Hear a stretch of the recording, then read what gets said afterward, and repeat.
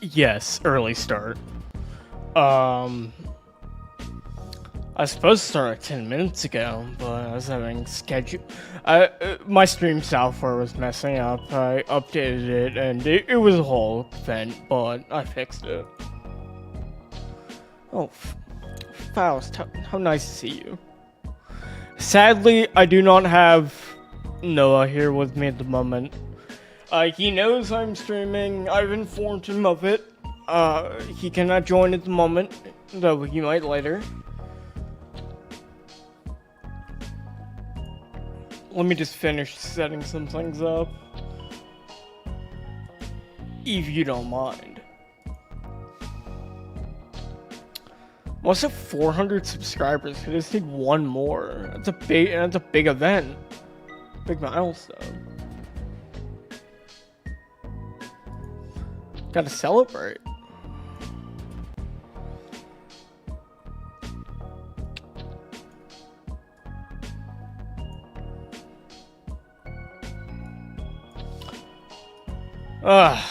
You know, you think I'd be better at talking, like, while I'm doing things by this point.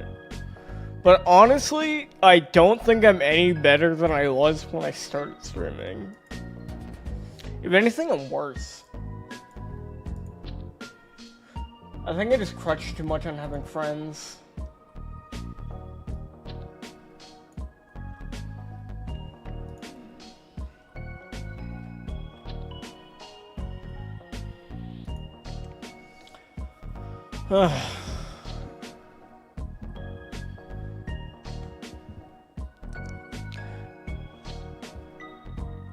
What consistency will do, I know.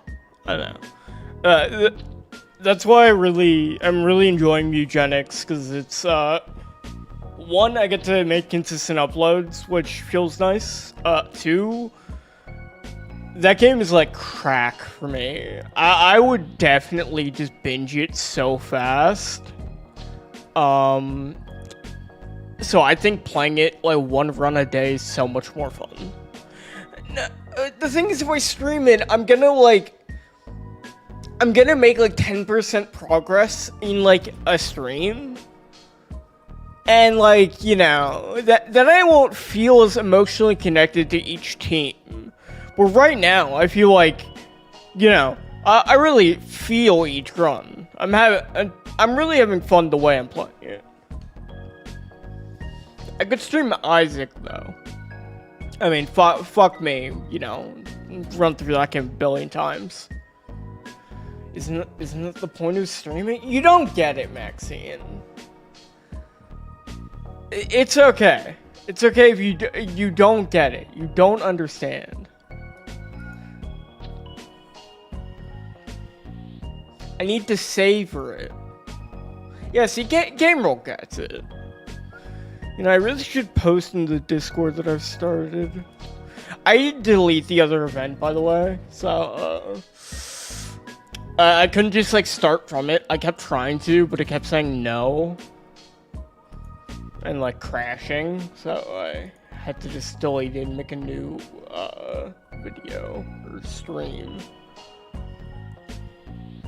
Maxine, you're just not getting it. And that's fine. I must savor the cat video game like a fine wine. It's a fine cheese that I'm going to drip down my gullet. I think I can get into this stream.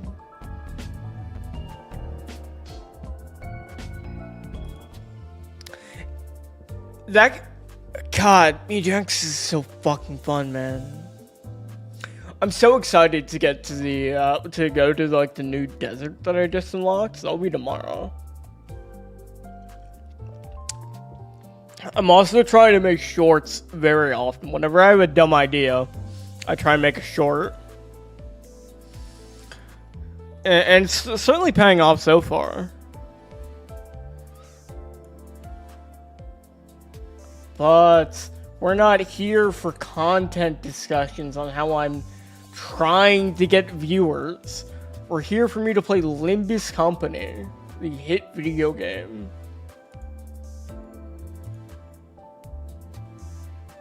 God, I haven't streamed in like 2 weeks. Fuck! Embarrassing. You see the game.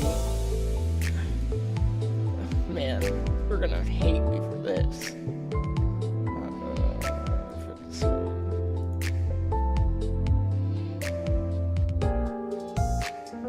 Oh, right? Shit. Fucked it up again. Oh, we'll cut this part out, don't worry. There we go.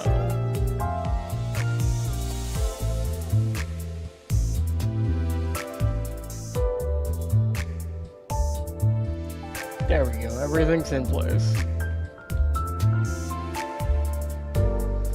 Well, most important, like, obviously. How's the volume, by the way? It's a little loud to me, I think. Let me catch up on chat. Let's go to Maxine. You're catching up on Expedition 33. I really enjoyed it. I've taken a break for the last 2 weeks, but that's not because of the game. That's like... I've been going super hard at the gym. Like, I've been going to the gym every day and, like, doing that. So I haven't had as much energy or time to stream. But yeah, virtual. Cracks Whip. Watch the Eugenics Daily playthrough so I have more watch time. Listen, we have a thing we can do here. I need your help. I need your dedication to the cause. Anyway, let's pull. Wait, I could get into daily.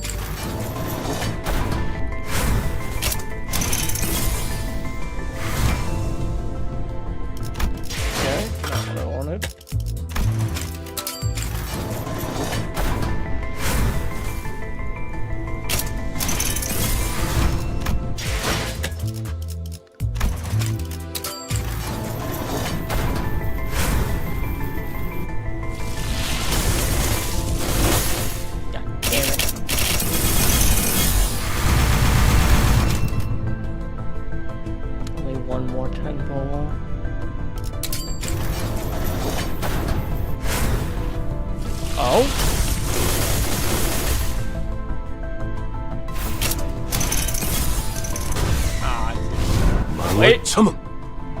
Right, I forgot to go on the banner.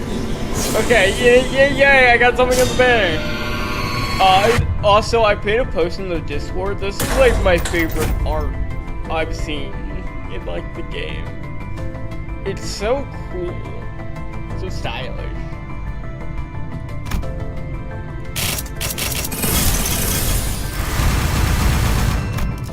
Well, don't have Ishmael, but you know, that's fine. I can make it.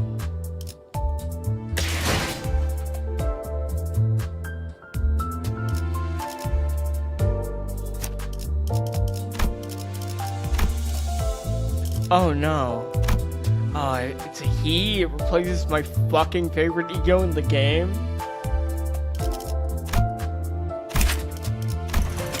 I don't have a lot of rev.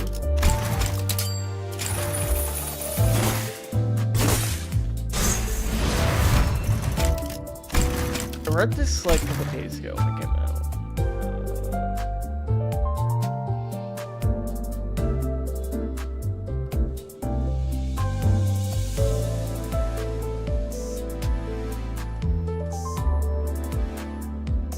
What? That's like the one ego I use all the time, game rule.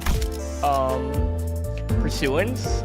I love it because it always wins clashes. No matter what the situation, I can click it and it will dominate.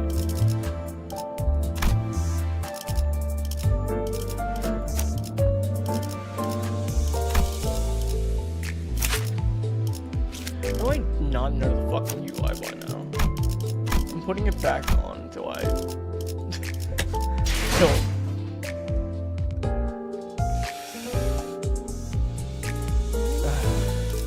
Putting it back on for the moment while I try and do content. Okay, Intervallo is starting. Let me get my let me make sure I have water with me.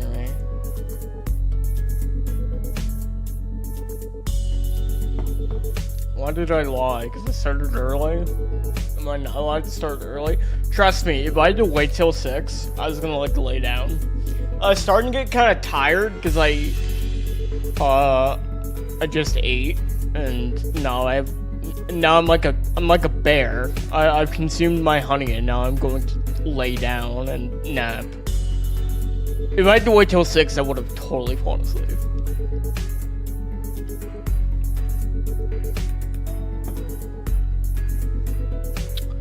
And that's why I'm here now.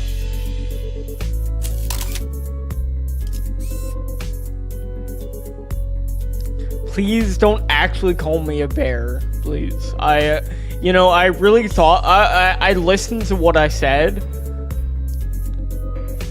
like half a second after saying it. I'm not leaving Noah. I literally told Noah I am streaming today. He was informed like 12 hours ago, and he said he gave me the affirmative. He knows the deal. He'll pop in here if he isn't when he's not busy. You could crack the whip on me, but I won't hear you saying anything about my friend. I'm not leaving him behind. I'm being a good friend and not pressuring him into showing up on my time.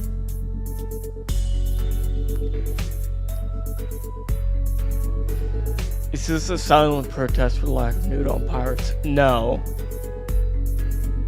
Trust me. That's very loud. It's a silent protest. Also, I'm playing tomorrow. I told him I'm streaming this tonight, and I'm playing Nude on Pirates tomorrow. And you can be mad at me with him if I don't follow through. But I'm really, really hoping I can play tomorrow and not be sick or some shit. Let me stop getting baited by chat. I'm gonna start reading you chat so I can actually read the game that I have to fully voice. I'm playing Nude on Pirates, my tabletop game I play with Noah. I'm based in One Piece. Go watch all the episodes. God, fuck, I have to voice this entire Intervallo. This is gonna be bad.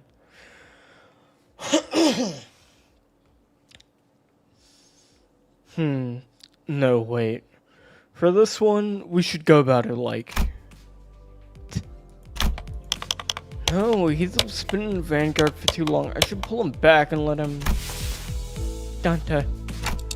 Huh? Oh, sorry. Did you say something? I provide you an answer to your question, but you exhibit no observable response. Is Sinner's combat performance deteriorating beyond managerial parameters? Fuck.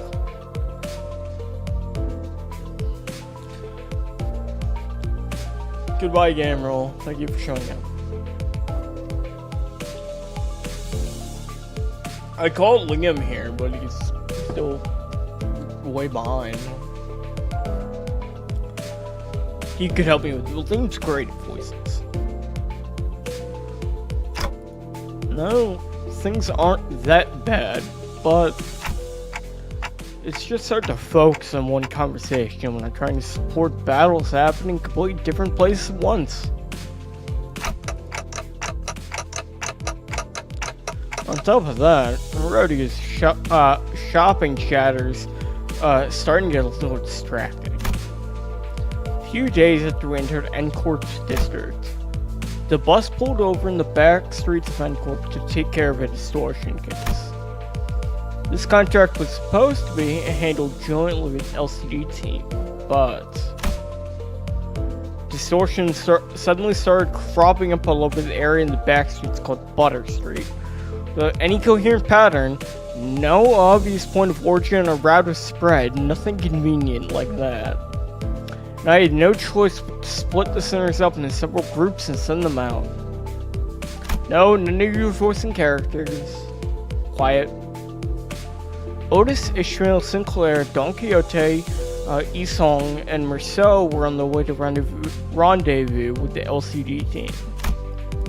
Heathcliff, Gregor, and Hong Lu were suppressing distortions that had shown up from other directions. With our onboard stock scrapped down to the bottom, Rhodia and Ryoshu, who were done with their share of suppression work, were put in charge of buying supplies for the bus.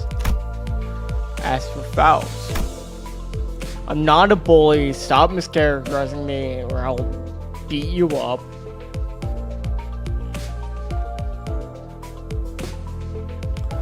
She decided to stay behind with me in the bus. I wanted to get through the consultation sessions I've been putting off, and thought I might as well get myself some much-needed practice handling the new golden bow power I acquired.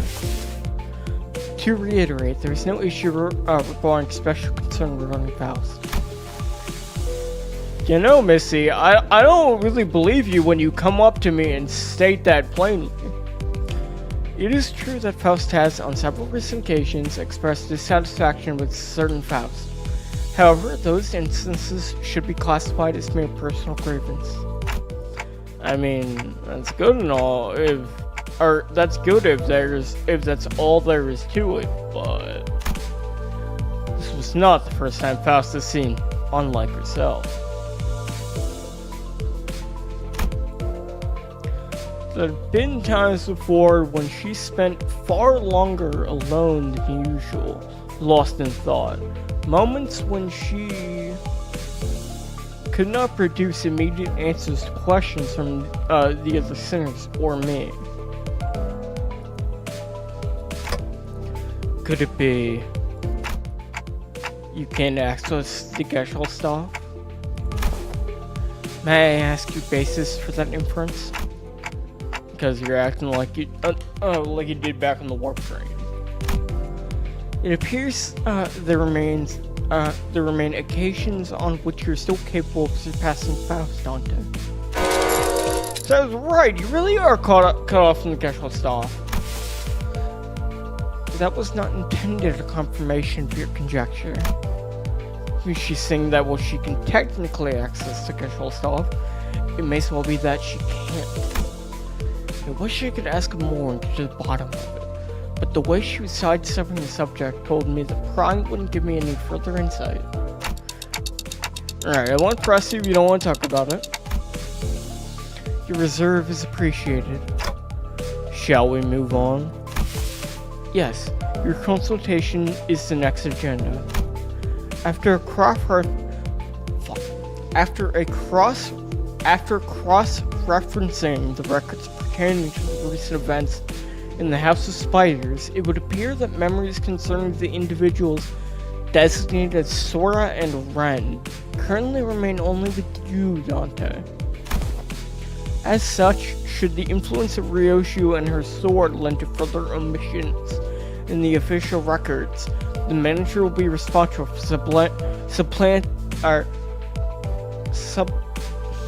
supplementing the necessary information. I cannot talk. I need to drink some water. Man, this Intervallo is gonna go great. Yeah, not the first time I was the only one left with intact memories, huh? That's right, despite K-Corp's memory wipe procedure, Catherine's erasure by the Golden Bow's power, and Arai's Shiki severing people from existence, I was the only one who remembered what had transpired. But ironically enough, the memories I had prior to swapping my head with the clock still showed no sign of returning. Why won't my old memories come back though? Is it because of the clock head? Speculation based on your experience with the bus team thus far will not meaningfully contribute to the recovery of your former memories, Vander. Inductive reasoning conducted from memories with gaps, after all, is bound to have structural limitations. Bongi would serve as an adequate analogy. Bongi? Yes, Bongi. Receiving feed and increasing body mass alone would provide it with no meaningful basis for identifying the purpose of the rearing. Even at the terminal stage, when exposed to kitchen instruments and the heat of a stove, its limited experience would prove inadequate to constitute an understanding of its ultimate fate and purpose. Likewise, the ultimate answer to your doubts can only be obtained from the whole of the experience you will have accumulated at the terminus of your entire journey, that is, your allotted mission. Because treasure awaits at the end of the road, at the end of hell. And that treasure will give me back my memories in my head. Also, indeed, at the end of the road you'll be able to engrave your aspect. I still have no idea what aspect means, or whether it's an object, but I know one thing. It's that me from before all this began had wanted it badly, obsessively, desperately. It's more like an instinctive knowledge. When the memory's gone, that feeling, however strong it is, does not change the fact that it's just another word with no discernible mental image. And you're not going to tell me what it actually is, are you? The aspect. What it means, or why I wanted it so much? If it remains a piece of information that must be disclosed to you, then no. I am unable to tell you. Pay it no mind. You are still following your star acceptably. Please concentrate on the journey. More importantly, she's looking at me. Creepy. Have you grown accustomed to the incomplete power? Current observations suggest that you have yet to arrive at that level. Well, I've gotten pretty used to focusing on one place at a time, but keeping track of several places at once is still a bit rough. Oh shit. My mic is touching my fucking chair. It's probably rattling it the entire time. I hope that didn't come through. I just noticed that. My mic was moving a little bit. Hopefully it's not doing that more. Hopefully that wasn't annoying. Ha. Otis' team is doing well in combat even without my direct supervision, and Rhodey's team is shopping and not engaged in battle at the moment. Taking my mind off them would prove much easier, but that wouldn't give me much I need practice. So I'm doing my best to keep an eye on every center status. Sufficient familiarity should result in substantial tactical value. You would be able to cast a wider net with information gathering and employ previously unavailable tactical patterns.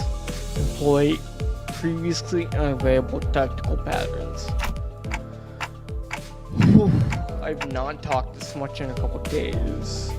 I hit 400 subs, guys! A celebration, I smile.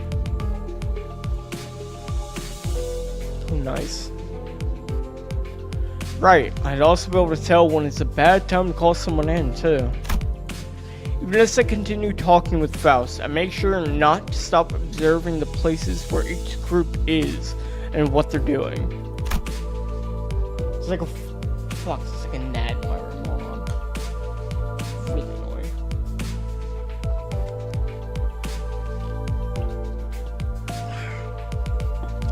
Yep, pulling Heathcliff to the rear was the right call. I don't see any injuries. His team's still doing pretty well even without my direction. Fuck! Stop unsubbing me. It's not funny. As for Rhoda, wait, did she just stuff all the pastries and bread she bought into her pockets? How did she manage that with the huge baguette? And Otis's group, let's see. Looks like they joined up with the LCD team without any issues. LCD. And that guy over there must be... Hang on. Faust, this is a dude I've seen before, but he seems a bit, different from what I remember. Could you specify the issue? I'm monitoring the situation right now. We should probably join up with them too. Let's end the consultation here. This is rather,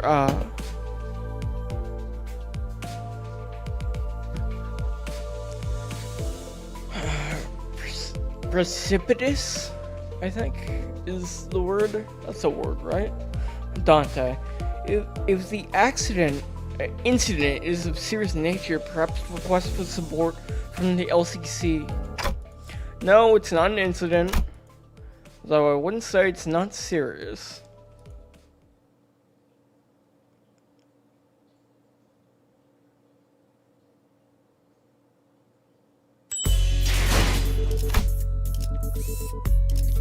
Rendezvous.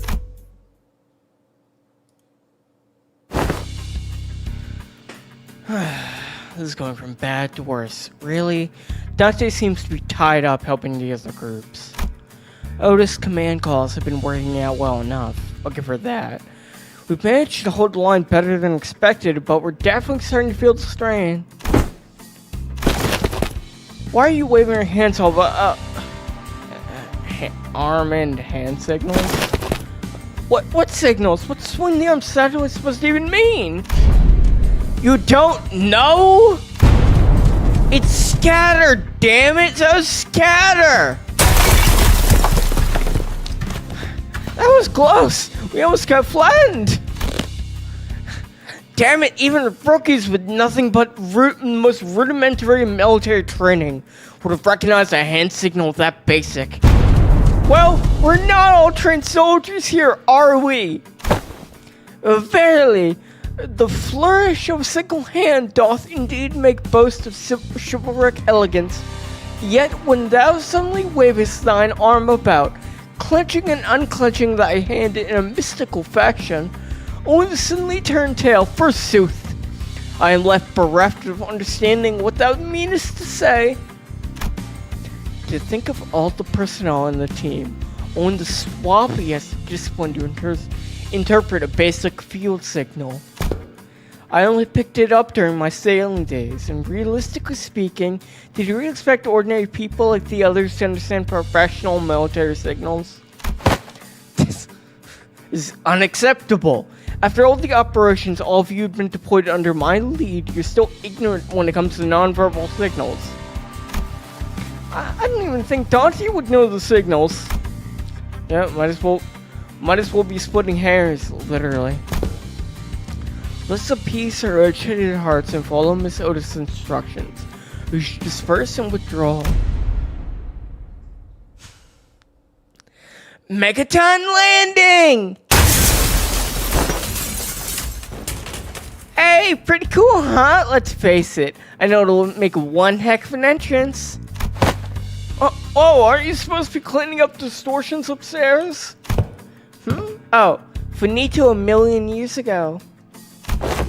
You guys were taking forever, so I figured I'd take a peek and lend a hand. You're welcome. Split by your thundering descent, the floor's form and shape are now crushed beyond mending. Sunken deep enough to be likened to the incepence of Wellspring. Ezra is my favorite character in Project Moon so far. As I said, my favorite scene in Project Moon is in Distortion Detective when Ezra and Moses are having that scene. I think it's like within the first like 20 chapters. Like with the masks. That was like, to me that was like the most striking scene. Even if it was like only reading it.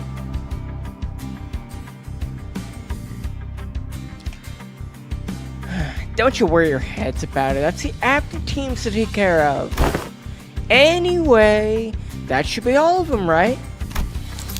The force of your landing neutralized the less distortion inside the building.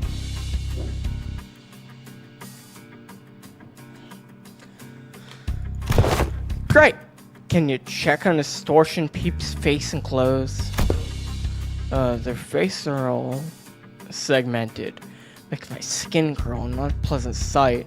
As to their attire... this one appears to be a sweeper, and that one yonder bears the attire of an ordinary fixer. And this distortion I landed on, probably a local resident judging by the clothes. Did any of you happen to see anything nearby bursting with big pop and flash? Nay, not once. Okie dokie. You know what? Now let's all head upstairs. This suppression request is kind of a pain. We'll need to put together a nice, neat plan before we start poking too hard. A plan, says though? How? Was this not a mere matter of slight distortions where they stand? Huh? Wait, did nobody brief you? This has often been the structure of our assignments. We are given instructions to perform them, and only afterwards do we begin to perceive the nature and contour of the task of which we've committed our hands. Really? Well, guess every department has its own way of doing things. No big deal. I'll explain everything once we're upstairs. Oh, by the way, you didn't get to meet the whole team last time, did you? Only our new girl. This time, that dude, Mr. Bamboo Head Kim's also here, so... Huh? He's okay now? Huh? Sure he is. You'll be surprised once you see just how okay he is now. But last time you said he was still under treatment. To be precise, I believe Miss Ongdu stated that his mind is yet to regain its former tranquility. That. You'll get it once you see him. I feel like we'll just end up having the same conversation twice if I say anything about it now. What the... How goofy will he be? Oh, you arrived. It's blinding. It's so bright the midday sun is pouring in like crazy. Yet the warm tickle of the sunbeam is rather agreeable. No, this is not sunlight. It's because unlike this, there is more to sunshine than to warmth. Then what exactly is this light? Why is this thing on again? It's bright enough to fry my eyeballs. Apologies, Lady Ezra. I'm yet to be accustomed to this machine. This is my first time laying a hand upon the complicated working of such a contraption. It activated of its own accord, and I have yet to discover a method by which it may be silenced. That's why I told you to leave it alone. Fiddling with things you don't understand usually ends with something. Oh, or you broken. Nothing good comes of it, I tell you. But Lady Moses instructed me that in every moment and event, clues are hidden under the veil of one's surroundings, and we must examine with care. Yes, and it only works if you're savvy about the neck. Hang on, did you just say mentor? I had not yet been afforded a proper opportunity to introduce him to you. This here is the esteemed leader of the Blade lineage, who is all but a master under whom I have apprenticed. Do you really have to dress it up like that? I told you I only took on the role because there wasn't anyone else around to take the job. Switch, where's the switch? Ah, gotcha.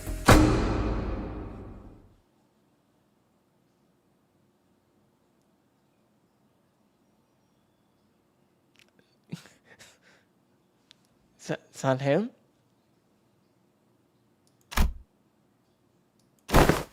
Goodness. Known as Bamboo Headed Kim. Yes, that's me. I guess you're so pleased to meet you, folks.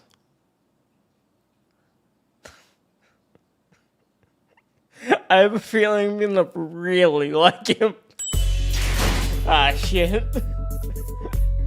The way they introduced him, he's like the exact type of character that I have such a sweet spot for. My favorite Fire Emblem character, if you want to know, is Har from the Telia series. That gives you an idea of the type of characters I adore. So, I have a big smile over my face. The fuck? I dropped down to 399 subscribers. People didn't like that one.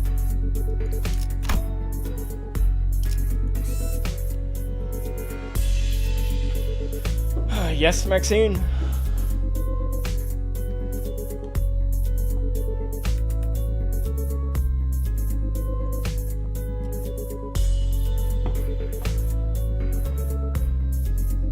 I remember what Marceau said, not specifically in the way you're saying it.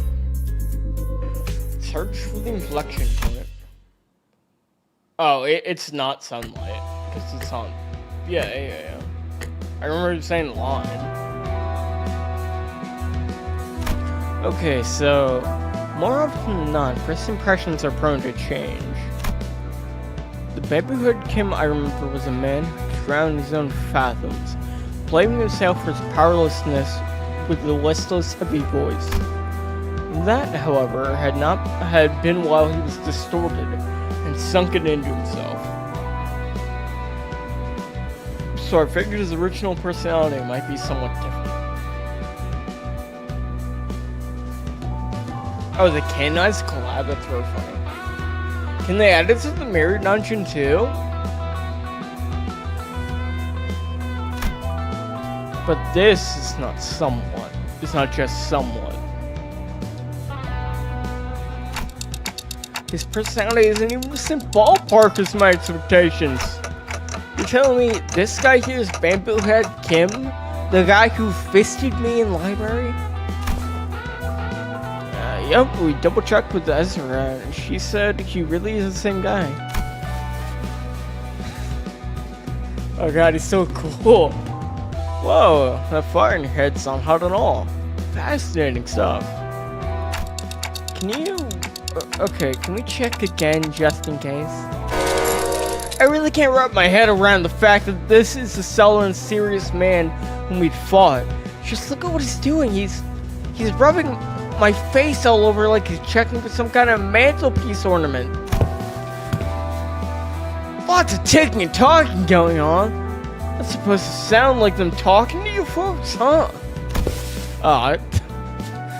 Dude, I'm smiling so fucking much. This character's so fucking... This character's gonna be great. I'm so happy it turned out like this. I would have never assumed that. Further confirmation would be redundant on that. The individual is conclusively identical to the one designated as Mabuhadi Kim. I've got no idea what you folks are suspicious about. I'll do. Just what exactly have you been telling people about me? They're all staring like they've just seen a ghost. I told them you're a gallant and formidable warrior, mentor. God, she's so cute. Look at her outfit. Look at her jacket and outfit. She's so adorable. But they don't look like they've heard the most flattering things about me. Don't you hear it? The faint undercurrent of disappointment and ticking. Sigh. I also told them that you're a man of few words, but with much affection for followers under your command. Ungdo. Yes, mentor? That's a complete and utter lie. Man of few words is definitely not something you can say about a guy who's talkative as me, don't you think? Yet I spoke no falsehood. Although your conduct is rather shallow and perhaps less refined for the leader of an organization, you are much more reserved and taciturn when conversing with those unfamiliar to you, are you not? No matter who one may be, one is bound to inspire either approval or disapproval from those around him. So, I refrain from mentioning any truths that might invite the latter. To even hint at anything that might tarnish the reputation of my master would not be unlike spitting on his name and mine by extension. I simply had no reason to put on airs in front of my own folks. In any case, so you can't see anything if I block this part. Do tell, how many fingers am I holding up? Those are not my eyes, you know. Your own folks, huh? Then you have already acknowledged and accepted you now belong to the Limbus company. Why does South not pay visits to the LCE, verily, when one's mind is plagued by the absence of tranquility? Venturing forth into the open air and touchable field of grass cleaneth the storm of the heart. An asset of the company is expected to act in the company's interests, yet for whatever reasons, I didn't see you fighting on the field during the Operation Spiderfly.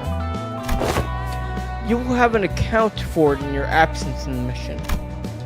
Otis addressed Kim as though she were conducting a formal investigation. Every word flat and hard. It was obvious she was not about to let her guard down anytime soon. What mission? Oh, that one.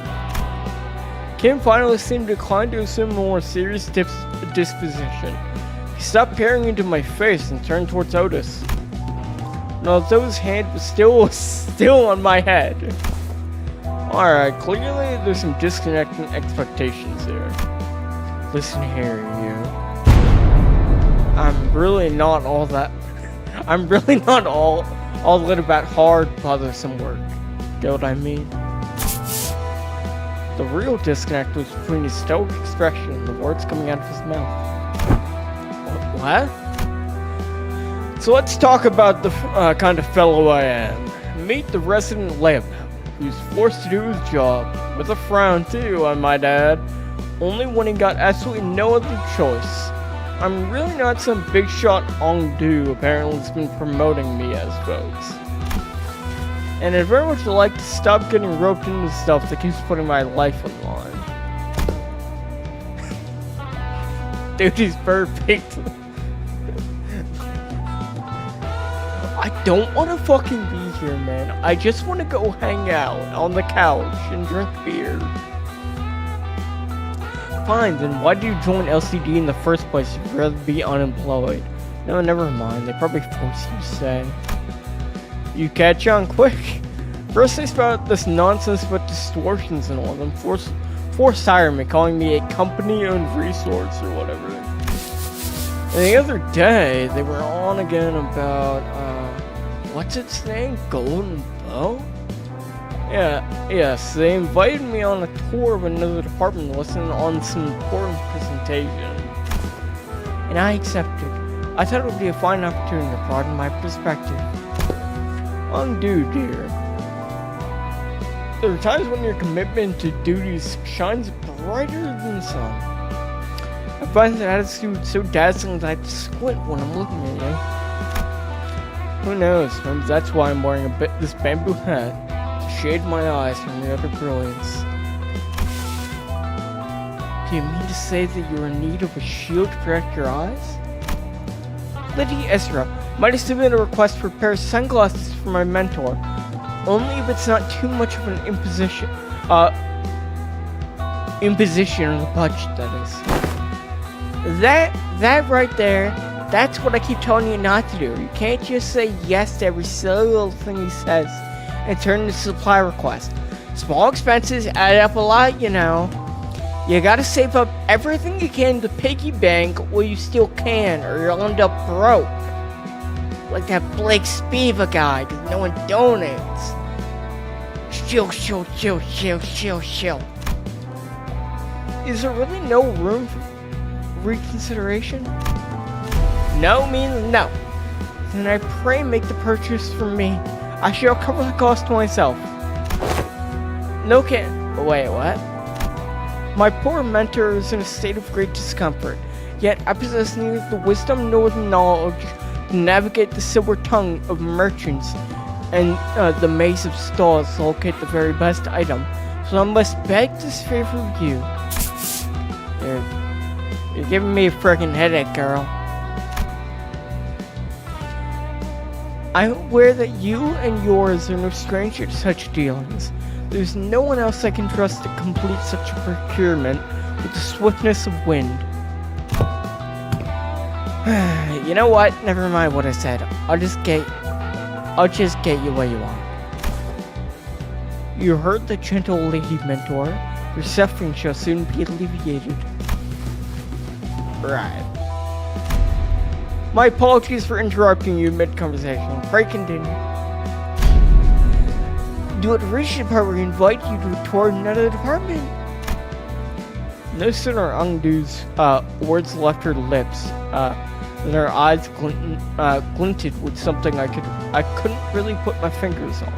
but it was a strange intensity that sent chill down my spine.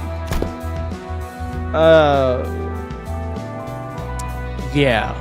So that day, I was just gonna relax here and watch some TV. Well, good on you for showing up to work today, I guess. Let's say there's a debt to be repaid.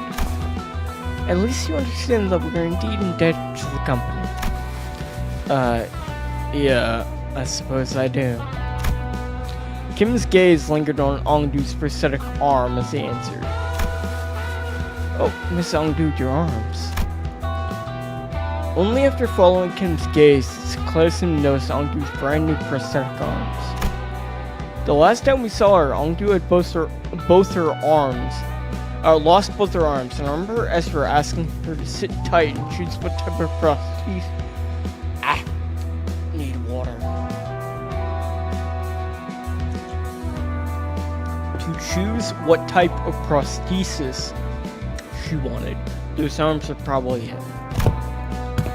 It's not just arms. Even her clothes are different now. And that sword. I had these arms fitted anew as soon as the operation was concluded. Wait, I can't read that.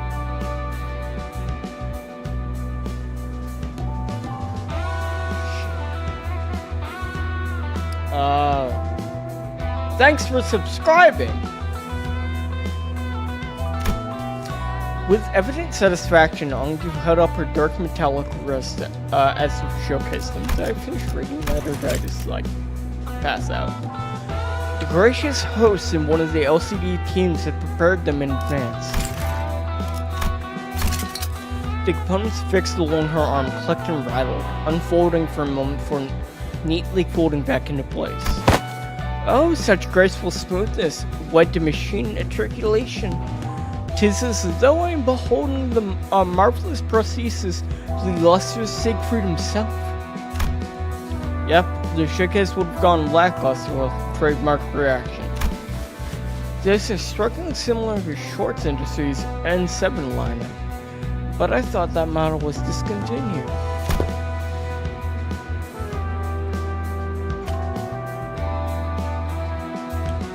Nah, not theirs. It's one of the prototypes developed by the LCD's Phenomenon Deciphering team, and they put them on her for trial. Doubt you'll find another like them. They're based on technology spun from distortions. I love her smile so much. It makes my heart, warm. Oh, I see. For a brief moment, Sinclair's eyes light up as we glimpsed something that brought him back to a memory, then just as quickly fell silent. Whatever he wanted to say next, catching in his chest. Does something trouble you, Master Sinclair? Man, they really are using these intervallos to be like, hey, remember this? Like with Heathcliff talking about Wuthering Heights. This sort of last intervallo, and now this with Sinclair. I mean, that's good. You know, sometimes, you gotta jingle the keys. You gotta make sure everyone's paying attention, because, I mean, who knows who might have watched one too many YouTube shorts and, fried their fucking brain. So, reminders are okay. I wish every book I was reading had a summary at the end and beginning of every chapter, so I can take a break from it, like a game.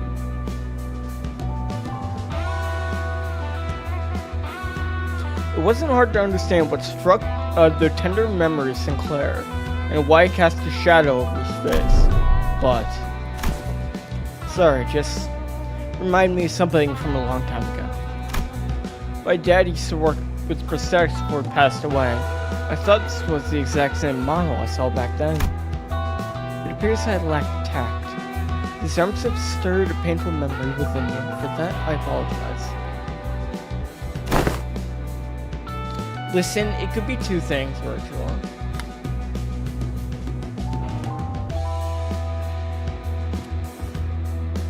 We can both be right. There's no reason to fuss. It's alright, I'm fine now.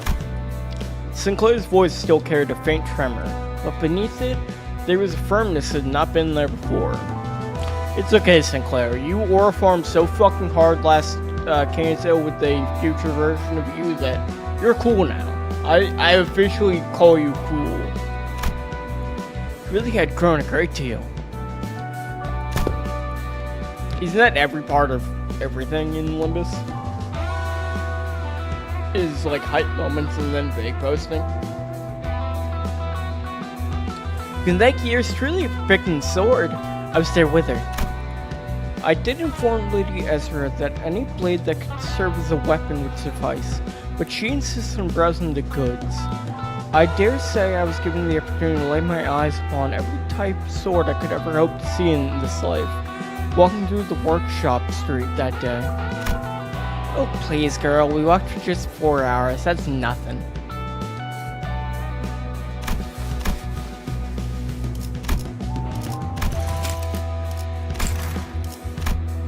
While everyone was distracted, taking in Ongdu's new outfit and equipment, Kamen quietly slipped away from the crowd and crouched down in a corner. He was rummaging through things scattered on the floor, picking them up. Is he pocketing them? Anyway, what is this place supposed to be? What are all these things? It's basically a wreck now, but there's strobes and that cloth backdrop right there. Maybe it's used to be a photo studio? That could explain why there's so many photos stuck around the place. Probably? This thing definitely looks like a camera, at least. Sinclair picked up the small cylindrical object and turned it over in his hands, studying it with curiosity. What do you suppose this is? A battery, maybe? Oh, there's some kind of strip inside. Let me just pull it out. No, that's... Otis shouted a sharp warning at Sinclair, as if she had just realized something. But Marceau's hand shot out before she could even finish, clasping over Sinclair's wrist before the strip could be pulled out. What did I do? Exposure to sunlight damages these objects. I already pulled a little bit out though! It can be rewound. Carefully rotate the ridged section on the cylinder. I am currently blocking sunlight from reaching the exposed section. Damage is of no concern. Oh, okay, you mean this one, right? This part that rotates? Yep, went back in. The quiet nod, Marceau took the object from Sinclair's hand. It seems to be a film roll. There's something written on the outside. Experiment 4. It appears to be a compact roll for a film camera. You seem to have handled one before.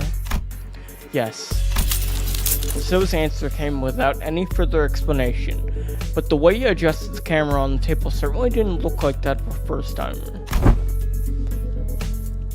I once received a report containing photographs taken of, on film cameras during the war.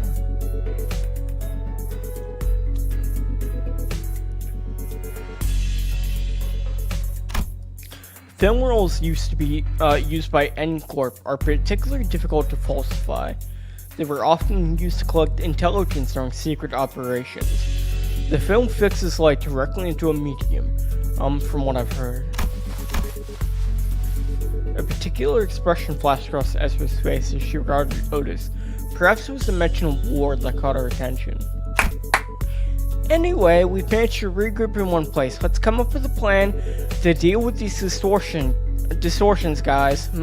Where should we begin? Then, in the next breath, she returned to her usual bubbly self and steered the conversation away from the subject.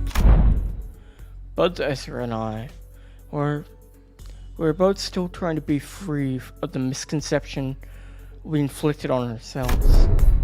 For all her unfailingly perky dispositions, Ezra too would be carrying traumatic memories every bit as devastating as Gregor's. She was a fucking child soldier. She definitely saw some bad shit. Does the art remain deserving illumination? Huh? Yeah, wait, you're right. Haven't we cleaned up distortion already? I couldn't feel any more trace distortions nearby, and it didn't seem like any of the other Sinners teams elsewhere were actively engaged in a battle at the moment. Dante is asking whether the distortion suppression has not, in fact, already been concluded. Oh, not yet. These people we fought just now, they only got caught up in distortion. They didn't actually distort themselves. We haven't even gotten that close to distortion's inflection point yet. Inflection point? Anywho, finding an inflection point without team leaders around is gonna take some time. Maybe it won't be too bad with your help. Azure swept her eyes around the room with a look of frustration associated just when handed a puzzle box with half the pieces missing, or a Lego set with half the Legos. By inflection point, I'm referring to the point on a graph in which the directionality of its curvature changes. Calling to mind the present context, it may less be a mathematical term and more of a specialized polyseme. I've never seen that word. Polyseme referring to a point at which distortion occurs, the motive, intent, or indeed, the point at which inflection of the mind occurs. Yep, that's about right. That's the kind of inflection point I was talking about. So in our department, we use that term to mean the source of distortion, the inflector or cause behind it, stuff like that. You know, distortion is hard to treat if you don't know the core cause. Treat the symptoms you see on the surface all you like, but you'll never find the root cause. And distortion is never been solved. Though I guess you guys never really had to look into that kind of stuff, huh? Your boss clock opens the door into the fathoms or whatever, right? You mean Dungeon of the Fathoms. Yep, that's the one. From where we're standing, distortions are really high maintenance, time-consuming headaches. It's one thing to somehow manage to locate the inflection point, but curing it is another thing. But you guys can just march straight into someone's heart, knock the snot of everything in there, and then ta-da! Patient ready for discharge. That's how it works, right? Not gonna lie, I was so jealous when I heard about it. I almost bit my sleeve off. Rarely, I had thought your team would set about resolving distortions once the foe had been vanquished, as though we won't do, or was that not so? Of course not. Why would anyone come to us with distortion suppression request if it were that simple in the first place? But yeah, most of the time, peeps try brute force approaches to it first, and that's when things go south. They send requests to the company or detective office. That means the client this time must have been. Bingo. Apparently the residents of Butter Street all chipped in on the commission to commission all kinds of agencies like the SWI and the Combat Specialized Fixer offices, but none of them could actually do things right, and the job is passed on to us. Meaning, the distortion phenomenon related to this kind of photograph is still occurring, unchecked somewhere in the streets. Exactly. That's why we gotta find something, anything that might count as a clue. Esso's gazed down at the people lying on the floor with a complicated expression. Neat, ashes gray suits, and the logo on the collar of their uniform and briefcases. Isn't that NCorp's logo? Come to think of it, wasn't Rousseau? I was once employed by NCorp. He used to work with those people? Yeah, he didn't mention that he used to work for NCorp. Maybe he can offer us some insight. Do you know who any of these guys are, Rousseau? Yes, manager. These are NCorp Class 2 staff members. Given the camera briefcases in their possession, they're likely members of the pinframe team of Servistic Cloys. Rousseau recited the information as though he were pulling it up from a file he had already sorted and placed in the back of the shelf in his mind. Okay, pinframe team, huh? Anything you can tell us about them? Yes. is one of NCORP's many field departments related to information gathering and processing. The primary duties include the handling of NCORP's internal information, analysis of NCORP's internal intelligence, and sorting and arranging the NCORP's internal information. An intersector. That'd be enough. Wow, is he a talking encyclopedia or something? Yeah, another thing to be jealous of. You think it'll be okay if we borrow him sometimes? Might be an issue for us if you just want borrowing our team's encyclopedia. Looks like everyone agrees that he's an encyclopedia. Anyway, your encyclopedia is right. They're from NCORP's pinframe team. Seen them a few times before in NCORP's nest. Why would people already busy enough dealing with nest affairs come all the way out to the shabby back street like this? Got any guesses? I'm unable to determine that. The possible range of connection between two pieces of information is exceedingly broad. Listing every relevant reason as to why they might have come here would require a considerable amount of time. Therefore, I will not present a determinative answer to the question. Ezra, staring holes into me with unspoken, is this dude always like this? Wouldn't pull any answer from me, you know. Because aside from the combat situation, I still got no way to figure out what's going on inside his head. Okay then, Marcel, maybe it'll be easier to answer. From an objective point of view, and that was when I noticed something I'd never imagined would happen. Marceau's eyes widened, his gaze fixed on me with such a force I could almost feel the faint tremor in it. A leveling stare that came with. There's no such thing as an objective point of view. Manager. A clipped tone and a look almost bordering on rebuke. A given judgment may seem infinitely close to objectivity, but ultimately, all things are subjective, without exception.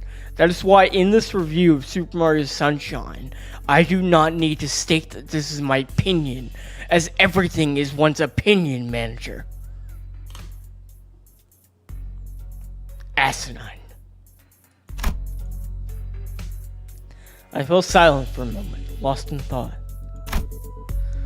Part of it was because Marceau's reaction had me caught off guard, but I also wondered whether this response might be connected to why he would always refuse to make judgments for himself. And if this has something to do with his turn, which I know is just around the corner.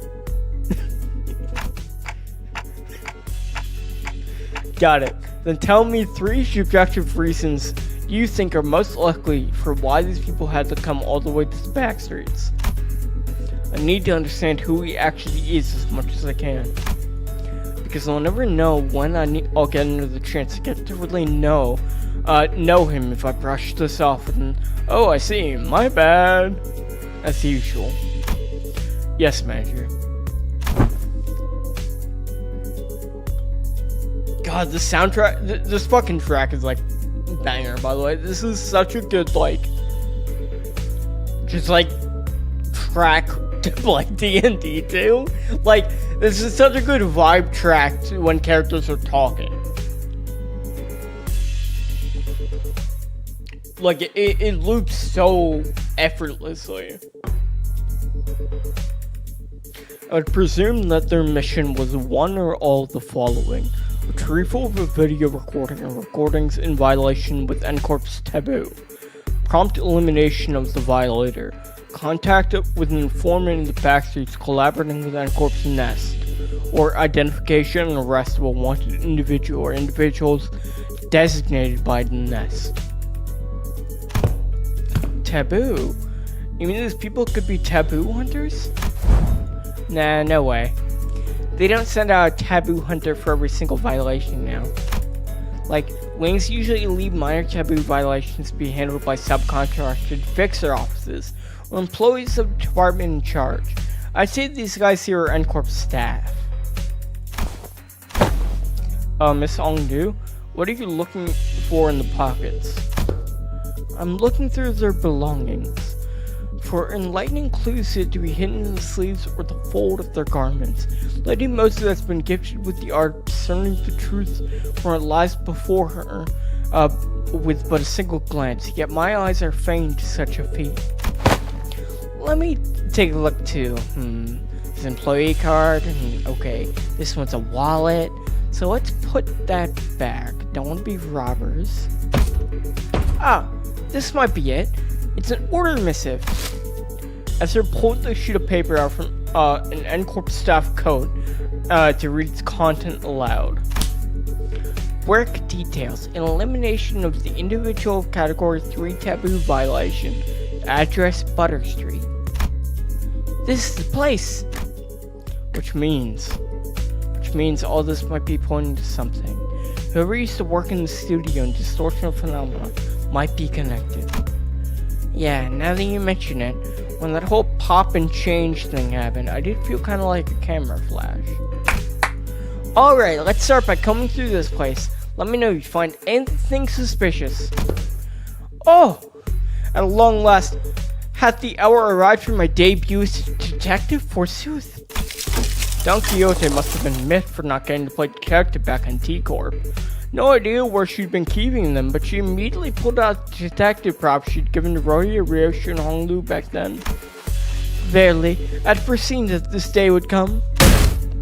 Fortunately, Otis wasted no time putting an end to Don Quixote's badly timed shenanigans. A sharp dressing down from her was enough to make our dejected chivalric adventurers stop to cost them away. Okay then, we should get moving too. Oof. What a note.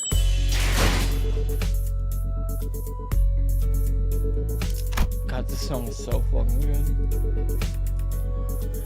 Let me go use the bathroom. I'll be right back in just a second. You guys can have this nice track going though.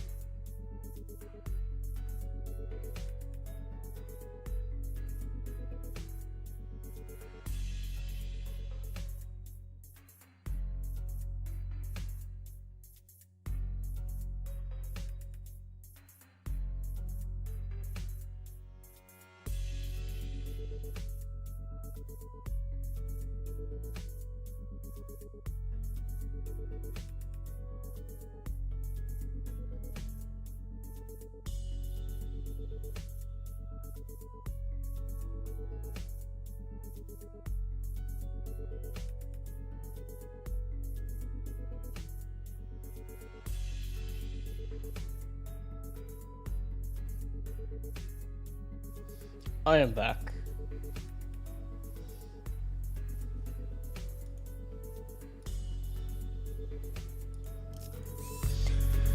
Misconceptions.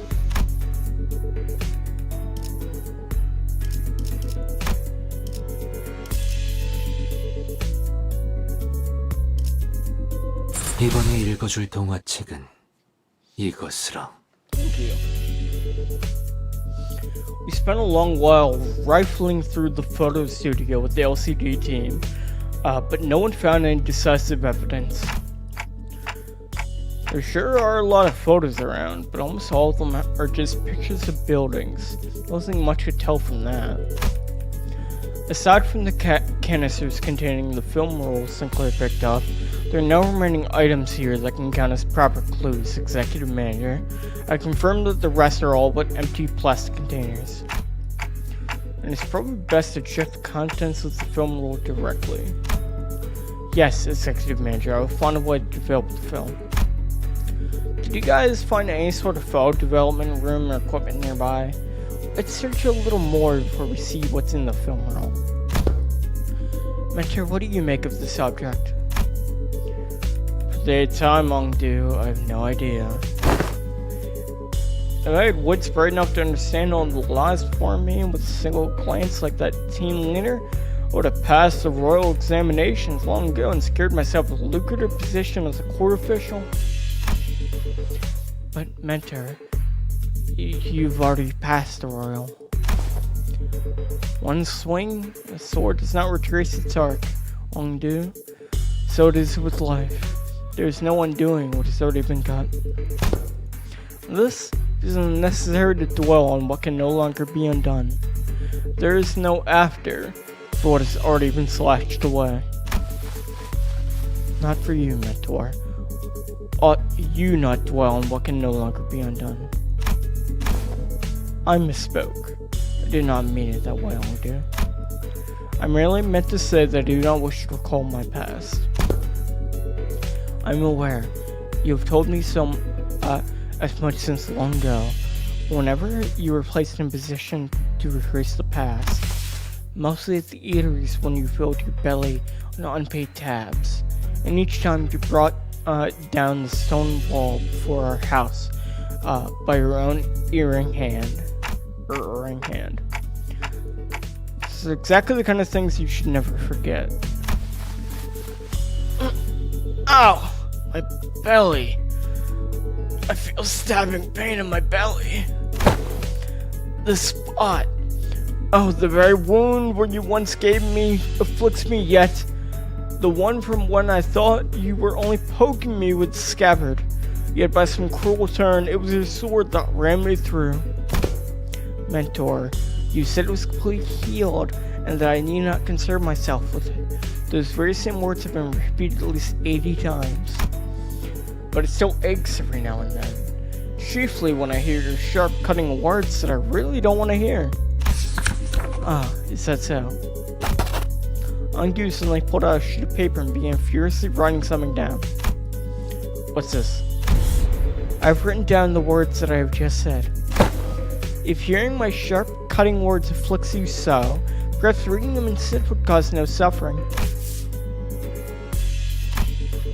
Kim's face began to contort like a wet dish towel being wrung dry. I really can't believe the same mentor Ongdu follows so devotedly. Where's all that dignity and forbearance Ongdu said he had? Young Ongdu, there's a matter I would ask thee. Apparently I wasn't the only one who... Sorry, I heard like a great noise. Apparently I wasn't the only one who felt that way about him. Pray, speak freely. This may perhaps be discourteous inquiry, but I too, when speaking to the others for those whom I serve, often ornament my words with a laudation of acceptable degree, and yet, I understand your concern, Lady Don Quixote. I suppose this is the first time seeing Mentor with his shoulders so unbraced and his bearing so loose. In truth, when I first beheld him, I also wondered whether such a man could truly be a leader worth placing my faith in. However, upon my honor, I assure you that I've never once uttered a falsehood when I spoke of him to you. My respect towards the blades of my own foe, and foe alike. My determination to safeguard what must be protected, even should my arms be torn apart. All of those are undoubtedly the teachings that my mentors imparted onto me. Truly. Why, if fortune should grant the opportunity, you may witness a mentor's true self yourself someday. That is to say, if we let ourselves be carried by the currents of the river to arrive at such a chance. Ongdu gave her prosthetic arm a casual sweep, smiling sincerely as though she truly believed every word she said. Then, leading closer Don Quixote, she whispered, "Besides, unless I speak with this feigned, stern ignorance, there will be no end to his digging in his heels. I would ask for your trust, for all is aimed for his benefit. Forsooth, thou too hast been burdened with trials of serving your superior." So that's what it was. I didn't know. Just as I witnessed the budding of this peculiar bond of commiseration and camaraderie between our chivalric friends, the door leading outside was flung open with a loud slam. We have arrived at the target location. It appears the advanced party has already been defeated. Wait, who are these people? Didn't they say there's only a single violator? Oh crap. Looks like we're too late to talk our way out of this. Whatever excuse we come up with. Oh boy, this is not gonna go well. The same thing happened last time when I saw the N-Corp employees thought we had wrong intel, and all of a sudden flash blinded my vision white. As though I had stared straight into a burst of searing light so intense and bright it made my head swim. Yeah, there was the same pop and With my vision blinded, the only thing I could make out was Ezra's soft murmur. Until even that came to a stop as a breathing hushed. What the fuck? Okay. Oh? It didn't take long for me to realize what had happened. Seeing it again doesn't exactly warm my heart when you say Hongdae. Though escort may indeed be passing through hard times, this alley was not quite so wretched in form, was it, Mentor? Is that right? It's much the same to me. This place. Did we just get teleported to escort? No, Dante. Though it generates a considerable sense of verisimilitude.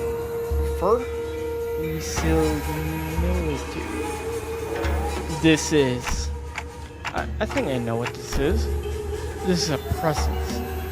I haven't been able to detect it until just now, but somehow it was now surrounding us, saturating every corner of the space where we stood. The dreary stone walls, trees bent and coiled in grotesque forms, sheen with the light, and even the air we breathe, all of them point towards a single phenomenon.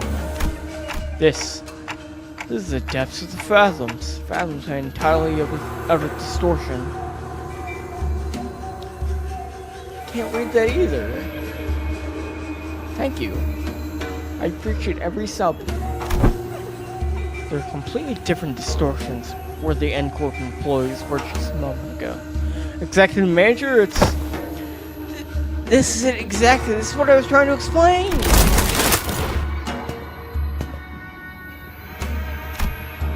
Whereas we're pointed, the people in smart, neatly dressed suits had vanished. In their place, figures clad in blood-stained double robes were approaching us and dragging uneasy steps.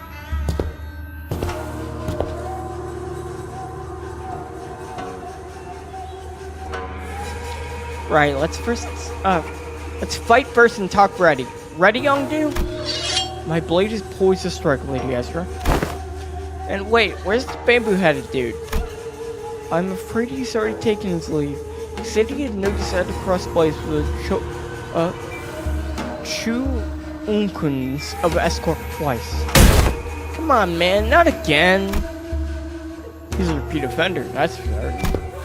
Executive Manager? Wherever Kim's gone off to, this definitely isn't the time to be asking trivial questions. Right, let's do what Ezra says and get ready for battle. On your orders, Executive Manager. Men, prepare for battle! Thank God, a break.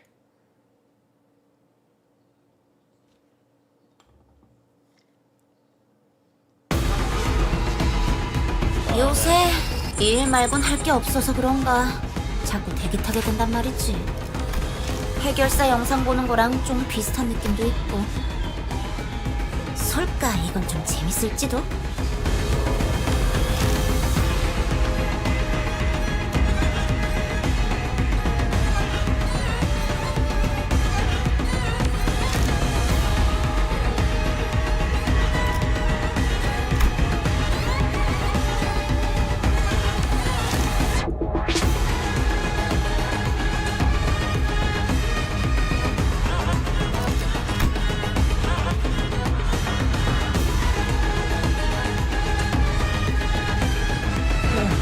Scouring the hunter band. To cover the eyes is not to be blind. These fabrics, spread using Keycorp Singularity, are fashioned into many forms, such as blindfolds and headbands, and are commonly used throughout the East. It is not unusual to see fixers and employees of corporate entities in the East covering their heads and faces with these products. The fabrics serve the same function as sunglasses, visors, or combat prosthetics, or prosthetic eyes found elsewhere in the city. The scan targets information in real time, augment the wearer's vision, and provide tactical analysis. At times, they can also serve as a means of communication with distant allies. Well, I mean, and they look super rad.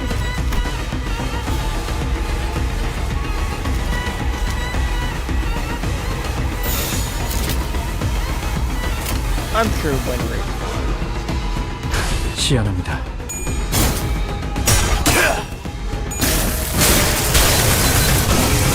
Win rate's not okay, then I'm not. 따뜻한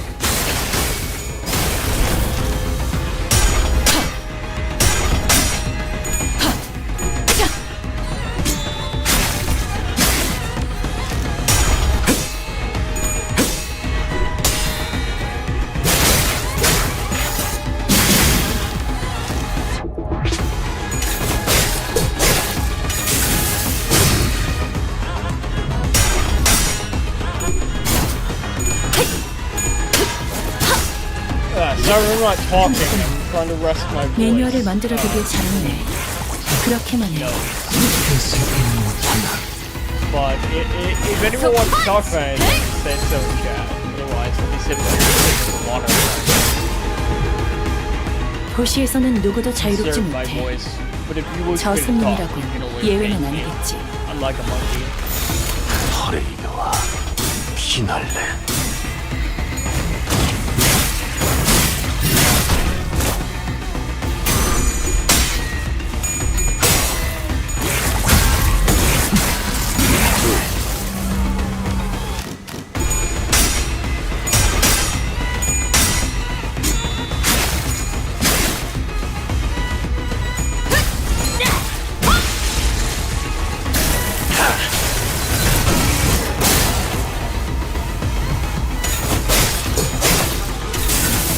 I should look it up.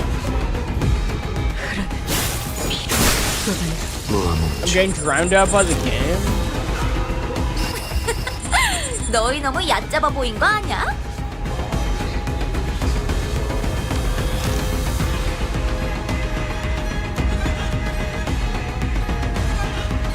I might be a bit quiet. I tuned both sideways, so this should be better now.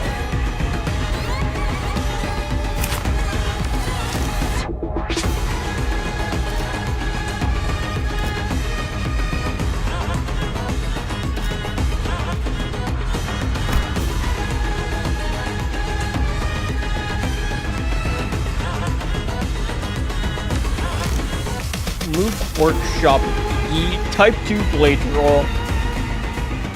Thrust Force Adokebi Fire. You like the model? Oh, new girl's got an eye for quality. Excuse me. Can we try this model? Oh, come on, relax. I know the deal. You break it, you buy it. Thanks. See? Told you I'm a regular Jew. Okay, so the sword and the scabbard come in a set. So grab them both and feel the weight. How's that? Not as heavy as you look, huh? Oh. So there's this particle powder thingy in that scabbard under the patent by the Mook Workshop. Every time you sheath and unsheath the sword, for a brief moment, its blade comes out way sharper and lighter.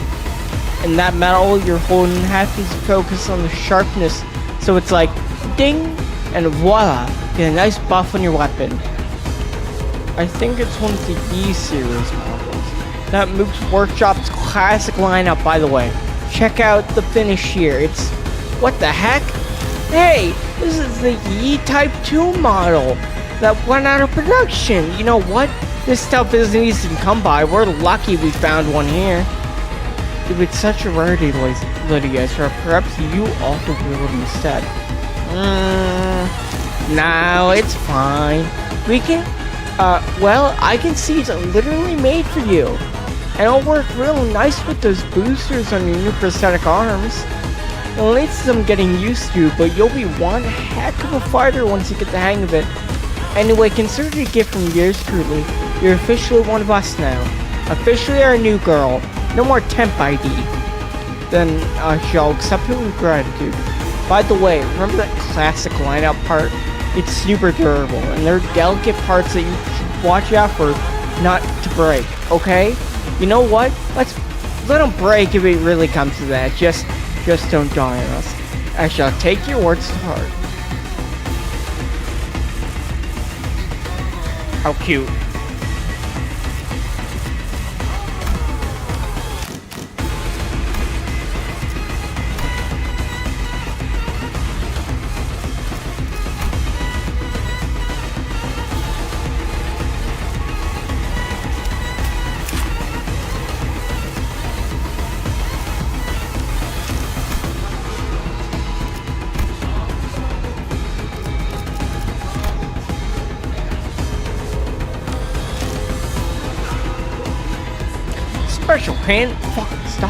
Special handmade golden retriever exclusive bags.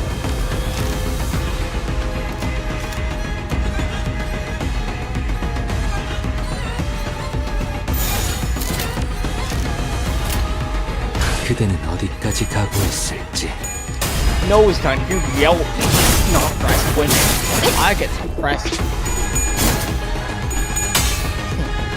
No one's telling me what to do.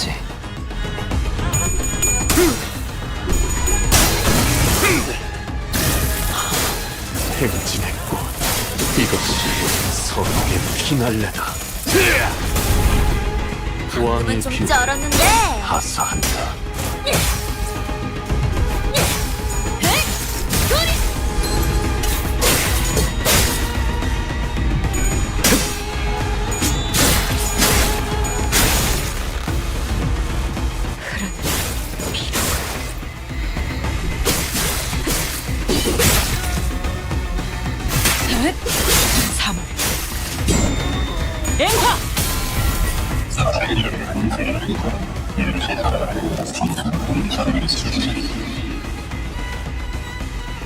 And one library, good on you, Richard. It's one fucking game.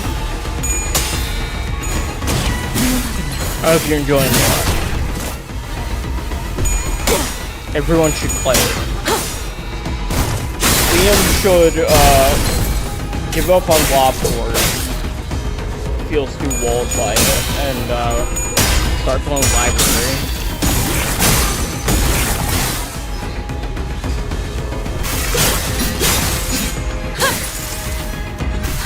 나가리판이네. 다음. 오롯한 검의 길에 한 걸음 더. 검지망보다. Damn, the Lego short almost has 1,000 views. Let's go. I'm like obsessed about looking at my view counts. Probably unhealthy, but then again, it's such good dopamine. 시연합니다.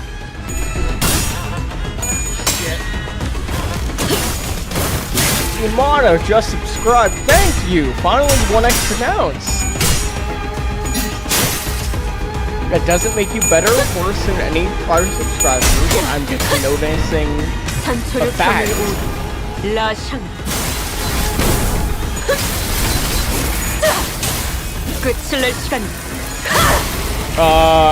That's I 이거 think 완전 삼촌들이랑 공호대 같았어. 먼치킨 quite neat. 압도적인 전력. 가끔 질릴 때도 있지만 역시 늘 먹던 맛에서만 느껴지는 도파민이 Is that 있다니까. not Star of the City? Is that what you're looking for?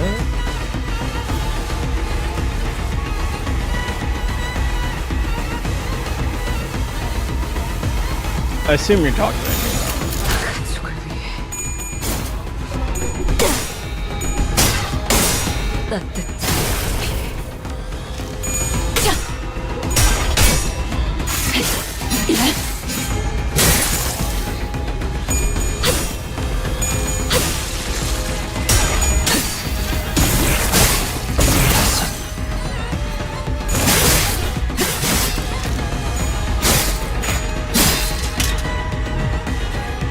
엄마가 검을 들고 나갈 때마다 그대는 내가 어디까지 정말 가고 두려웠어. 있을지.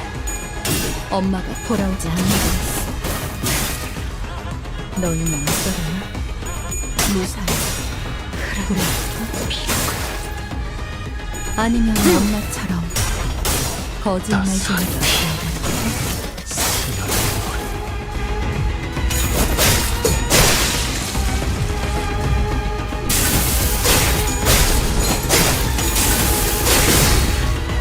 God, there's so many fun moments in Library.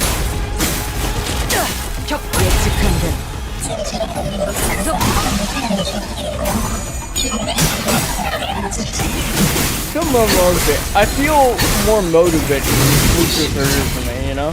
재밌네. 잠깐 좀 난 너희가 좀 더 어설플 거라고 오랜만에 생각했거든. 검의 길에 지리며야 더 가까이. 아, 재밌었다.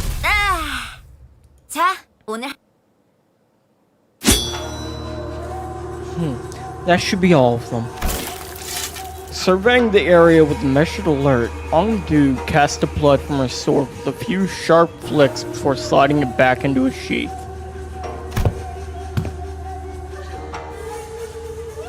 Huh, they're not changing back. Doesn't look like the beating up the sword ones reverts immediately this time around. Perhaps a fortunate turn of events in a way. Let us search for clues while time allows us. Right. You take that side, Ongdu. I'll search here. Ezra and Ongdu moved as though they were used to this kind of situation, without even taking a moment to catch your breath after battle. They began searching space. Pretty. Don Quixote was the first one to voice her doubts in the surreal, unfamiliar situation we found ourselves in. We battled distortions upon our arrival hither, yet never before have I beheld our surroundings change with so sudden a flash. Prissy, I cannot make sense of the situation. Couldst thou render a detailed account of this distortion phenomenon? Apologies, it would appear that I overlooked the briefing due to the urgency of this predicament. This is, according to the definition presented by Lady Moses, a location-type distortion. It's basically when a whole space distorts, and since places and buildings can't move on their own, the distortion gets fixed in a certain space. As for this one, looks like the distortion's already progressed pretty far along. Middle stage, probably. They don't usually get this big, but this one here is covering almost the entire street. Then those people. They entered this space and got caught up in it. Our job right now is to get to the bottom of the phenomena. What exactly gets people caught up, and what exactly happens to them once they're in. Of course, we can't really rule out the possibility of a powerful distortion that's encroaching upon its environment. Oh, by that I mean when distortion bleeds in space around it and warps it. Oh man, I'm actually talking like a real team leader. Rubbed off on me, I guess. Ezra continued with a sheepish giggle. In any case, we won't be able to suppress or cure distortion even if we whoop these guys' asses 100 times. We need more clues to help us locate the inflection point. Maybe we should examine these people over here too. With the call, Ezra directed our attention to a row of collapsed people all around, all of them clad in dopo robes. And these are the glyph emblazoned upon their headbands, Chu, bespeaks propulsion and pursuit. It marks them as chokuns, functionaries charged with scouring and hunting runaway nobis. You hail from the homeland as we do. I'm unsurprised that you know of them. I could hardly fail to know, for I too was once enumerated among the quarry. Scientists and technicians were daily being disposed of their stations in escort after all. So it was no idle tale. Scientists who plied their craft without fattening escort's coffers were seized forthwith and made notice of the corporation. Indeed, I count myself fortunate to have absconded with my friends before the brand of Nobi could be impressed upon us. Otherwise, Nobi, the wretched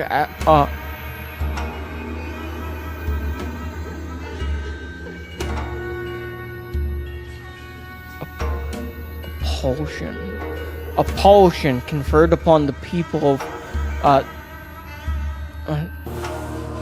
sorry, I'm losing my ability to read. Covenants of those in power. A vile practice and excuse of the power-mongering, nothing more.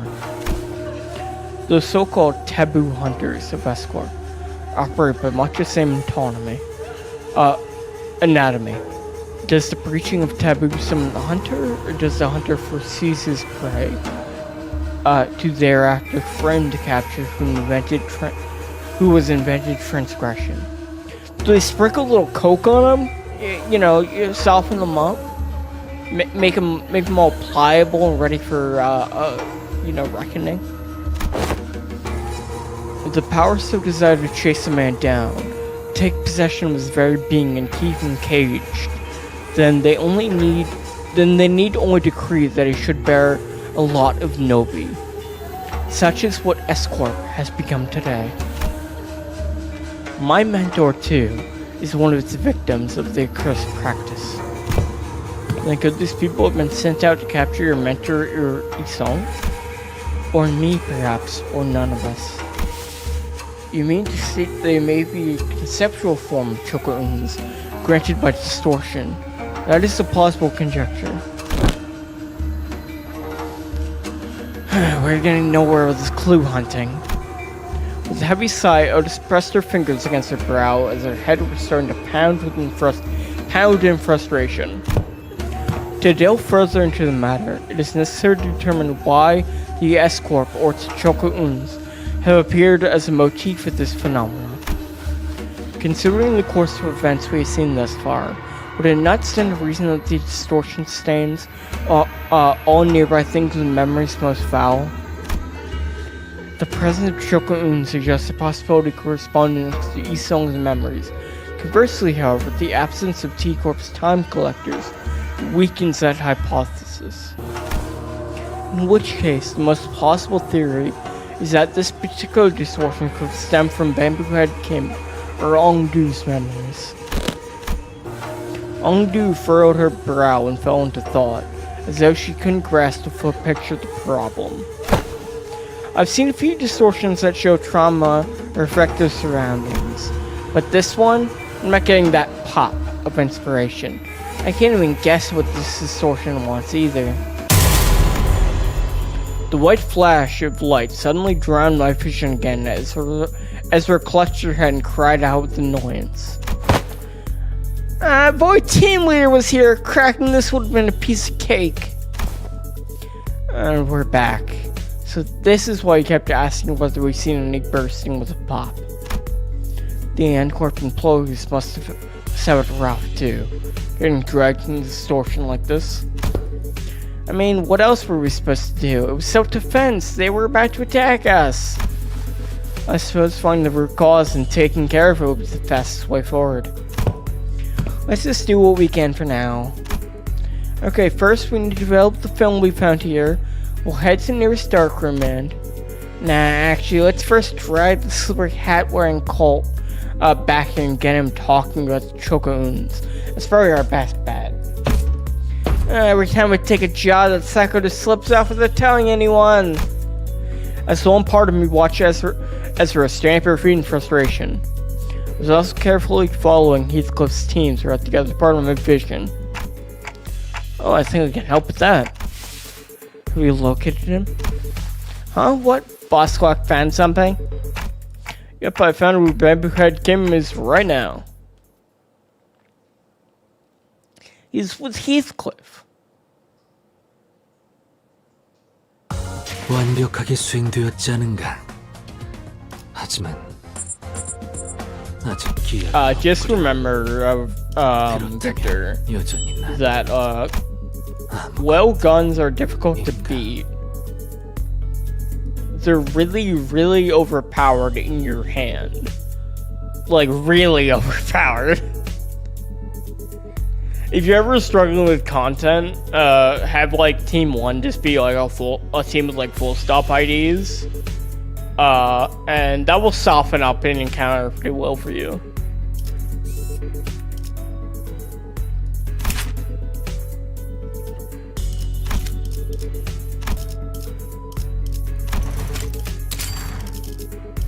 대상. 자유로워지.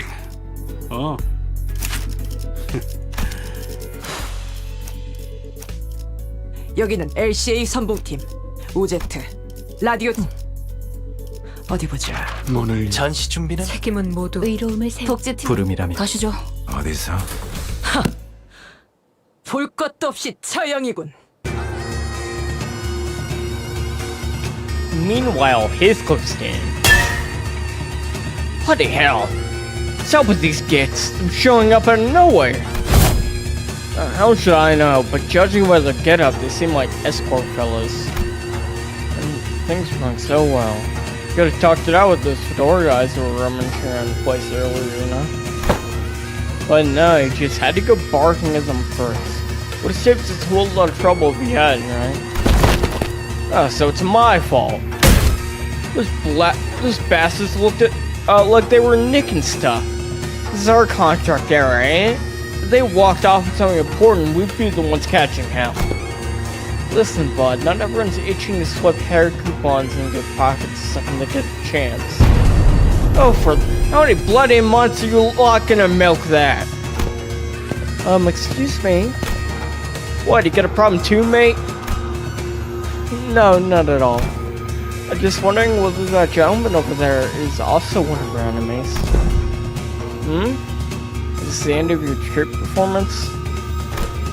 Shame. I was really enjoying watching you folk dance.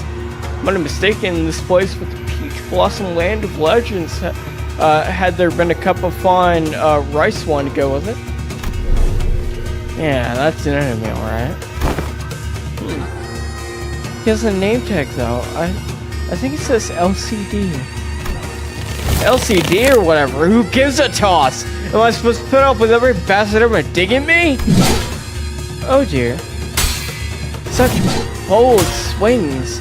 Didn't know there was an encore to that performance. You slippery little rat.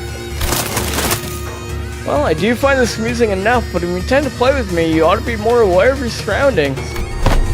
Hey, behind you, there's... Gasp! Wow, he took out all those doppel-wearing people in a single strike. I'd say that about covers the price of your admittance with the troop circus, wouldn't you? Well then, I leave the rest of you folks ordering blades and Murim tales never to linger on the stage for long after all. Oi, what the hell do you think you're going? Damn it!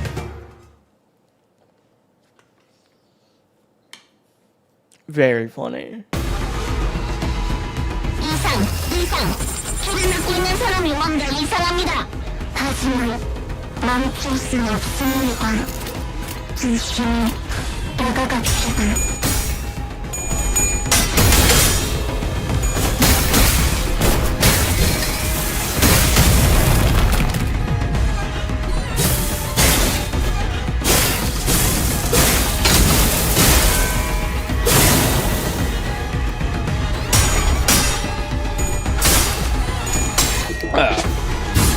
I can't understate again how much Bamboo Kim was like made for me to be a fan.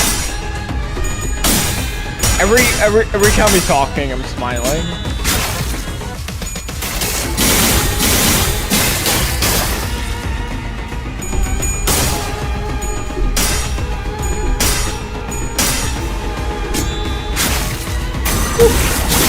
Pretty good time, I think, on the Intervallo. What do they have? 9 nodes, right? I think the Intervallo is 11.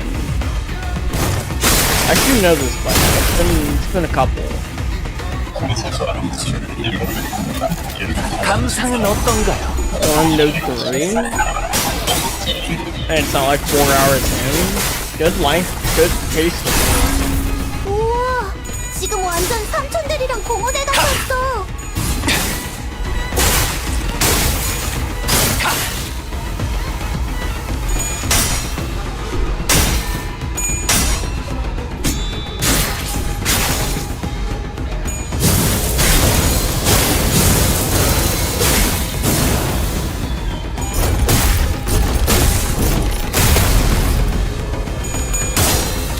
Yeah, that's why like having a gun like full stop as like the first team you throw in is so nice because it lets you just like it lets you start off every encounter on like 의도는 모르겠지만 a 그걸로 공평해졌네. advantage because like you have to shoot them.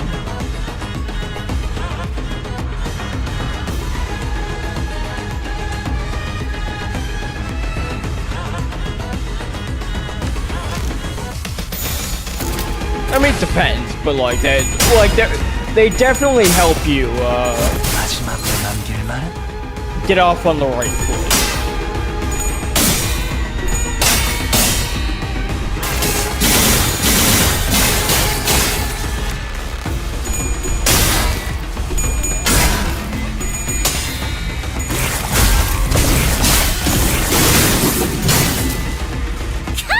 대박! 방금 간지였는데?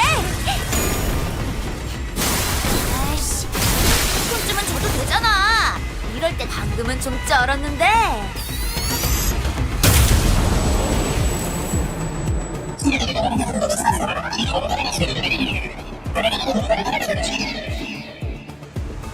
That was a cool effect.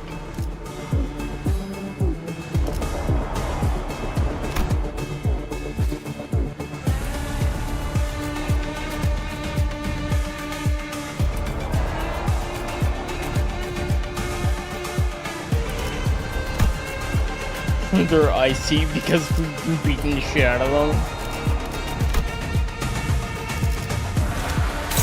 Wonder what this source's 감상은 deal is. I'm 어떤가요? very interested.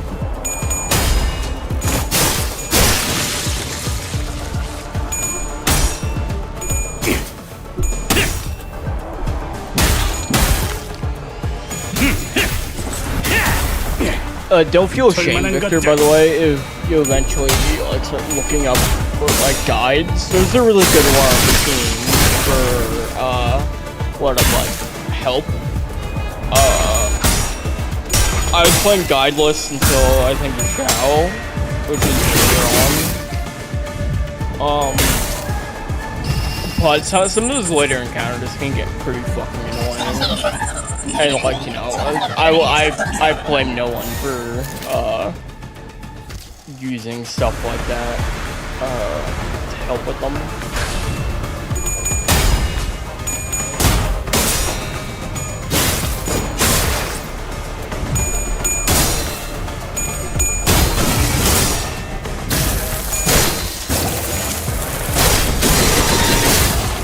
Good thing my voice will be alright with Sunny D. 만복의 시간입니다. Yeah. 한숨의 상황을 Oh, you're probably talking to 너희에게 Victor. 꽃을 달아준다면 피아노가 어울리겠어.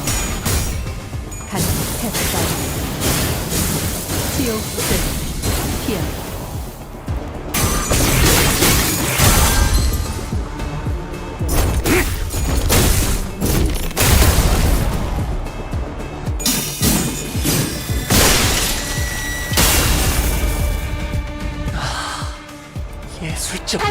기다리지 마십시오. 식사할 장소는 이곳입니다. 독일 연료를 채우고 가야 합니다. 예.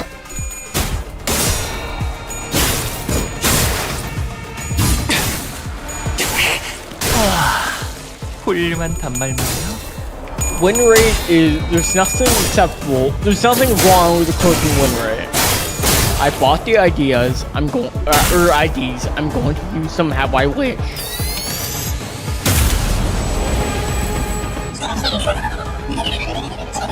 Very fun of it just switching back and forth. My favorite floor is Cabrera's floor.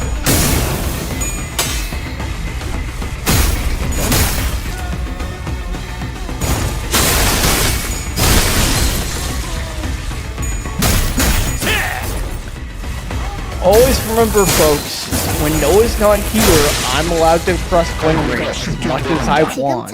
It's in the rules. No one can bully me. 많은 I'm 기억을 safe 쌓아줘. here. 언젠가 그 You can 중에서 try, 가장 Chad, but 멋진 곳에 there's not 나를 nearly 데려갈 enough 수 of you. 있게.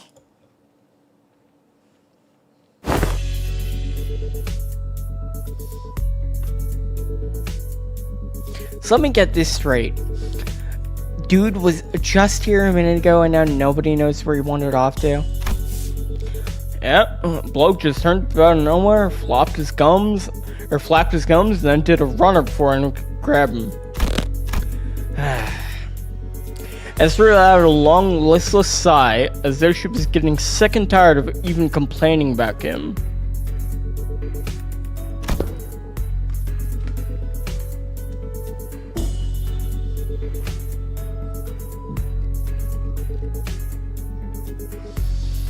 Lady Ezra.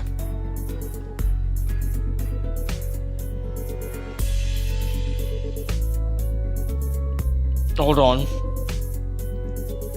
Okay, I'm good.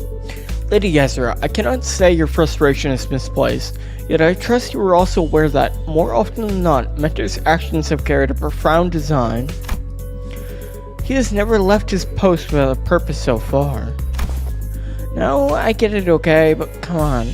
Would it kill him to give us a heads up before he goes zooming off on his own again? It's not like we'd stop him. What are we gonna do? Tie him up? Lock him in a closet? We don't do that on our team, right? Remember the last time we all thought he was being a good patient and sleeping off in the recovery ward? But nope. When the LCE got infiltrated, he snuck out without telling anyone and came back like nothing happened. And team leader didn't even chew him out for it. Lady Ezra, that's... Oopsie, wasn't supposed to mention that, was I? Then the reason I failed to participate in the operation was... simply because the LCD was lax in supervising its personnel? Is that what you're suggesting? Lady Moses bade us hold our tongues for this very reason. She knew full well Mentor's intentions would be misunderstood in precisely such a manner. What part of this have I misunderstood? Did you not just disclose that the man departed his post with authorization? That's the thing. He wasn't just wandering around, he was outside, alone, taking down the ring auto mannequins who had locked down the elevator that leads up to the LCE department. Yeah, it's not like he was dealing with the strongest enemy out there, but the recovery ward didn't have an emergency alarm, and nobody from the department was there to warn him either. He somehow just caught on and did the job himself. Huh. Heard it's all thanks to him the facilities team managed to get the comms back up and connected that LCE chief dude way faster. That helped the LCA actually deploy. They would have been delayed for another hour or two if he hadn't stepped in, apparently. And he went fighting even though he wasn't fully recovered. So he came back looking like he'd been processed through a meat grinder. So yeah, he did end up staying in a bed like a good patient in a lot of pain. Ahem. And the soldiers are entirely deserving of reproach. Nope, he's a less talking, more doing type, I guess. He's fucking literally just like threw a bullseye, hit a character in my like strike zone of like what I enjoy. crazy. Fucking, he must watch my streams.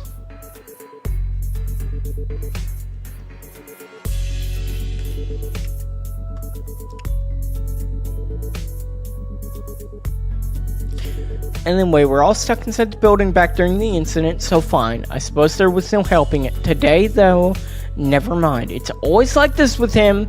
He always slips away and pops back in saying, it's done. My point is, what happens if one day one of those solo missions doesn't go his way, and he just drops dead in the street somewhere? How are we supposed to help him then? Actually, he doesn't even know what he's supposed to be done in the first place when nobody gives him any instructions. Bloke's gotta be relying on his gut feeling, ain't it? Gut feeling? Look, I only saw the bloke for a bit, but I can't say I've got him all figured out. He's an annoying bastard, and he didn't strike me as some clueless sod who doesn't know where he's stepping. He scratched his chin and kept talking as though he were stating an obvious fact. Today's proof enough, he's not one of us, so Clockhead couldn't have reached him from that far and sent him back to us. There's no way he just happened to run into us when we were about to get into battle, ain't it? Then, well, it could be blokes got some stupidly sharp head on him and piece things together. Could be that. But I've got those moments when I get a flash of that gut feeling, however you want to call it. My boss man, Matthew, said he could hear that kind of shit too. He said, I hear them gears turning, or I think I hear rats scurrying about. He'd do things that couldn't make heads or tails. Listen, there was this one time where, when we were expecting a life or death fight, Matthew said he can hear them gears turning. Walks into a random pub and starts throwing back drinks like he'd lost his bloody mind. That does sound like someone who's lost his bloody mind. Back when I was on the ship, some sailors used to drink a barrel dry before battling whales to blunt their fears, only to stumble around on deck and fall overboard. Yeah, and boss could knock it back like a whale. Still, point is, getting plastered right before a turf war is not the most sane, not what most sane people call a good idea. Had us all cross, so we went stuffing after him. And guess what? Turns out that pub was a secret hideout where the opposing syndicate was holed up. They were crowding around and guffawing at, the gaffer, running their mouths about how they'll kill him and put an end to the dead rabbits. That's when we came storming in and had them surrounded instead. And a single one of them got away. We beat them bloody, every last bastard. Boss knew it'd play out that way. Sorry, but I didn't read Blood Meridian. I don't really get this kind of thing. Sorry, but this really sounds like Barstool bragging to me. You sure it wasn't just coincidence? I should think. It was no mere chance. If you're saying as much, then surely this was one among many such coincidences. Is that not so? Yeah, every time Matthew pulled out one of those stunts, right? Our lot ended up growing bigger. Wouldn't have kept working so neatly if it were just coincidence. It is likely what you often refer to as, indeed, as instinctive sense or experience-based precognition. Precognition? Well, I did talk about going limp. Wait, that was in the Mugenics video I recorded today. Well, I assume everyone here has watched that, surely. I love Kangen Ashura. I love Kangen Omega. I will be a stepping stone. I will grow more powerful and arrive at that peak. More accurately, an unconscious person possesses an unconscious process by which information accumulated in the subconscious is sorted and converted into sensible conclusions. There have been some extremely rare cases in which Heathcliff has demonstrated the ability to arrive at coherent conclusions that surprise even Faust.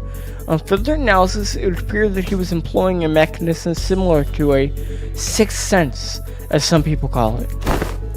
Is that a compliment, or are you taking the piss out of me? The method does not see fit to explain each step he takes. When all is past, I have to find that no footfall of his was taken in vain. I would ask of you, grant him a little time and wait. Keep waiting and shape his intent may become, or the shape of his intent may yet become clear. Though I confess, I've also been concerned about him as of late. His recent silence is far heavier than what I've noticed in the past.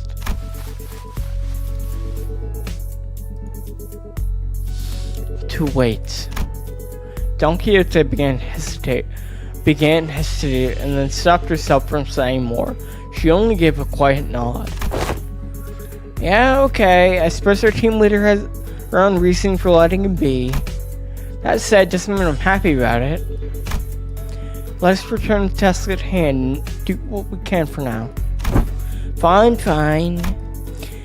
As the others quieted down and I finally had room to notice the place we found ourselves in.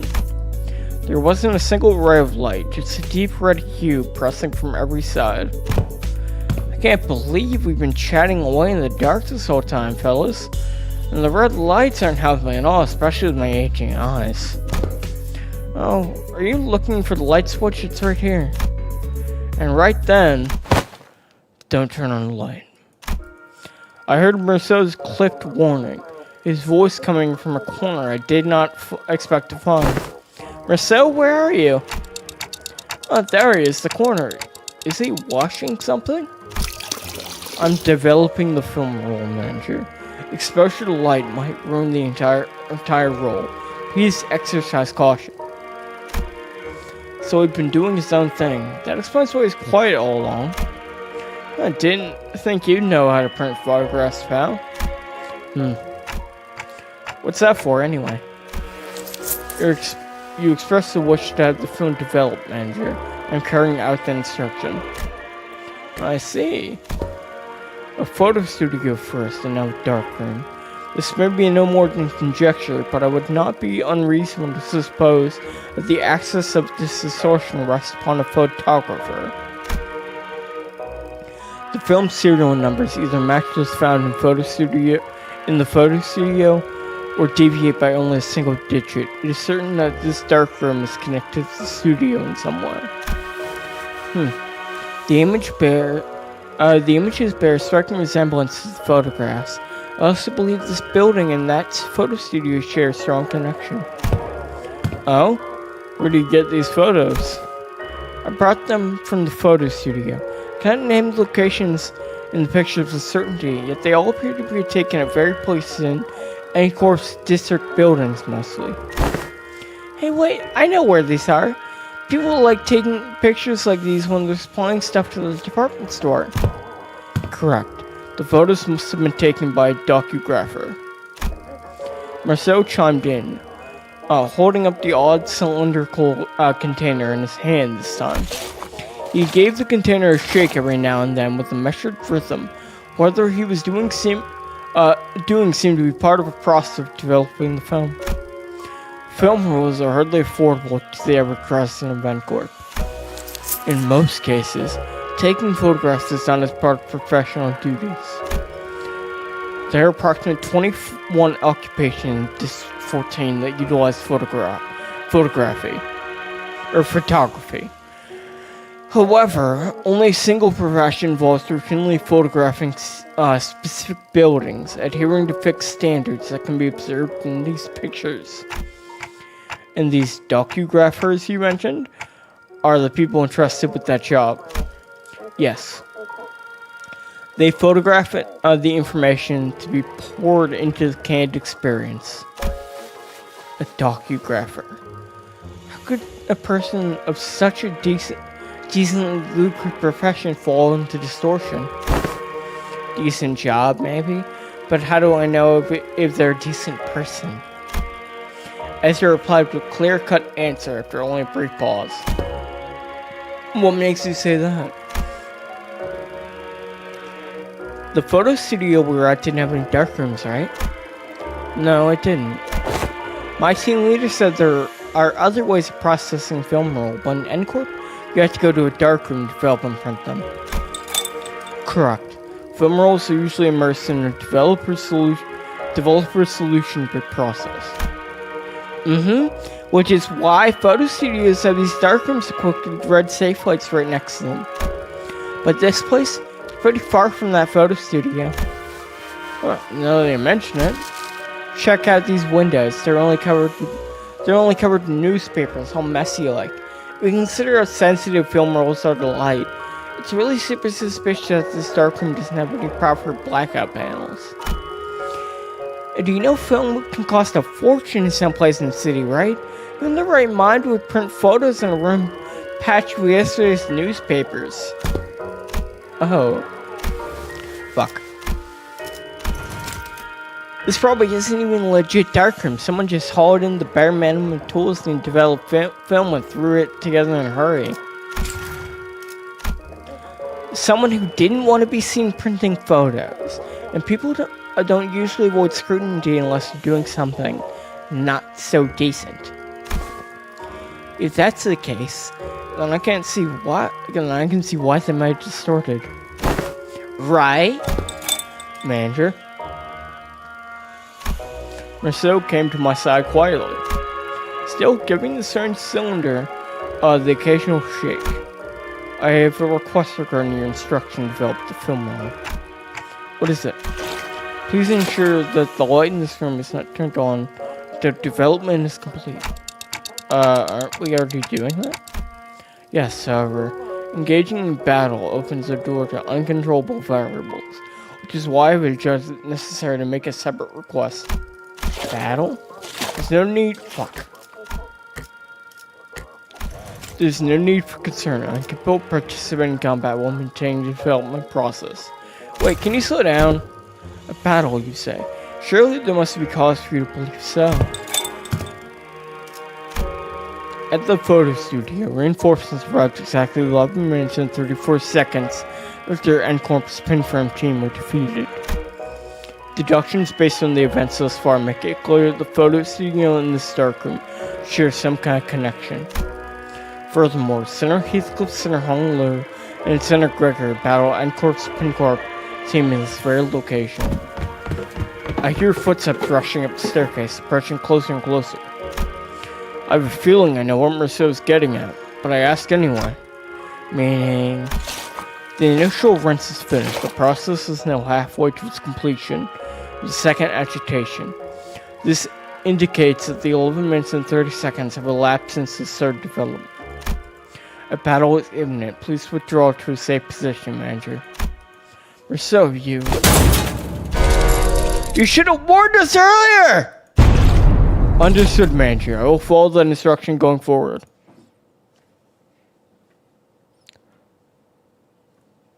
How funny. 행진을 Oh, silly 멈추지 마. Marceau. 이 좁디 좁은 왕국을 넘어 Photos. 연망한 그 땅으로 돌아갈 Wait, 때까지 it's not a battle 보아라. anymore? 저들이 우리의 모습을 우러러 보는 것을.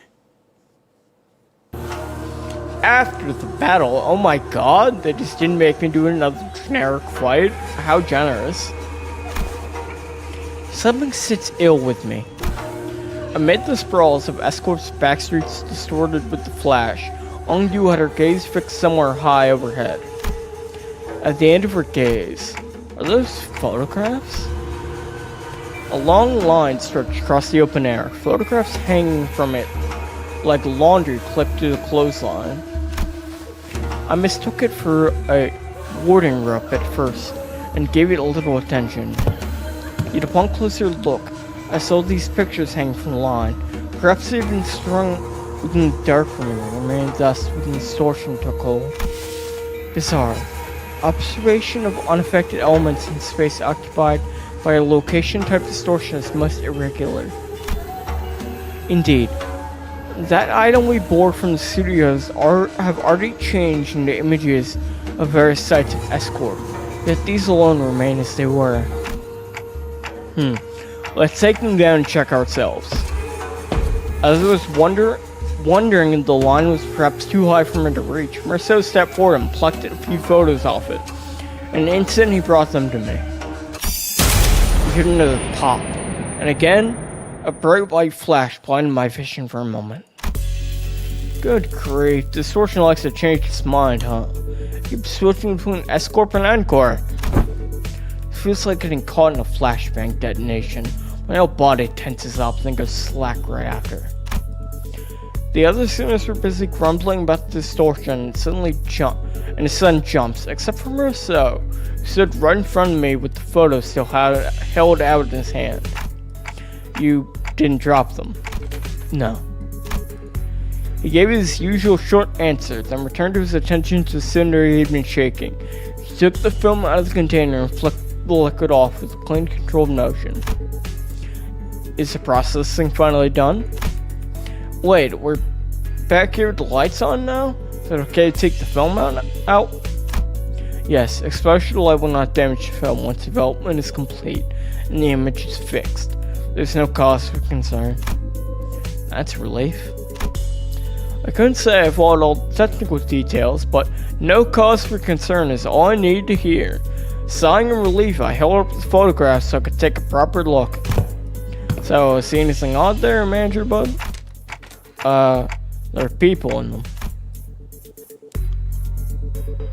The people in the photographs all look different from one another. If I had to pick one similarity between them, though, they all look cold and indifferent. Yeah, that's the city, alright. Ordinary folks you see anywhere. These aren't like the photos we picked up at the studio earlier. Are these the kind of photographs they use to make canned experiences? What was that? The scenery just seemed to ripple just now. I was about to ask Faust if she also felt certain sensation, but it faded away soon enough. Perhaps it's nothing serious. Welcome back, Maxine. Maybe it was just a spell of random vertigo? Is it even possible to get dizzy when I've got a clock for a head? No. Marcel must have noticed that I was out of sorts for a moment, because he seemed to pause on purpose before answering my question. No? I thought he said docu-rappers take these photos to put into canned experiences.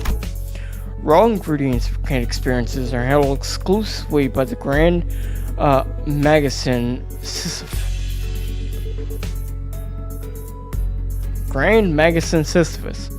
There is no known method for external parties to access them. Sisyphus, what? Oh, I think I've heard of it. Canned experiences, right? They're handmade in other districts too, but the only brand that stamped on them is Grand Magazine Sisyphus. Same name every time. I remember some of my classmates bragging about trying them whenever exam week came around. I never had one myself though. I can't really explain it. Something about them just feels kind of wrong. It's that popular, huh? The unprocessed base content of canned experience known as experience batter is supplied to reproduce factories where docugraphers fine-tune the experience details. Photographs are primarily used for this purpose. I now remember what this is reminding me of. Genshin Impact had a plot line kind of like this one time. I remember it. They were smuggling them. It was a side plot. I'm sorry. They can fine-tune experience. An easier example for understanding would be to consider why docugraphers take pictures of substances such as buildings. Oh, it also, Prey 2016. Kind of similar idea. A purchaser may wish to explain living in a luxurious building that they could never afford. Another may wish to vent out the impulses of violence by experiencing the burning of an expensive property.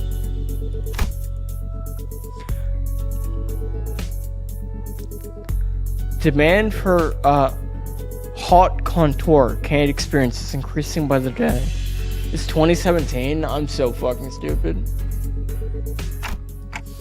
So that's why the photos from earlier were all fancy buildings. Yes, Manager.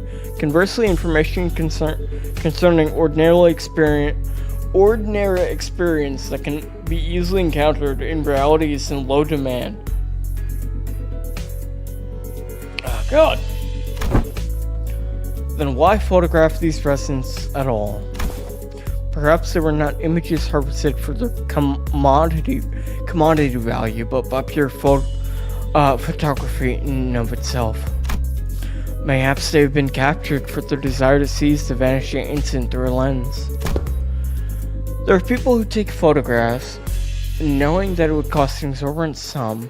I've seen some before. A staggering amount of money just to take a single photo. That is, if you could even manage to find a photographer who would take the risk and help take the picture. I'm not so crass to put a price on sentiment and nostalgia, but spending this much on film rolls, what could have made the investment worth it? I'd say, maybe it isn't just a matter of sentiments, or memories even. Leafing through the photographs, I quietly expressed my thoughts. Executive manager? I'm not exactly an authority in distortions, but I know they manifest through desires or emotions that become warped in bizarre ways. But everything distortion has shown us so far points back to escort, that is, the escort from the past of only Kim and Ongdu, who we've seen and remembered. These photos though, they're completely untouched by distortion. Doesn't that feel off? There must be some strong fixation at play here, strong enough to slip past the distortion. And if that obsession is something that refuses to let these memories be influenced, I think our next step should be to look for the people in these photos. These photographs are the only undistorted, unaltered clues we have. Dante says it would be advisable to locate the people shown in photographs. Ooh, good idea. Team leader did say we should accept input from LCB with open arms. Hey Ongdu, can you get me the office catalog? We'll probably need to commission an office affiliated with VII Association. Let's look for one. We can take the request right away. Can someone tell Ezra we're fine? I think I know where to find these people. Dante says one of the people shown in photographs has already been found. What? How? Oh, I guess I'm just having a lucky day. I pulled the radio off from my waist and switched it on without answering Ezra's question. He's so cool.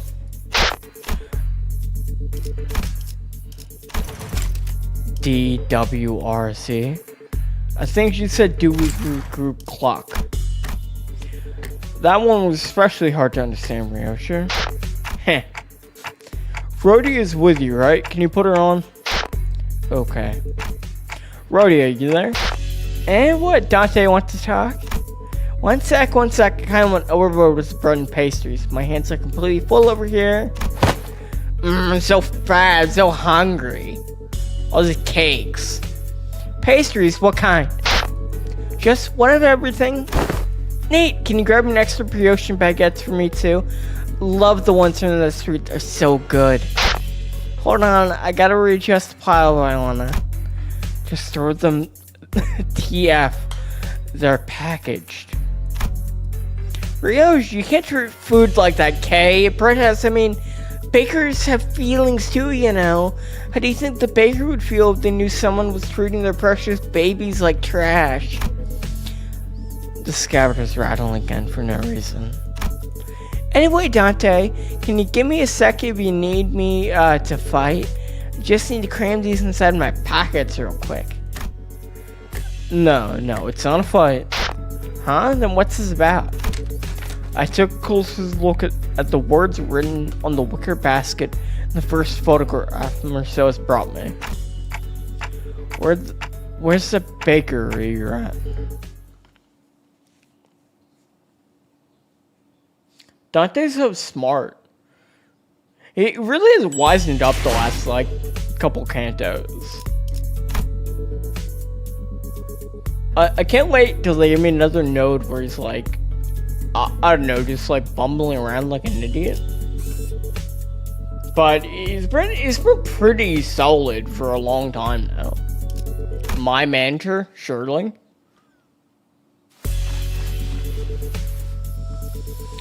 I know who you're looking for. The owner of the bakery was a woman holding the same wicker basket as the one in the photograph. She took one glance at the picture and I held it up for her and gave a quick nod. This man, he works in Cannery 17, right next. He's a regular. He used to drop by every morning to buy sandwiches to share with his coworkers. Haven't seen him around lately though. And those coworkers, I assume they're wearing the same uniform? Asking a question on my behalf, I was showed the baker another photograph. Probably? He's always wearing one too. I guess it's the Cannery uniform. This confirms our lead, executive manager. A few inquiries at the Cannery should bring us the information we need. Yeah, you're right, but it's just that she doesn't seem very concerned at all. She's one of the people in the photos that weren't affected by distortion, right? I thought she'd be a close acquaintance. Allow me to verify, executive manager. Do you know the name of the regular you spoke of? His name? Am I supposed to know that? Though I wasn't expecting her to actually know his name, the apathy evident in her voice gave me pause. He took a photo of you, wouldn't it be reasonable to assume you're well acquainted with him? Oh, that. The baker's demeanor changed when Otis pressed the point. She gave a strange, unsettling smile for pulling something from her apron pocket. A thin and round can-like object. He said he gave me 5 of these canned experiences for free if I let him take my picture. He even said he'd throw in a docograph of the building of my choice. He docugraphs buildings, right? I hear he even takes work trips to Nest every now and then. So I asked him to get me docograph this lovely mansion I saw by the Nest suburbs. I know I'll never get to afford a beautiful place like that, but this way I could at least experience what it's like, and gosh, it was everything I'd ever hoped for. I couldn't quite put my finger on it, but there was a distinct eeriness to the dreamy, blissful smile on the baker's face. It sent a chill down my spine. No, I miss Don Quixote. Ahem. Young Marcel? Are these canned experiences truly possessed of such marvels? To pluck a semblance of reason from one's countenance. They maintain high demand across the city. District 14 is only one of several markets. Does that mean that those who indulge in canned experiences may experience venturing on expedition to the Great Lake and bungee jumping up the summit of that skyscraper yonder as they remain seated where they are? They may, however. Oh, a magic candle, allowing one to pursue any dream the heart may conceive. Verily, I confess my own soul is much tempted. It differs from pursuing a dream. Oh, hold on, my cat is doing something annoying. Come here, Forrest. It's time to go. I do not want you sitting below my monitor while I'm streaming. One moment, people. Give me 1 second.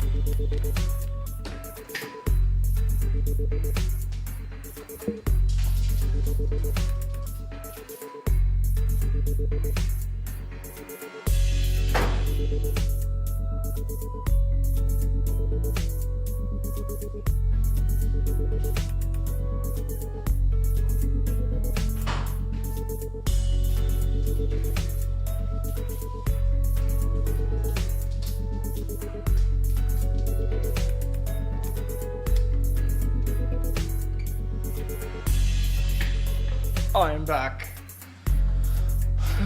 Cat has been put in room.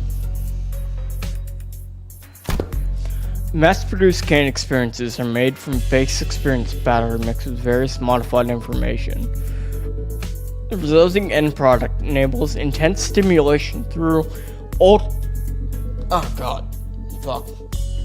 through altered memory. Therefore, it is unlike the dream as expressed by Don Quixote.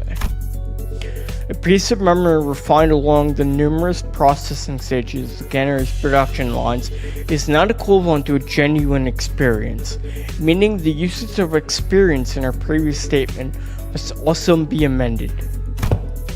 Memories altered for intense stimulation. That does sound quite shady.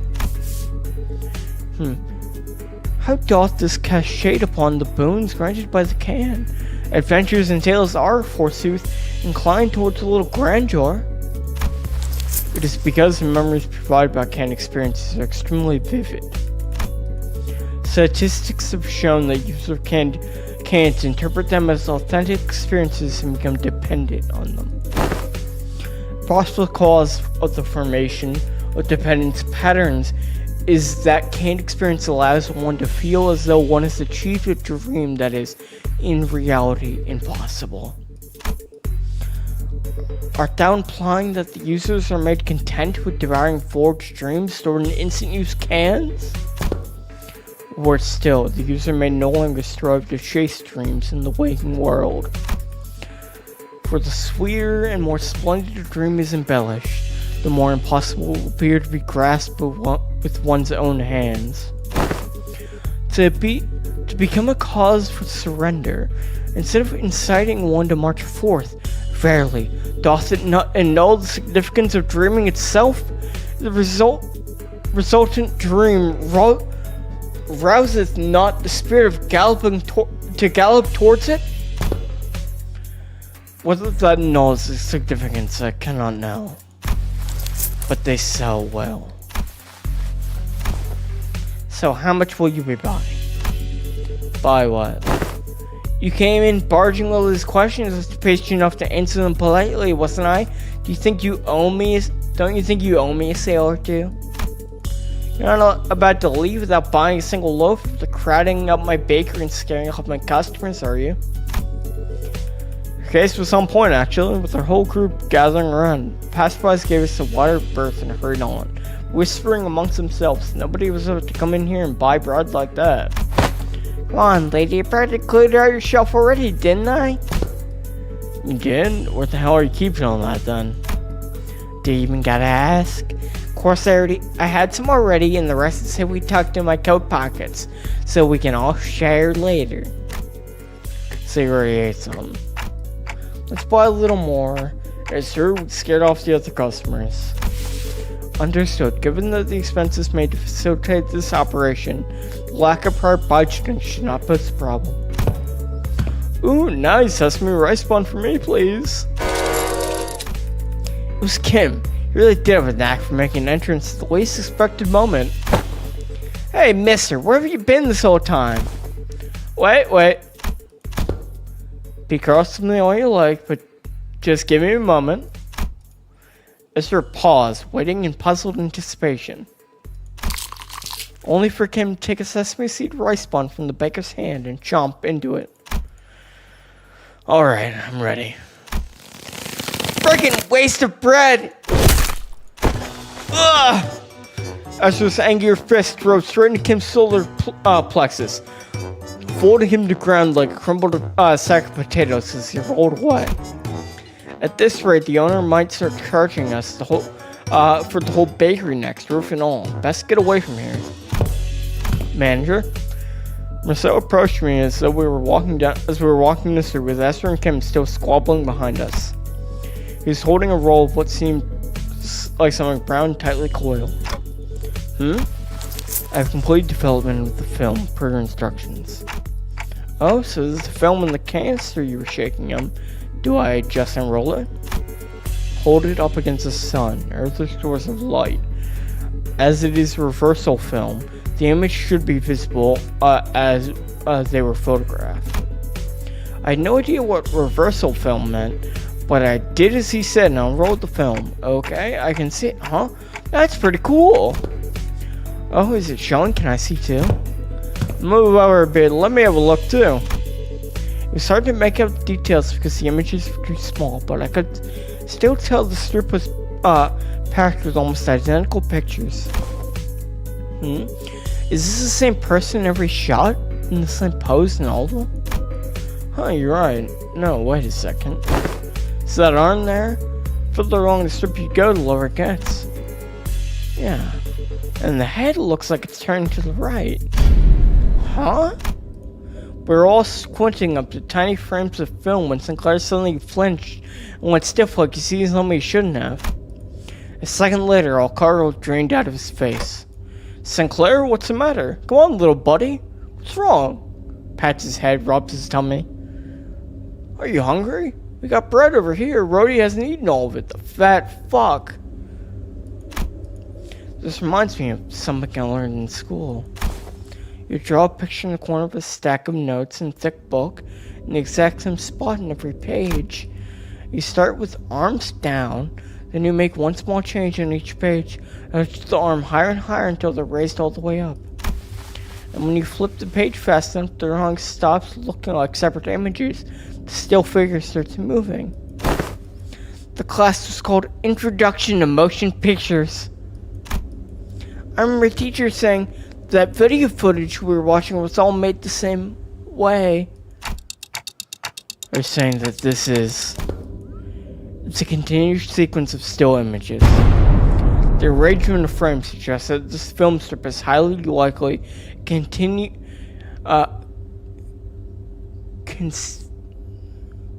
is likely to constitute footage a violation of N-Corp's taboo. Oh no. We're breaking taboo.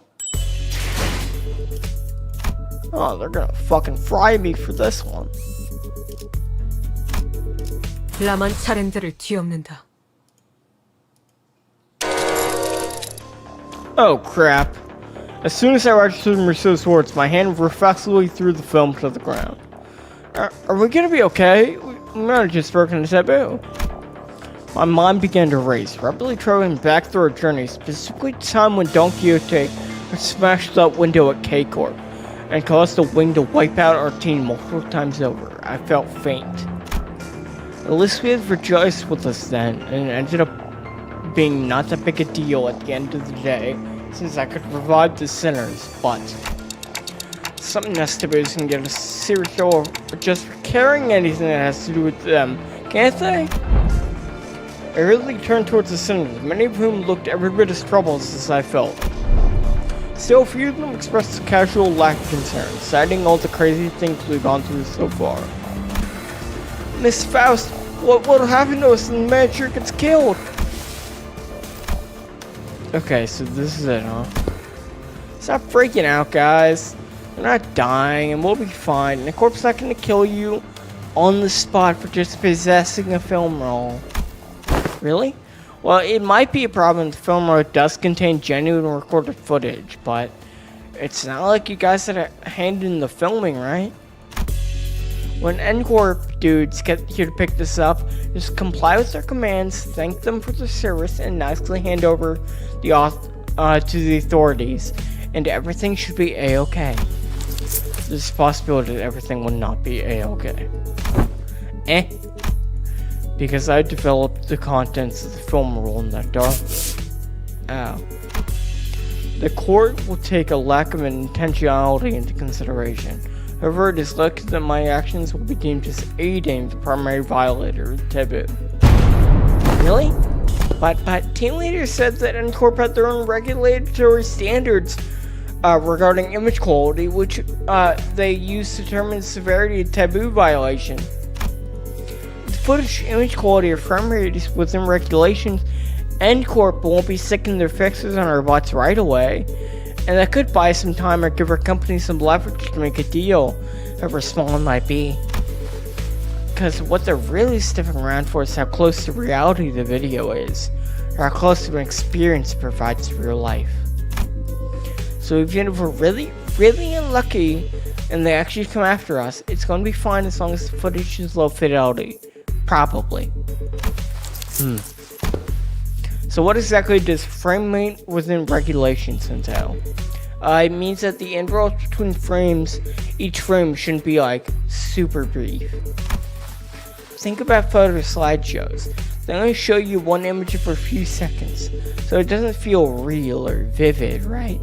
You can technically call them motion pictures, but there's no vividness required to violate their taboo.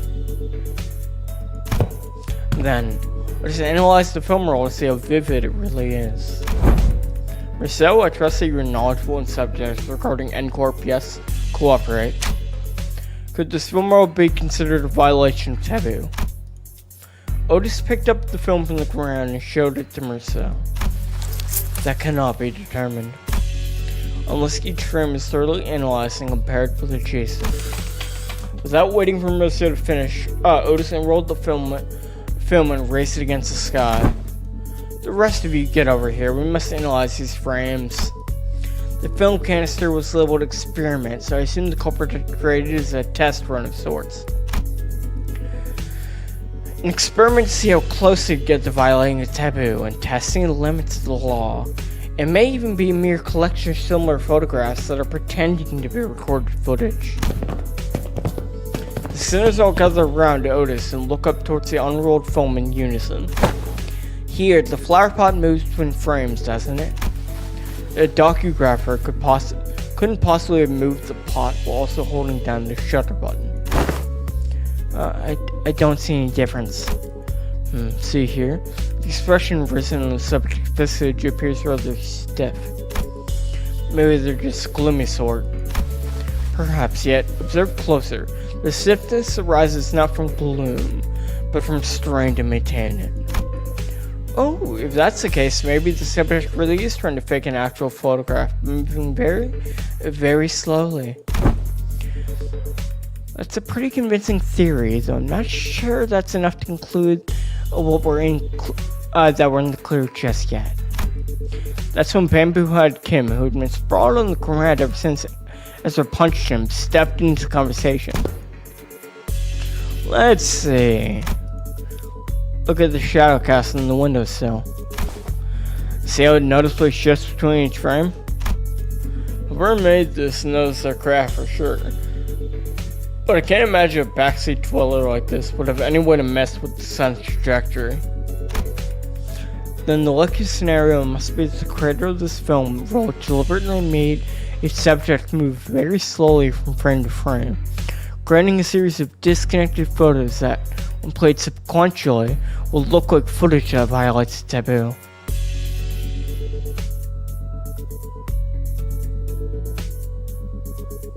Yeah, I did see there was a lot of messages in that chat. I didn't click on it for obvious reasons, but I'll give it a peruse later after I finish the Intervallo.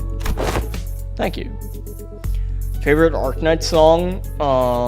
That's pretty easy. Hold on, let me just get the name of it. Actually, I just remembered it before and after.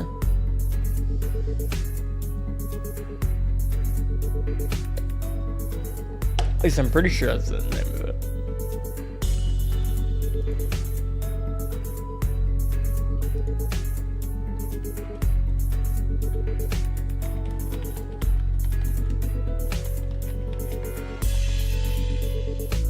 Yeah, it's an EP. I'll actually link it in chat.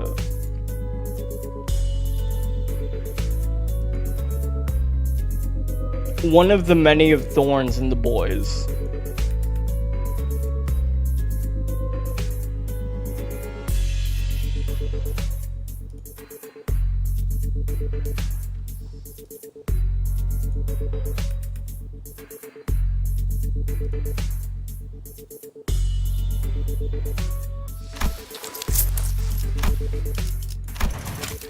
In which case, this film rule does not violate Nest taboo, correct?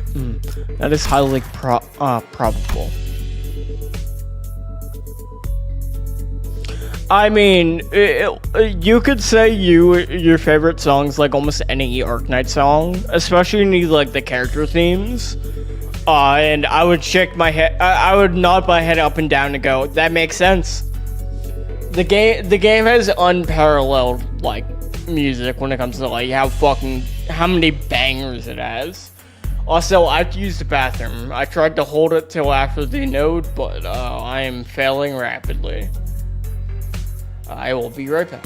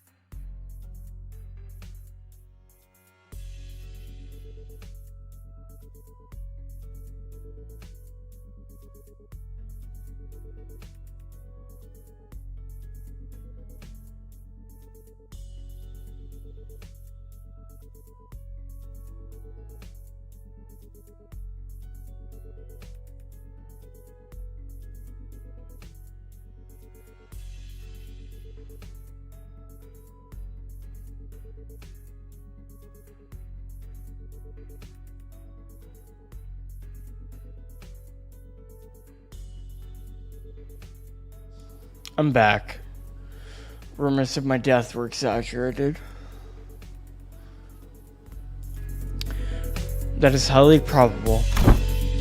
So he says, executive manager, we should be in the clear for now, at least in regards to aiding the violation of the Wings taboo. Whew. Actually, hold on 1 second.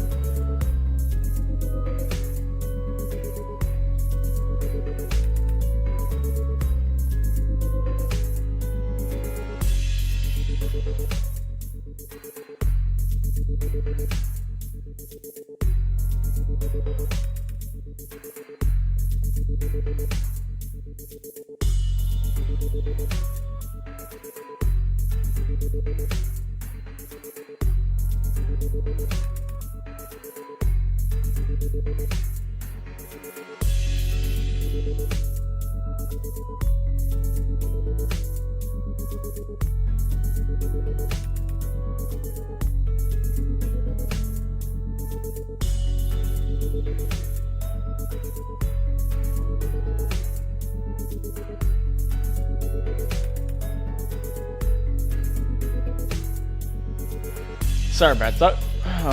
Where was I? But he's willing to go through this much trouble just to test N-Corp's patience. It's hard to believe that he'd have stopped here. Based on all available evidence, Executive Manager, it seemed reasonable to conclude that the inflection point of this case is a taboo violator on the run. Huh. What motive would they have to do that? Sure, working for a Wing subsidiary has nothing on being an actual Wing employee, but it's still pretty up there when it comes to careers available in the backstreets. Work for a subsidiary long enough, you might even get transferred to a factory job in a nest. That gives you a pretty okay chance at a better life, so. Maybe he was just tired of living that kind of life. Everyone has one of those days, don't they? They suddenly, the sudden feeling that they could be doing more than live the rest of their lives in 9-to-5 hell. The drive to do something that takes you away from the pressure of trying to make a life. Preach. Preach, brother. Preach, fish. Also, fish, good to see you talking without just making, like, fucking terrible jokes and puns. You know, last Canto was not kind to you for the few lines that you had. But Intervallos have been good. That's nice. Something about what Ishmael said must have tickled Bamboo Hide Kim, because he suddenly whipped around towards her and shook his head. What? Sorry. So unprofessional. God, I hope I'm not getting allergies. This time of year can be like hell on me. Oh fuck. Fuck. And there I go again. Maybe, but how many of those people do you think are capable of throwing everything away that they built on a whim? From what I've seen, maybe our culprit just likes to play with fire. Play with fire? Yeah, must have started by doing something that technically doesn't count as taboo, and then inched on and on until he brushed thrillingly close to one. One thrilling shot through this camera and another with the next. Until eventually he ended up recording an actual footage. Cool, then that leaves the question of what the heck was he trying to do with it? Might have been trying to screen it using a projector for all this part of the backstreets to see. What? But wouldn't that make everyone here, even those unwittingly came across the projection? Right on. That have made those folks violators of the taboo. But why would anyone... So, would you care to explain how you know that, Mr. Bread Brain? I asked around on the opposite street, and apparently some guy had been going around asking the workshops if they could make him a projector. Seemed like most of them turned him down, but they also said that he stopped showing up after a certain point. For I'd guess that he got his hands on the projector somehow. Alas, it is not taboo of N-Corp to view recorded videos. Pray tell, why would any sane mind? Well, it ain't taboo if you only made a projector in it. Backstreet blokes are down for anything as long as it's coin. Huh, so how do we track this guy down? Multiple individuals in the same garb as the pinframe team have just been identified in the vicinity. They're all carrying the same briefcase. Oh, well, isn't that convenient? Maybe we just place like a festival or a convention and just tail people who look like they're involved with what we're looking for. They'll lead us to wherever we need to go. Just a note, when you're at a convention or a festival, don't just randomly start following people around. And if you have a purpose for following them around, I hope it's a good one, because or else you're being a no-good creep. Indeed, at architectural conventions, there would be those in formal plaid shirts and suspenders milling about. I could always trust them to lead me to the convention venue. And was it common for those plaid shirt fellas to look around like they're scanning the area? Did they also go around checking people?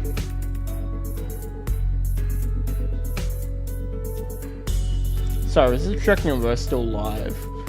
Because Bizzle said, can't believe he's dead. No one else has said anything since then, so... I thought maybe I might not been alive. No, you're all just enraptured. I understand. No, that's not your beat. That's my beat for not checking that. I usually have it like on a monitor so I can see it, but it was covered up by Discord. Fucking Discord.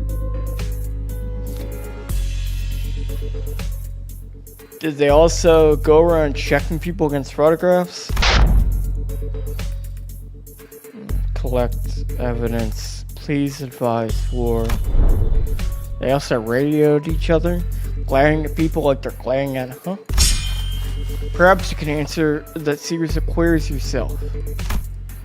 Nope, this crowd sure doesn't look like they're gonna let us follow them.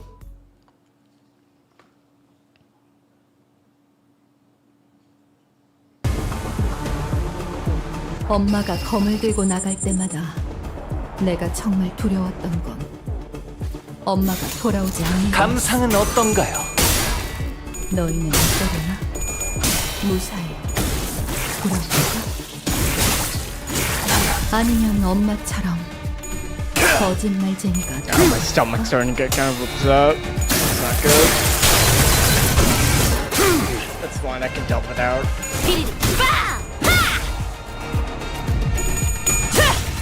Sorry for hitting the mic. Yeah, they were pretty fun.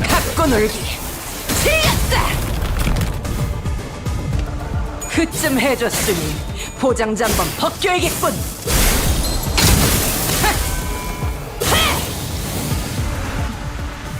엄마는 무기라면 뭐든 잘 다뤘어. 요즘 제일 시원한 게 검이었고. 거탄을 새겨주지!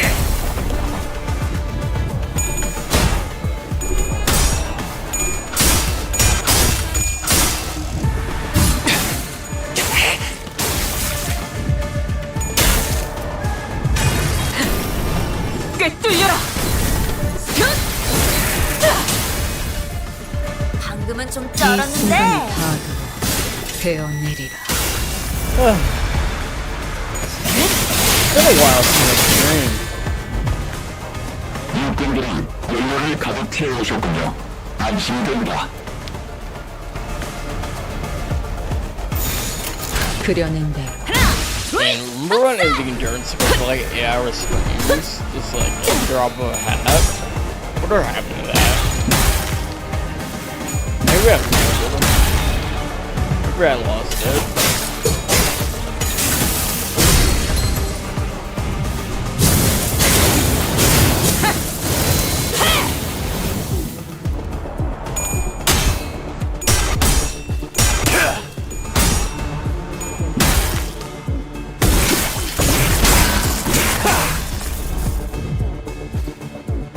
이미 우리는 손에 많은 피를 묻혔잖아. 명령 늘어난다고 거긴 달라지는 건 킬존이다. 따스한 피.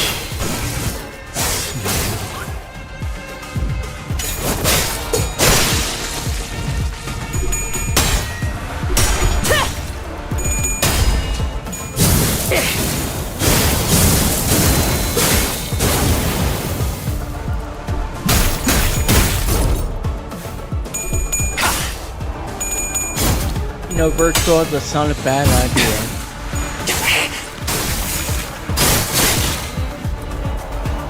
나부터 준비해야 할걸? I smile knowingly. 예전. 따뜻한 피. All in due time. 유쾌하게 모아놓은 중. 그려낸 대로 Also, no one noticed this. Not even Gamer noticed this. But the two shorts in the video I made yesterday for Eugenics. I basically timed whenever a gamer would comment on one of them, I would then like commented on the video, I released a short. He commented on the short, I released another short. That's how I was timing. I was like, okay, he's watching. Does he comment? So I was like, okay, that means somebody has watched them in order. That's all I need. That's like the little...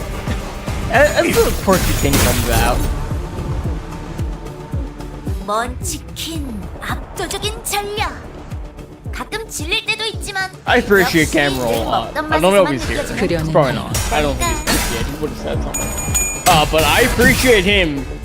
He watches those reaction videos, and that's all I need. I just need one consistent viewer who watches them, and it makes it worthwhile for me to post it.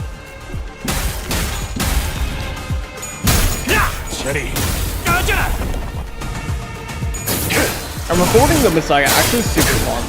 It really makes me like sit down and engage in like STEM.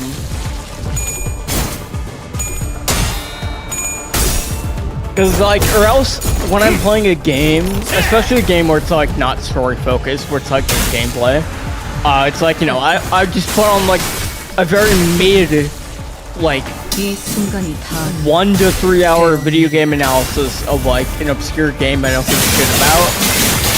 That like I'll watch halfway through and then stop because I'll be like, this isn't really entertaining. That or one of the video game analysis videos that like I have to do like, which is a lot of them. I have a lot of YouTubers that like in that area. But I'm always looking for new ones. Or who knows, maybe I'll try my own hand at making one.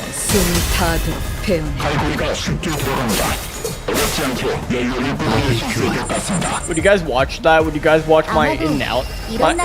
My 20, 38 minute to 1 hour video on some obscure game I like?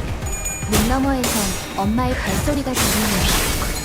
그 울림에 신나고는 대박! 방금은 간지였는데?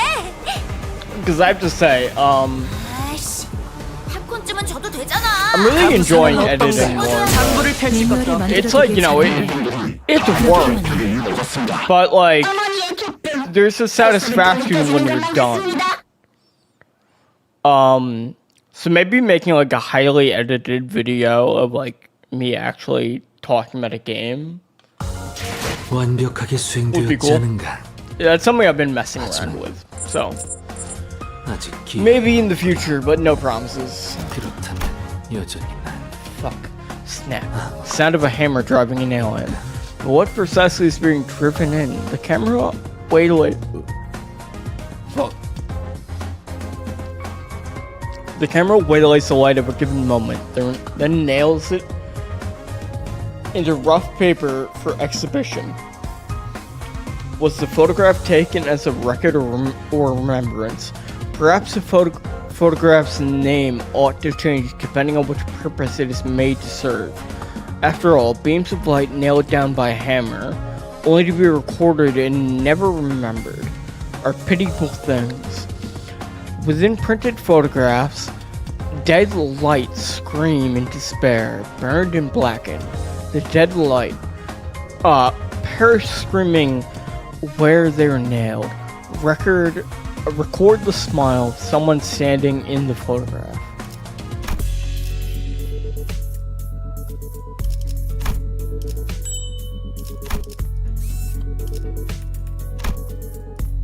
라만 차렌들을 뒤엎는다.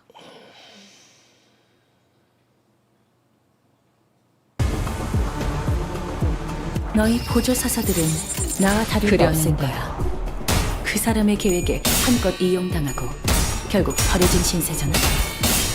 나는 살고 싶어. 너희도 마찬가지일 테고. 그러니 협력해줬으면 해. 단 하나의 책을 찾을 수 있다. 엎드리도록.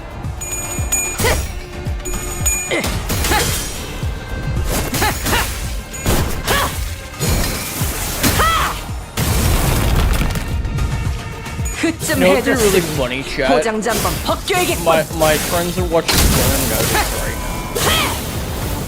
Just like jump in there while I'm on stream. like randomly. Maybe it was like funny shit, you know? What do they say something? So bad.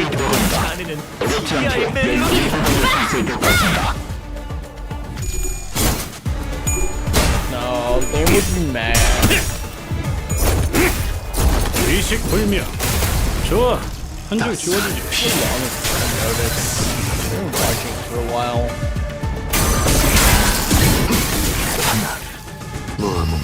Ooh, me, Liam, and Ben watched the first season of Trailer Park Boys, the other day. Funny fucking show. 거긴 킬존이다.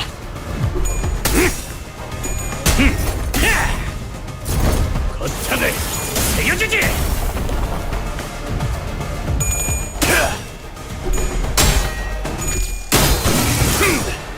I've only ever seen like scattered episodes, so it's my first time actually like watching a full season. 우와, 지금 완전 삼촌들이랑 고모대 같았어.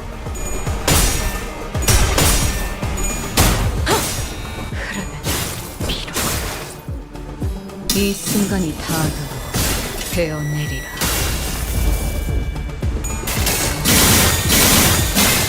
원망도 옅어지나.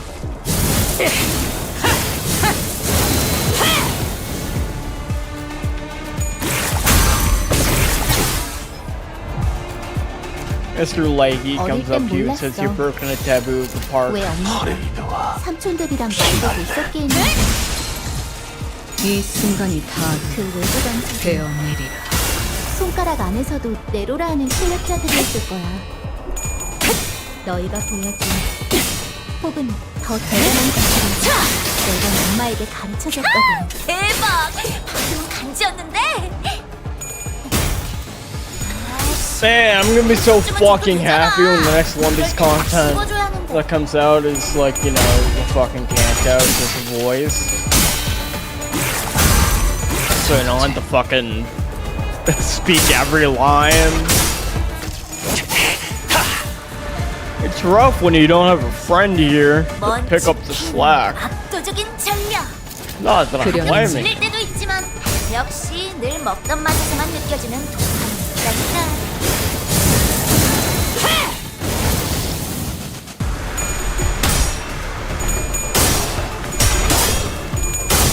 따스한 피 스며드는군.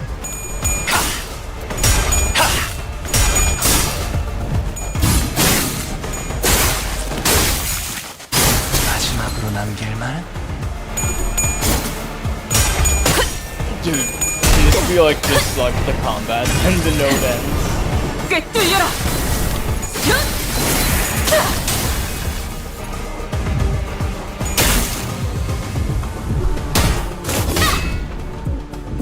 검주망 모드. Gosh, she's so cool.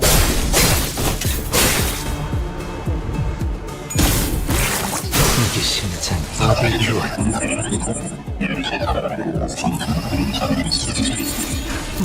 What they say? 거긴 킬존이다.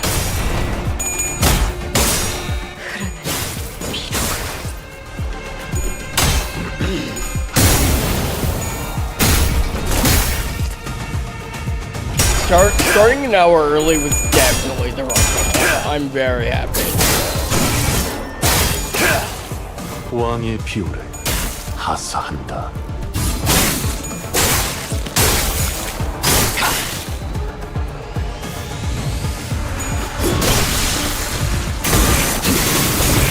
유쾌하게 그대는 산책받았습니다.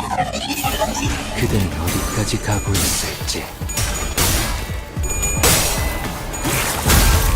마음제 완료. Over here on dungeon. I'm not feeling like there'll be a dungeon. 따스한 피. Like, unless 왕의 비호를 하사한다. unless the guy, like like the guy we're following that's trying to set up like the video player with like everything, like that was taking all these pictures. Unless like he is 되어내리라. going to be like more important. But I assume more so. It, you know, like 여기까지 와서 like, 망설일 you know. 생각은 하지 않았으면 좋겠어. 사람을 죽이고 싶지 않았던 너희도 세피라도 처음부터 I feel like 거리를 more 하지 so it's 말았어야지. just gonna be like, you know, the node was important for everything we learned about like N-Corp and how it works, like more so than like that guy. 아, 재밌었다. 자, 오늘 할 거 다 끝난 거 맞지? 그럼 약속대로 이 만화책이랑 해결사 잡지 가져간다.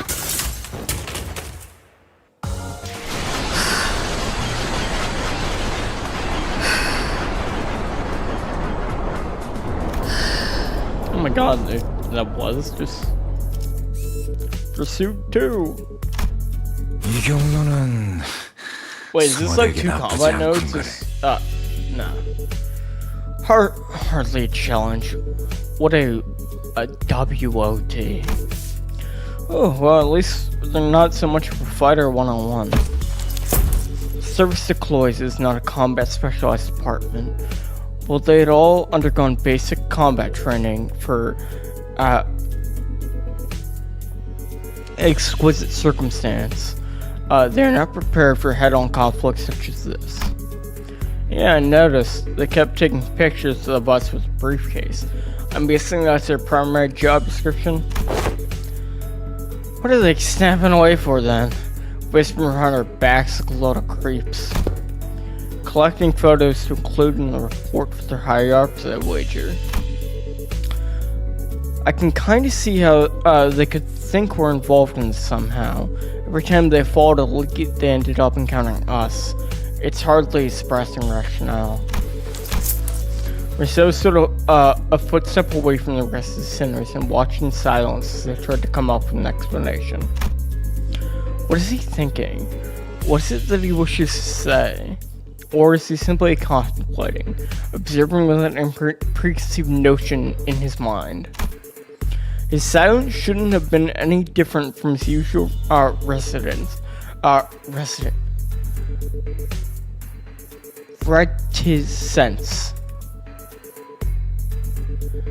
But as though by some chance or whim, hey Marcel, was struck by a sense of brief yet distinct strangeness, and was compelled to speak with him. Yes, manager. Don't hesitate to let me know if there's something you want to say, but aren't you sure? If there's something you want to say, but aren't sure if you're supposed to say it. Yes, manager, I will do as you ordered, should one such circumstance occur. As always, his reply was deflatingly concise and direct. As though he had some rule of his own that told him this specific response to situations like this. Okay, but I'm talking about right now, actually. You have anything to say right now? No, I do not. It did not appear to me as though he was trying to hide anything or choosing his words in response to my question. His reply was simply that, an answer, nothing more. Yes, a prepared answer written down on a list of responses.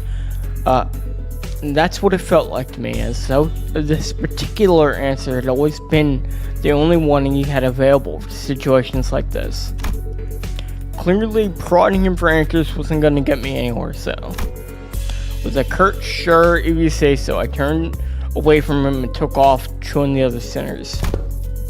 As I did so, a few words lingered at the tip of my peripheral tongue, asking to be let out, so I did. Would have been nice to know what you were actually looking at. Of that. Oops. Of that. He spoke. I cannot form a judgment. What? That is because the precise definition and nature of the subject of my gaze are just as unknown to me as they are to you. Should you point an object at an enemy, I can provide you a verbal explanation based on my current knowledge. If you require such information, please rephrase your question accordingly. He asked Had I asked him again then, had I tried to get to the bottom of that line of questioning, could I have found myself in the smallest peak in Marceau's psyche, which had remained entirely shrouded in mystery even after an entire year of traveling together. I suppose that's not up for me to judge as well. Manager? Yeah? Another battle is imminent. As you previously instructed, I've informed you of an imminent battle. Yo, Boss Clock, are you just gonna sit there all day while we do all the fighting? You're pouring out of that building over there. So they must have been on their way to that building. Our path ahead seems clear, Executive Manager. Let us neutralize these foes and head up there. I gotcha. Be careful there. A brief lull of battle came to a close. And battling enemies who arrived precisely at the time Rousseau was predicted, we made our way into the building.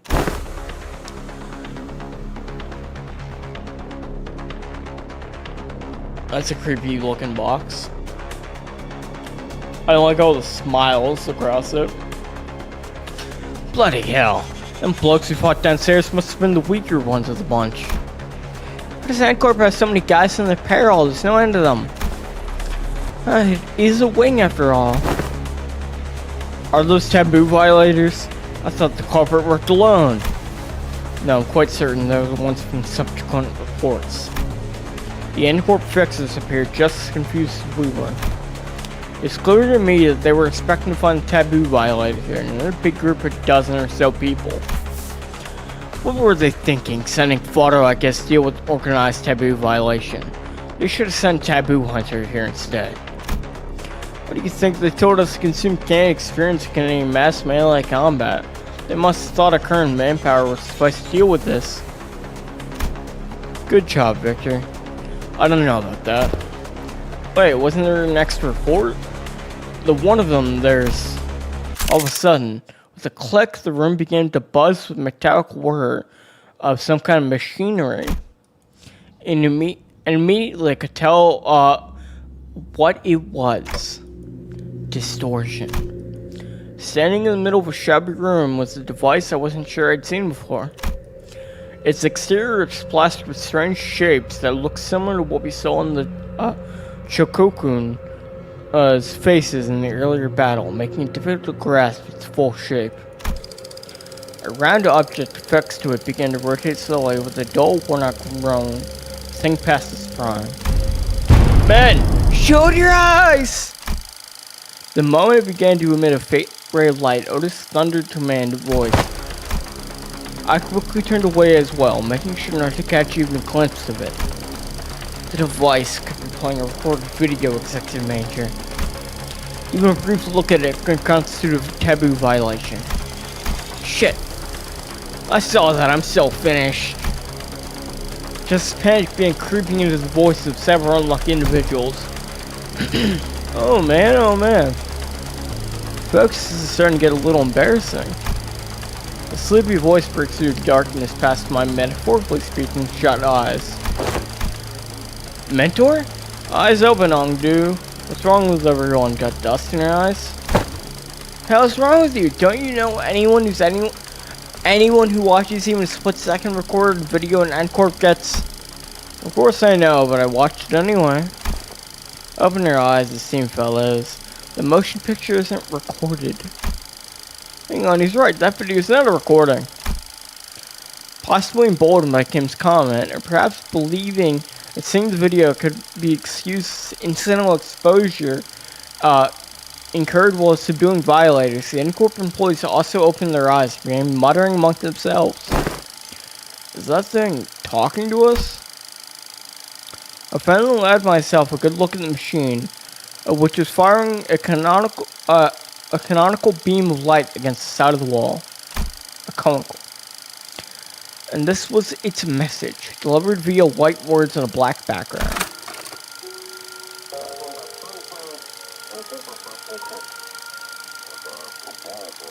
So you tracked me down this far. After what I went through to take refuge in here, they still ended up finding this place. All of you blindly consuming fake experience after fake experience, Not even care about the real thing. Case number TC3224. You are under suspicion of Category 3 violation. Reveal yourself now and forfeit your legal recording. Should you comply, we will. It is foolery, but witless buffoonery in the absence of fools. The hulled vessel, bereft of all but lingering delusions, grants not even a parole of echo to the dogged exaggerations of tools.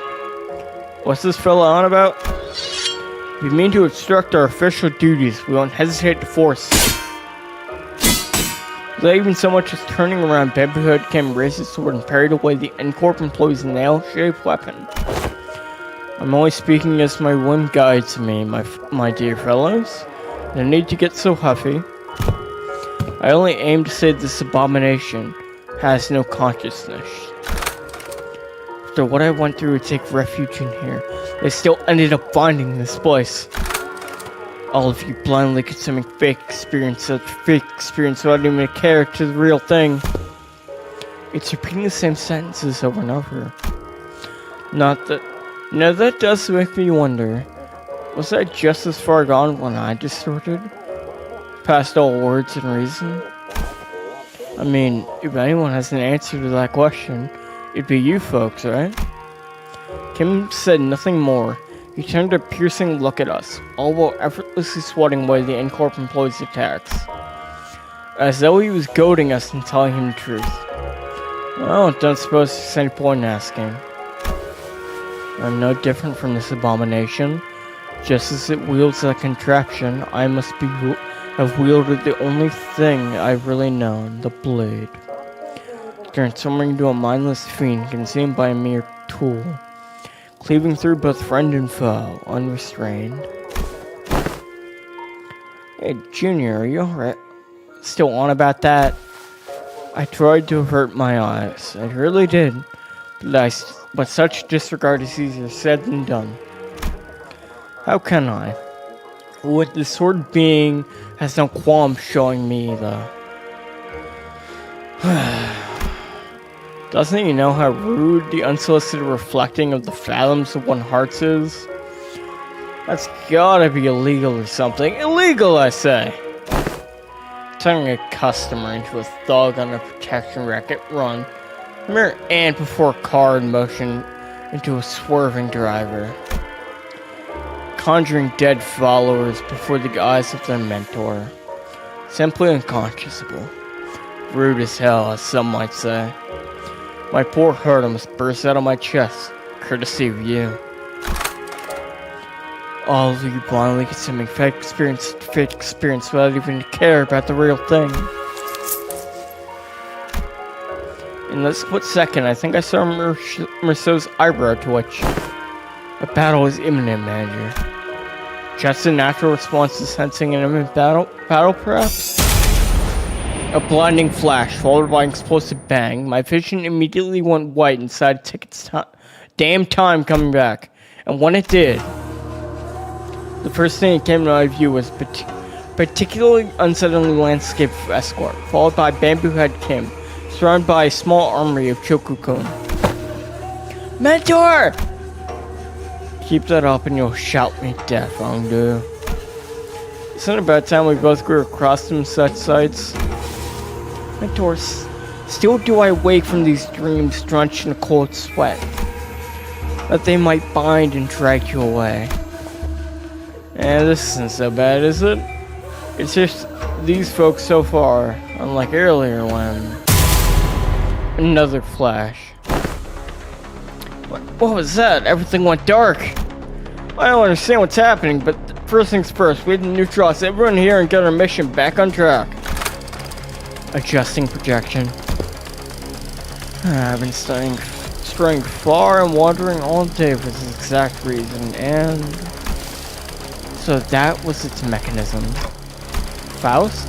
The word began to shift rapidly before I had a chance to ask Faust what she meant. To the one who finds comfort settling in lies, I give you what most deserve your gaze.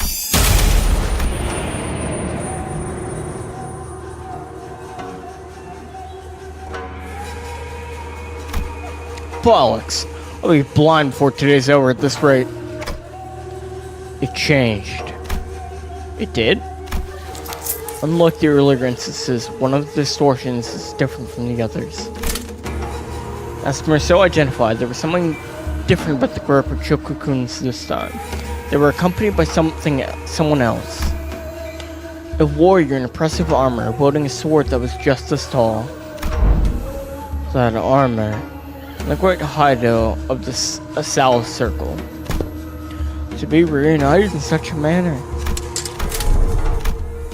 The warrior drew a bow that hung from the waistguard and notched an arrow. I suppose this would have gone down had you been the one to grab me. Military Commissioner Im Gong. Yep. How do you fare, friend? At the signal's arrow loosening, seize the accused. The warrior loosened the notched arrow. Is this... I wonder if that's just a sheath strap, or like the sword sheath can be a bow. With sword in the sky with a piercing whistle. And with the air-splitting sound as cued, the Chokukun began swarming us.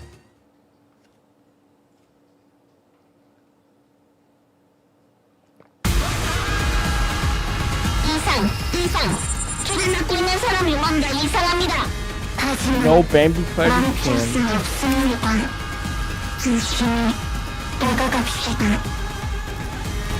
Okay, this guy has a lot of abilities. He's probably actually took this fight seriously.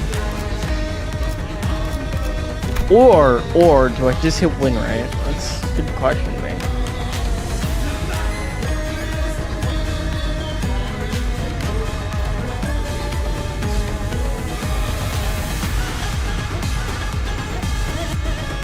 Oh yeah, I'm very cool points.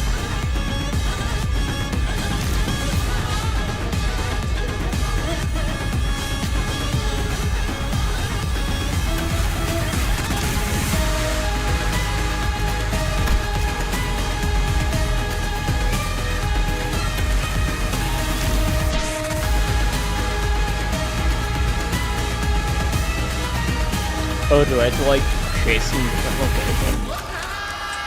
I don't remember.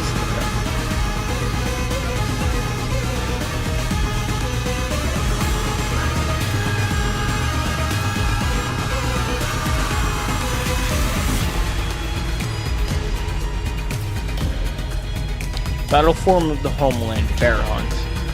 The mountains of S-Corp's District 19 are home to all manners of beasts. Among them, the bear, in particular, boasts strength and force akin to boulders falling from the cliff in a landslide. Given ground a creature's charge is ill-advised, one must aim to hew it down with the first slash of the blade.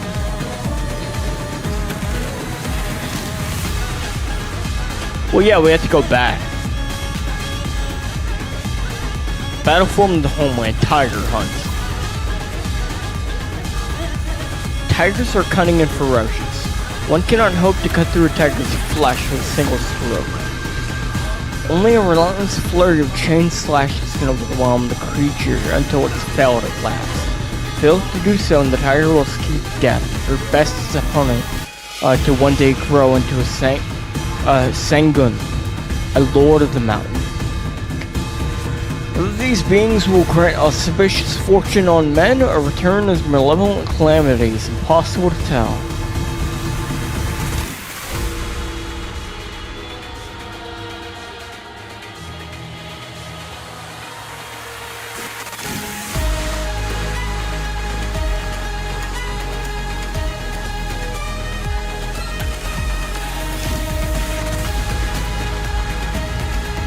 Dujong, Brigandine saw Iron Bulwark. The Eastern Warstride armors are not much equipped as they are piloted. S-Corp's Dujong Brigandine is one example of such armor. Much like Arkar's powered armor suit in the full plate armor used by the Knights of the West, the Dujong Brigandine greatly augments its offensive and defensive capabilities. Very cool. That's like it's like on the level of like Artwork's like armors. It's very neat.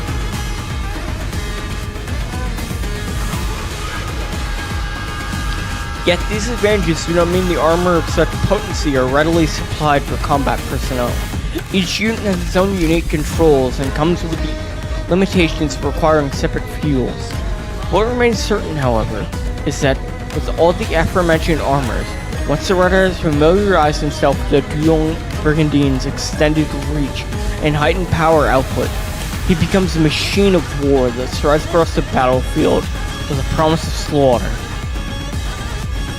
I should read Kingdom again, it's been a while.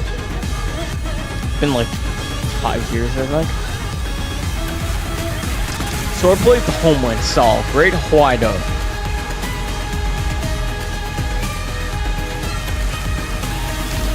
Sword of the Homeland, S-Corp's traditional art of swordsmanship, is thus divided into 3 branches, Sol, Pai, and Peel. Within their teachings, this techniques to hew and cleave through creatures of colossal stature, such as Senguns. To perform them in full, a swordsman must wield a great Haudo, capable of bearing the strain of the techniques.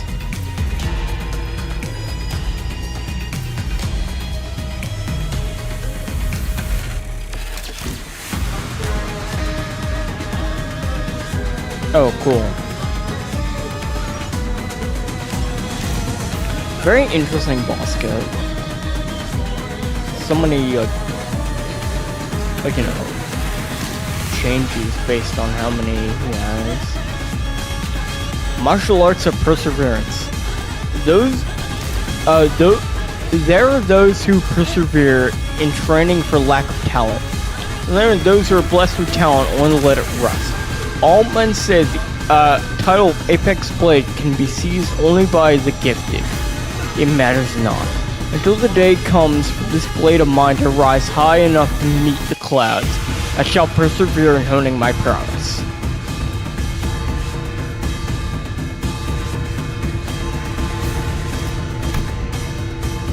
Develop memories.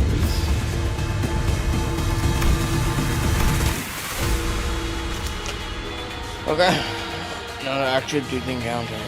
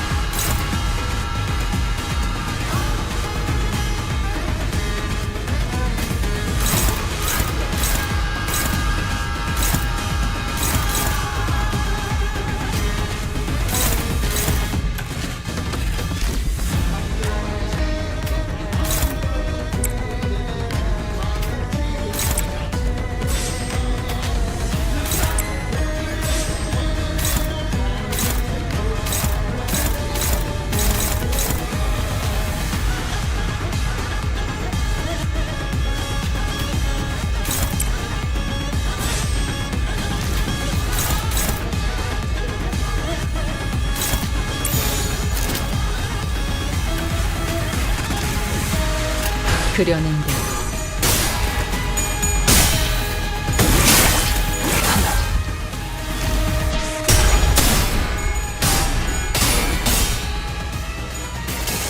I really like it. He looks very cool.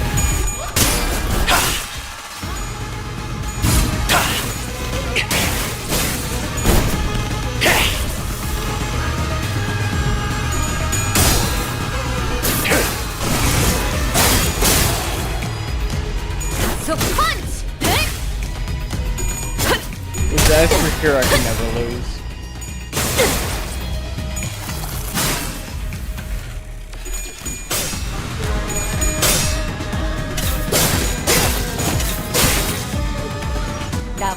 준비해야 할걸?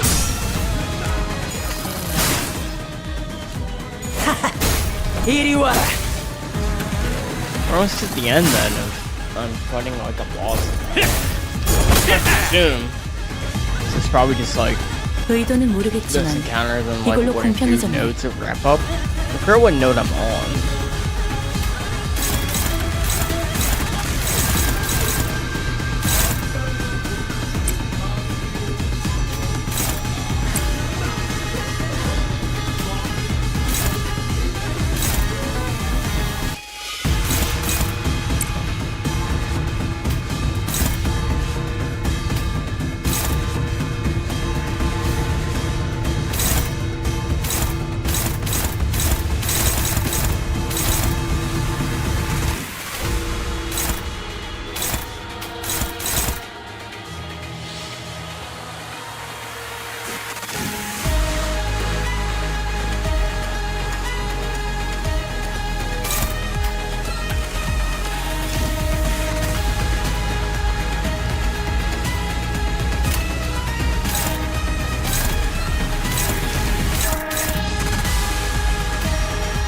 Sorry if I'm not talking, by the way. I'm actually like thinking, and I unfortunately my mental capacity is degraded heavily, so I'm not able to like think and talk at the same time very naturally.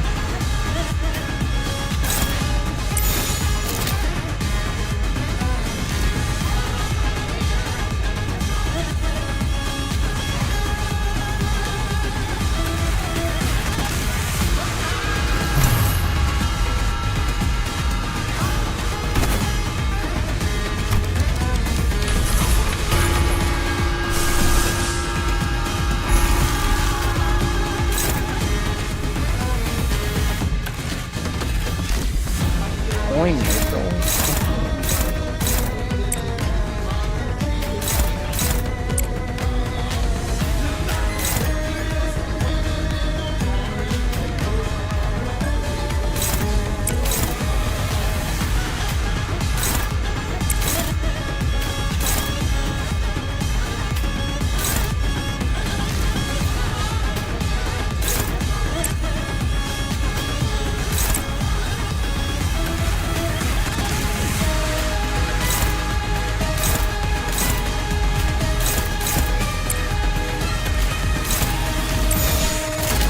그려낸 대로.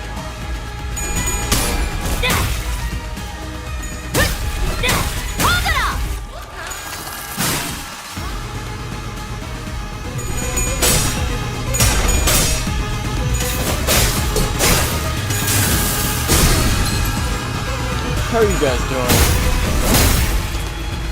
Enjoying the Intervallo? I very stylish. I really like taking Limbus, so I like getting to I'm really excited to like see his Kanto. Because if it's one of the centers I just like naturally I think I remember Noah asking me like which Kantos or what center I'm most excited for the Kanto for a while back. And I know Rousseau was like one of my first answers. 그렇게 황홀히 피어나고 피어나도 피어나라.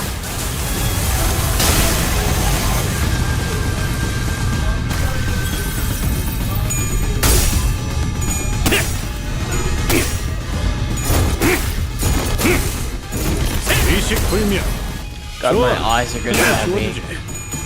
I've been on like this sleep schedule of like go to bed at like 9 or 10 p.m. and wake up at like 6 or 7 a.m.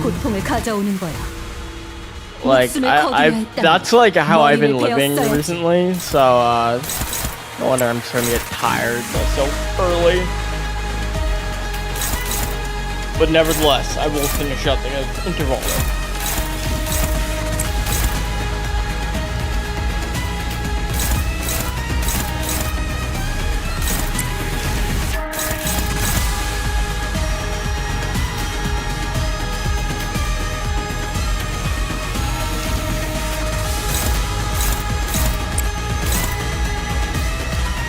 I know. I think it's because I haven't been able to go to the gym for 2 days. Because they're fucking repairing the ceiling in it. Which they were still doing today. I'll give them 1 day, but... You know, I need my workout. I'm gonna freak out.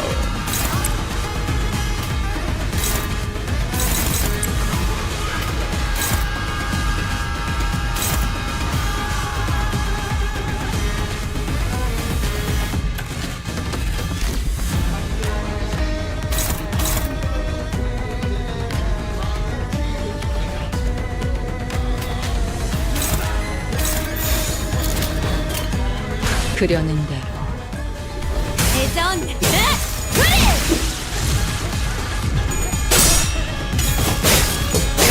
Did I mention my walking problem on stream before? I'm pretty sure I did. Do you remember me talking about that on stream, Virtual?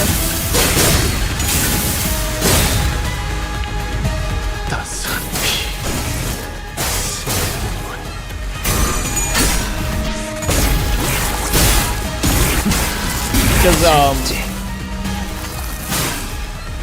it's been a lot better the last couple weeks. Ever since I started going to the gym every day. I've been, walking a mile on the treadmill every day. And it's been, helping a lot. 네 상대는 나야. So, I'm doing quite a bit better from, like, a physical health standpoint than I have in a long time.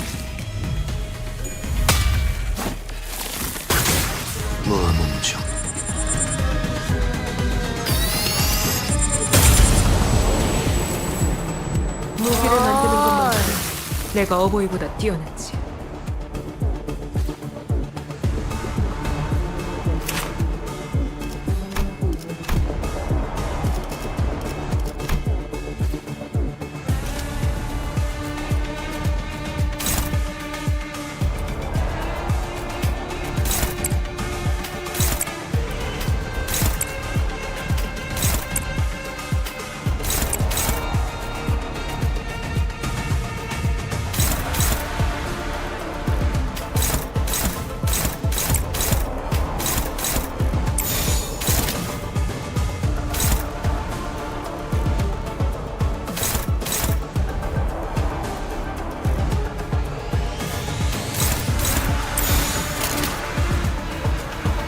감상은 어떤가요? 장부를 펼칠 것도 없겠군. 틀렸다. 그쯤 해줬으니 도장 잡아. Oh my god, killed that guy. Oh, dude. 따뜻한 These nurse father IDs 거창해 세워주지.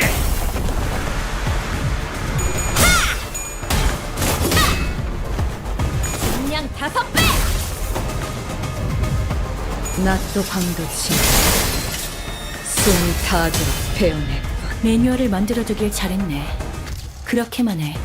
You just beat the shit out of her.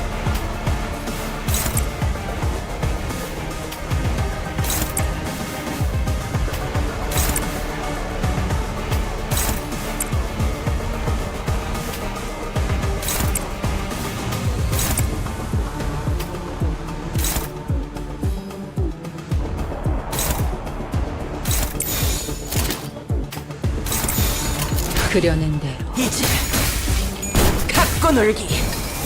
틀렸다.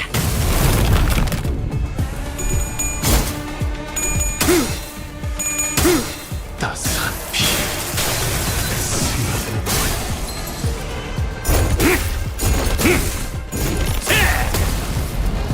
산초류 경혈 라샹.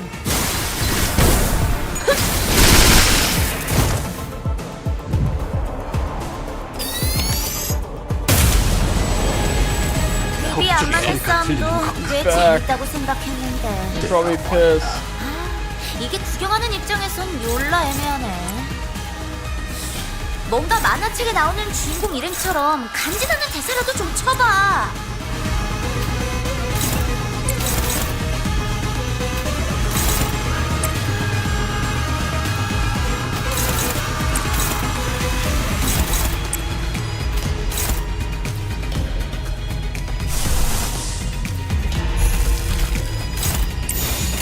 그래. 내가 왔다.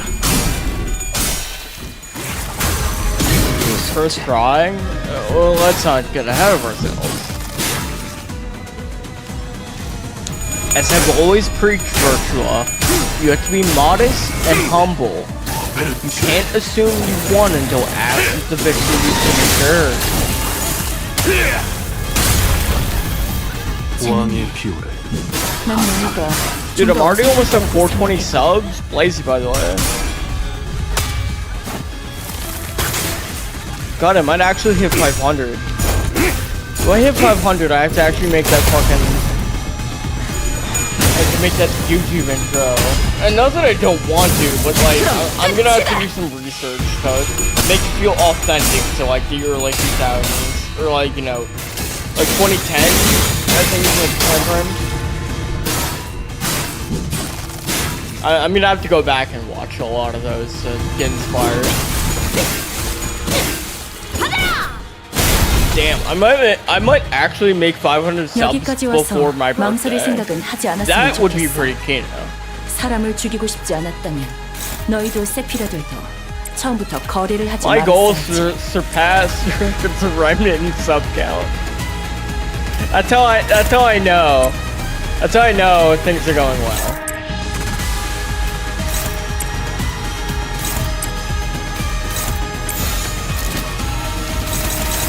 Wow, but my stomach is holding me back.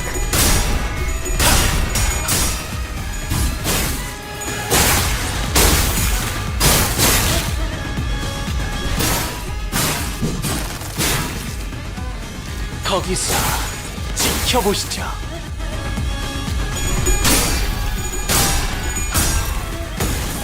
I'm gonna definitely I'm gonna definitely keep doing like a eugenics run every day. Because it's really fucking fun.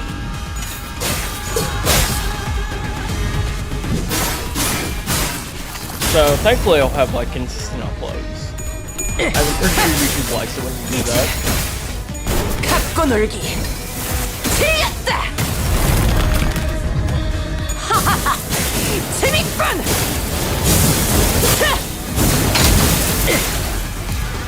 Look how fucking cool she is. My grandma can't be that fucking cool.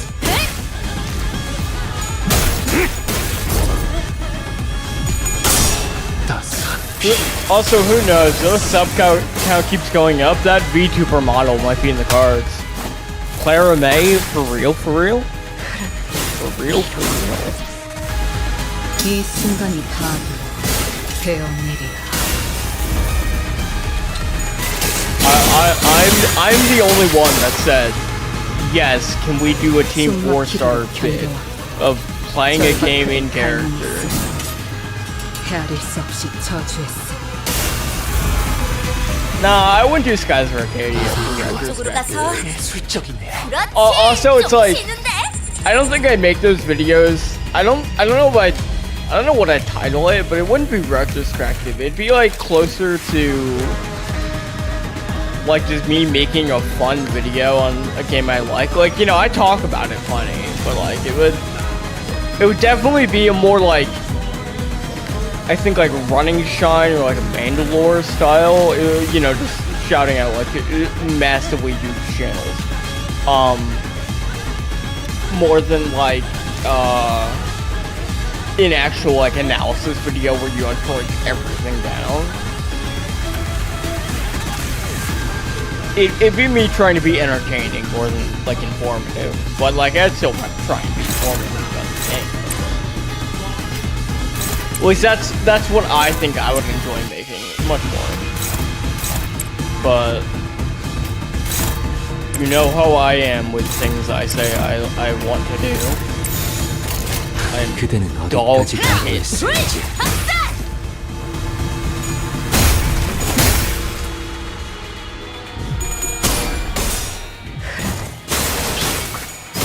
Virtua, you're the only one listening, I think.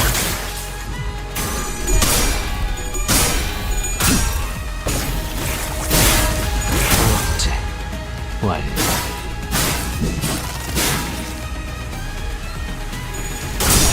따스.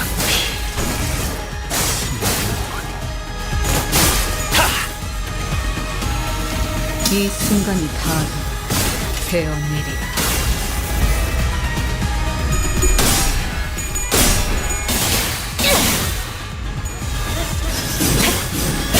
몰아치는 것은 죽어도 방금 말려줬습니다. 말려! 그렇다면 청순이가 쓰레기입니다. I should have probably been holding mouse button to speed this up, because goddamn.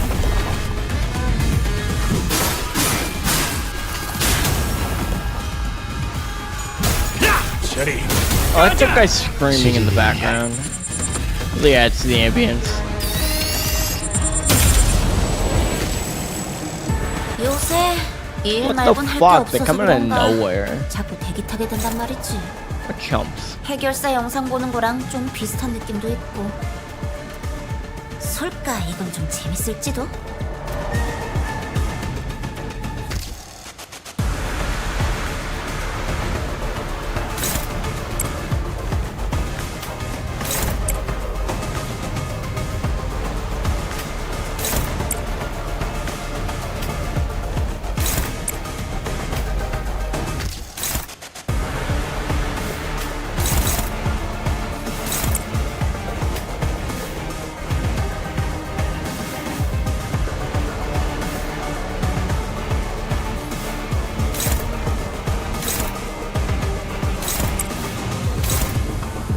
Well, I wanted to tell you, Virtual, that I hope you're free on Friday, this coming Friday at midnight. So I guess not on Friday, but like be free on Friday at like 11:55 p.m. I got a birthday special planned. I want someone to be here.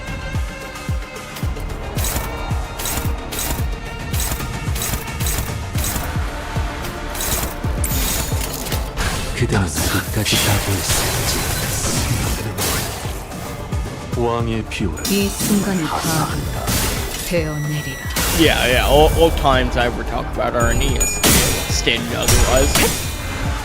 The immediate conversion. There we go.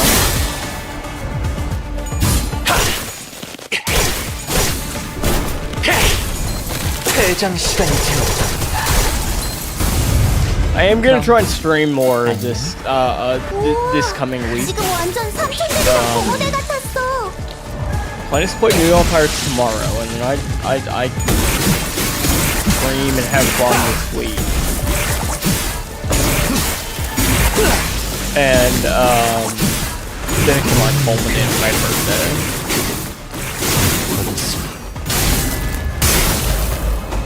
No, Virtual, I'll make it easy.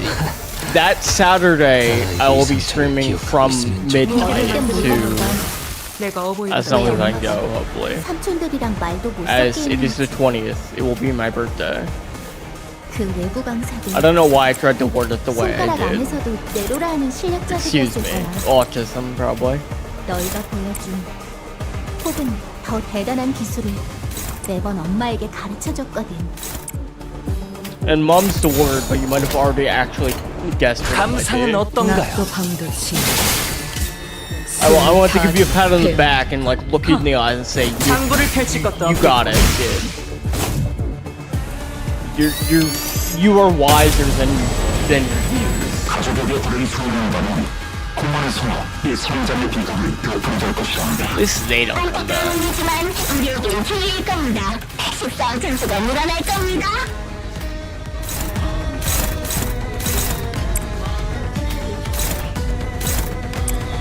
Really fun song.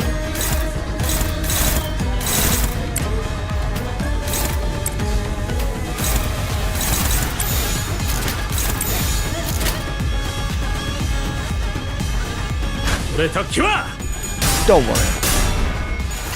All in due time. 따스한 피. 왕의 비호를 하사한다. I tell. Oh.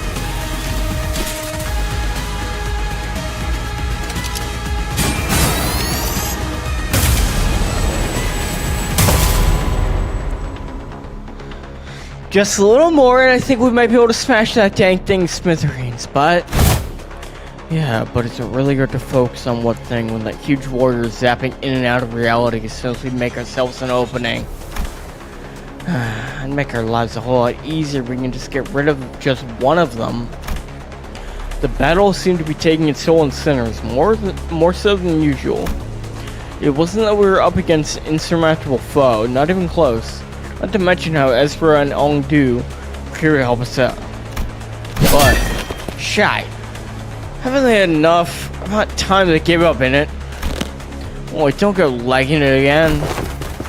That big sword Garen fell like sure kick your butts, but I don't know if they're the key to solving the distortion. Wait, we ain't exactly flush with options, are we? Or is this blocked and ain't like we can stop mid-fight strategize? With the battlefield constantly shifting and flashing between N-Corp and S-Corp, we simply did not have the breathing room to focus on either the projector or Imgong Ep, who was swinging that great blade with frightening force. Besides... Ongdu, go cover his back, too! It shall be done. N-Corp is sending far too many people against us. There weren't that many at first, but it seems like some spike in employee casualties as an area so close to the nest has alerted N-Corp to the location. How do we get out of this? Faust, Otis, help me out here. I decided to stop racking my brain trying to navigate a situation I know so little about, instead rely on sinners with possibly more experience in the field. First, I need to know if there's any way we can deal with the endless reinforcements N-Corp is sending after us. And second, will defeating the Imgong Ep or destroying that projector bring an end to this distortion phenomenon. Even may speak freely, Executive Manager, it is highly unlikely our present force will be sufficient to overcome the current rate of enemy reinforcements. Not only is the battlefield situation in close proximity to an enemy stronghold, but there's an unpredictable variable in the strange machine that makes neutralizing even a single wave of enemies difficult. I regret to be the bearer of bad news, but we are trapped in this battlefield, but with a single exit, which the enemies have already blocked. Without reinforcements of our own, there's little hope of prevailing the current predicament. Yeah, it seems that way to me too. But maybe we can neutralize the distortion phenomenon at the very least. Faust recommends entering the Dungeons of Fathoms as their exit. Dungeons of Fathoms? But how can I enter it if I can't even talk to Distortion? Wait, maybe. During the LCB regular checkup back at the LCE, he says that all you have to do is read what's on that note in front of Distortion. Apparently it's some kind of code. Right, keywords! This one seems to be the location kept Distortion, which means that regardless of where the bright flash takes us, N-Corp or the twisted caricature of S-Corp, we're still within its range. In other words, as long as I have the right keywords, I can summon the entrance of its dungeons and fathoms from anywhere within it. Okay, so what are the keywords for Distortion then? Hohenheim provided us the necessary keywords for Distortion back then, but this time we had to figure it out on our own. First things first, one of them has to be photograph. It's always been present throughout the entire phenomenon. If I may, perhaps experience may be one of them. Yi Song put his 2 cents in, having briefly retrieved from the battle to the back lines. There's an undercurrent of obsession with experiences staining his every trail. It must have ought in relation to what has caused this distortion. Experience, the concept alone lacks substance. It must be something more grand, something that is once synonymous with experience, while maintaining a through line to N-Corp's technology that was once core of his obsession. Canned experience? Most likely, thinks Faust. Alright then, photograph, canned experience. Not seems to inspire out of yet. It didn't, but I could feel it. Are these kind of photographs they used to make canned experience? So that's what that strange sensation was. Mentioning that word chick distortion caused rippling effect. But it's clearly not enough to force open Dungeon of Fathoms. How many other keywords could there be? Scraps. Sorry? Oh, I thought we were talking about taking turns sharing what might have caused him to store it. And going by the way you folks are saying your piece one after another, I thought this would be some sort of Zen riddle. Not a Zen riddle, but where'd scraps come from? See, when you're enjoying the benefits of slacking off at work, all kinds of mentalities come to possess far more interesting qualities, sometimes even revealing secrets invisible to eyes focused elsewhere. Take our person of interest, to wit. He has been poking around this area of town with an eye-wateringly expensive camera in tow, so conspicuously that every store owner I'd lightly prod for information has tales to tell about him. Each tale added another facet to the long saga of a once-driven man with a can-do attitude, an uncanny ability to pull himself up by his own bootstraps, and a clear path towards the next residence. He became so bewitched by photography that he eventually squandered his fortune on what was, in the end, nothing more than a pastime. And that went on until he found himself reduced to a pauper, barely making rent on a scrap heap of an apartment. In pursuit of his ideality, the man has lost grip on fortune and reality. I sought out his apartment and found a few scraps of his writing. When could rain drips through the roof, when mold and tepid humidity encroach from the earth, the mind begins to wander lost. Eventually, madness is invoked in the form indistinguishable from drunkenness. The pauper loses himself. A shadow of darkness or any I had seen over Kim's face crept beneath the shade of his eyes. No, I'd seen that look once in the past. Though it would have been more accurate to say I had heard it in his voice that echoed in his fathoms, distorted by guilt and regret. Perhaps I shouldn't be surprised by the fact that this distortion has, among the countless people here, taken a particular interest in Bamboo Head Kim. Photography, canned experience, and scraps. Like inserting a final piece of a puzzle, the space before us momentarily warped and flashed, opening a pathway to distort its fathoms. Well then, we'll be right behind you, Executive Manager. Miss Ezra, this is what I've seen then. The gateway to one's fathoms. So, this is it, huh? Neat stuff. But, before she could finish, Ezra had to redirect her focus of her discussion back to the battle.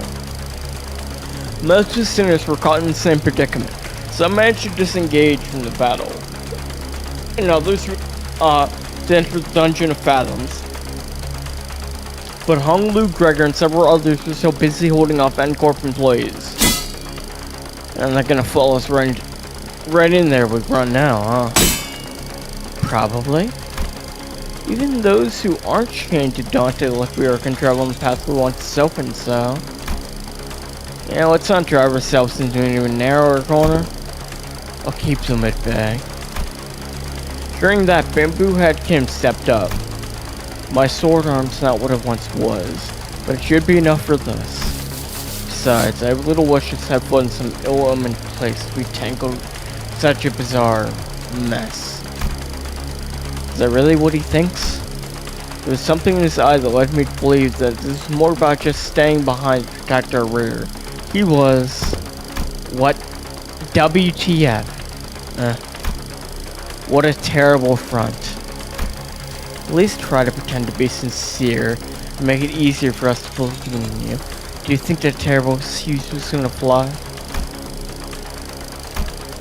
What are you trying to avoid, sword swinger? You're not some kid trying to get out of doing his homework. I remember hearing that entering a dungeon of fathoms, bring one to spiritual fathoms, distortion is gazing into. That's what lies within must be my very own. For that is what the abomination is gazing into. It's decided then, you're coming with us. We ain't about to walk into a bond in a place we don't know shit about, mate. Guide us in there, will ya? Oh, he keeps it simple. You try that too. Learn the hard way that homework, like summer reading, doesn't go away just because you don't look at it. It's still there, even if summer break comes to an end. Running the last day of your vacation to an all-nighter. Alright, Shiki Scabbard, Fiber are cheerfully in agreement. Stop procrastinating. Go do your summer reading. What was it you said? Facing the homework, save the GPA. Face the sin, save the ego. That's so fucking funny. Holy sh... Ryoshu is so based. What the fuck? Damn, is she gonna be fucking spitting shit like this all the time now? It is, after all, the attitude of the company expects of its employees. Go, Junior. You guys too, LCB. I handle them all on my own. Yeah, she's like... is she A rank now? Or is she still B rank of a fixer? Like, Ezra is cracked. Like, she's really fucking strong.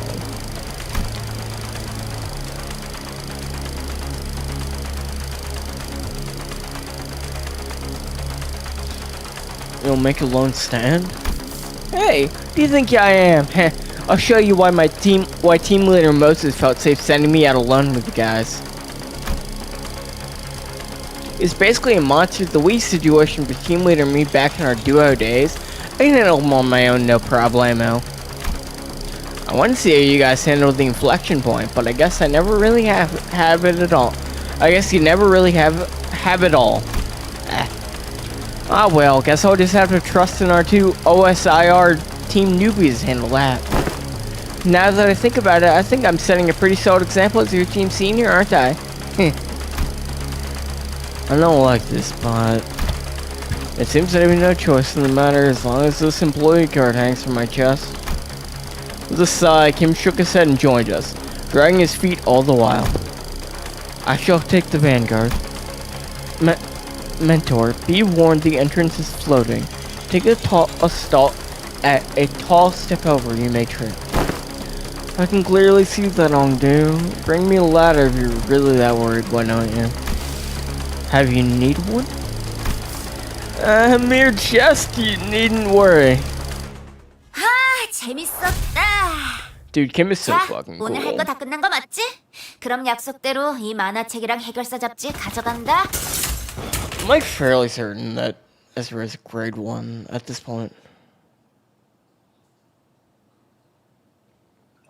Yeah, I mean, at the end of the day, she's strong as fuck. 약지에 감긴 세 바퀴의 반지는 마에스트로가 되기 위해 I believe she can 인정받은 handle 세 가지 a bunch of 조건을 those grunts that we saw. 비록 지금 제 작품이 만인의 신금을 울리지는 못하더라도 When do you think we're gonna see Finn again? 여전히 반지에 부끄럽지 않은 작품을 선보이고 I have to use the bathroom. I'll be right back. I'm sorry to do that again, but you know how it be.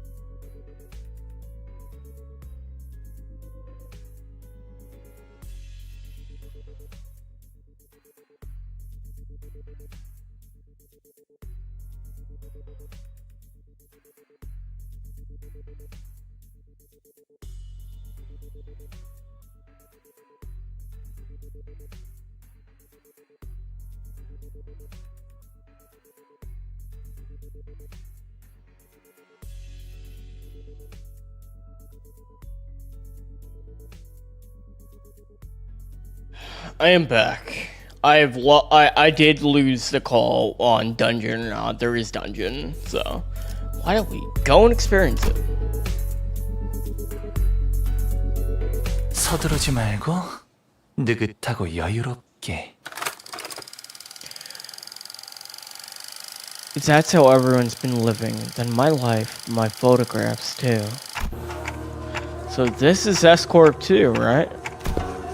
It is reminiscent of my homeland, but the sights are much too hideous compared to what rests in my memories. Hideous was apt. When we emerged from the entrance of dungeons into S-Corp streets, what greeted us was distorted and eerie scenery. I wouldn't be surprised to find in an S-Corp themed haunted mansion. 'Tis a place hardly fit for human habitation, or more dilapidated than one once expected. That says that people inhabit these lands for truth? Really? I think it has a cool vibe. Vibes, my foot. I don't think I'll be able to get a wink of sleep in here. The lives of the downtrodden were beset by thousand woes and tenfold more struggles, and the streets they inhabit reflect that reality. Many times I've contemplated the consternation of how the folks here have even the will to live on. The shadow that began to haunt Kim's face still lingers there as he looks around. God, S-Corp fucking clothes, I guess. Everyone hates it. I get it. The distortion reveals the fathoms of those who gaze into it, as Kim had said. Perhaps this is how S-Corp is reflected in Kim's eyes. On the days when the skies were spotless blue, without orders from the council, I would scale to the roof of that thatched roofed house and feel it rustle beneath my back as I laid upon it. I thought it'd be respite solely mine, yet in this mirrored world yet another has walked here before my arrival. I joined in to look up at the thatched roof of the choka. Beneath it, a wicked tunnel have I passed, and now I witness myself before the one who shall strike the head from my torso. There was a figure standing tall next to the building, staring defiantly up towards the man in the straw roof. I'm Gegmyon. Are you home? Are you home? I asked. What a strange visitor I have. Why not call at the front gate if you come seeking the master of the house? Be not like a dog barking up the wrong tree. It's unbecoming. A dog? Really now? I can see you up there lounging on the roof. I'm not to speak to a door like I'm blind. Has a spell of some sort befallen the day? To have such odd occurrence transpire twice successive. The work of bewitching spirit, I say. What's so bewitching about checking in on someone?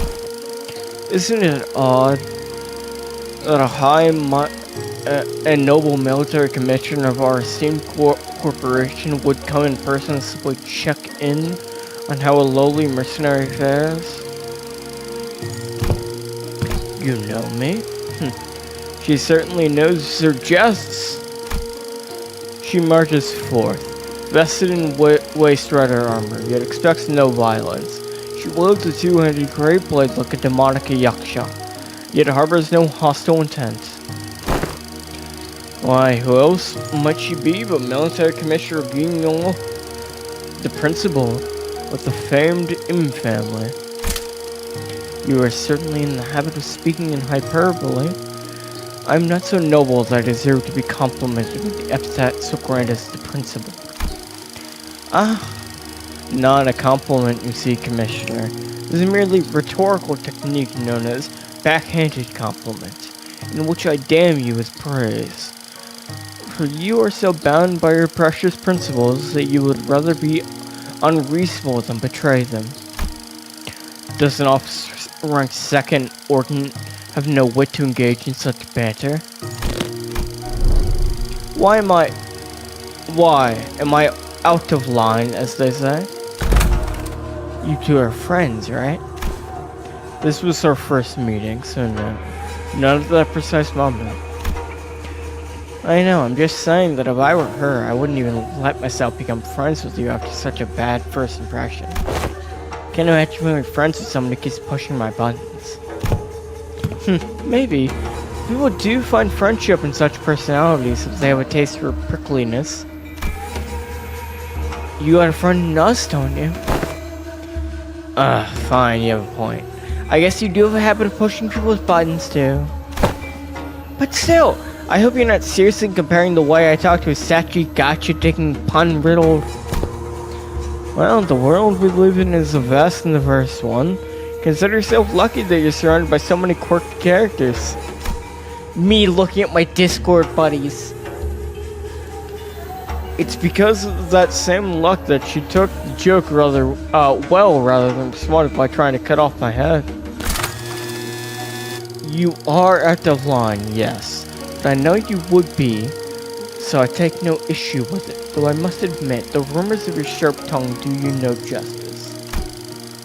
The street speaks of a man they call Kim, Bamboo Rainhat. A man who once had intended to pursue the path of the brush, only to realize the sins of his forefathers and exiled himself to the back streets. Yet with sheer power of will, gritted teeth, and scarred heart, did he not find the path of sword another way into the nest, as the right state councilor sworn guard at them. That's EU, isn't it? I love the suit under the armor. It's so nice. It's so of the city, you know? Having, like, no matter what you're wearing, you're also wearing a business suit.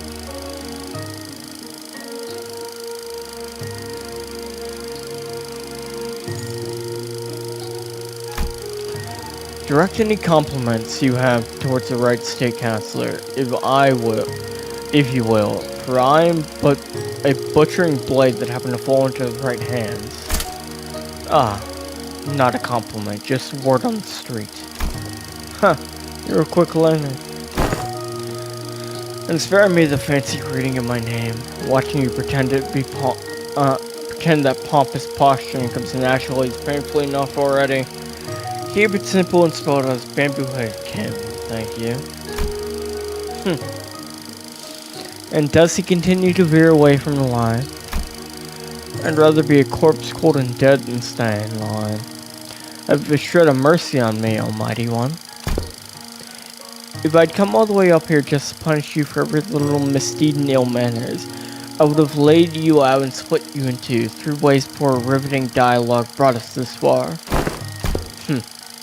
So, feel safe to continue traipsing outside the line, but in return, would you answer a few of my questions?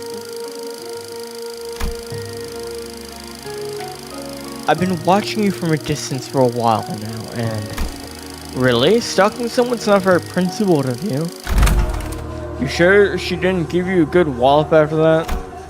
No, truly a mystery, isn't it? Besides, she did give me free rein to continue traipsing inside the line. I couldn't, in good faith or in good conscience, turn down such offer of kindness. Not that I ever do. You're ever way with words, way of finding your way under the listener's skin, huh? Perhaps, yet such shapes are not to be expected when fellowship's a close mutual bond. They didn't look like friends yet, though. So, care to tell us why she's been watching you? I was engaged in an age-old pastime of throwing rocks. Oh, so you speak of a game of rock tossing. Save them for festivals at... fuck. I saved them for the festivities of Dano. I was throwing rocks at passers-by. Kim, what the fuck? Fiante, that is a wrong deed, good sir. I suppose it is. People Bone and people Opayo and Saul in particular found it to be distasteful. They did not let their discontent be hidden. But the pie and the downtrodden cheered me on to a degree. They found it cathartic. Oh, curious. Then is it a right deed or a deed not right? Payo, Saul, what is that describing? It is a well-known truth that escort is also known by its other name, Salpipio aerodindustry. Salpipio Agro-Industries.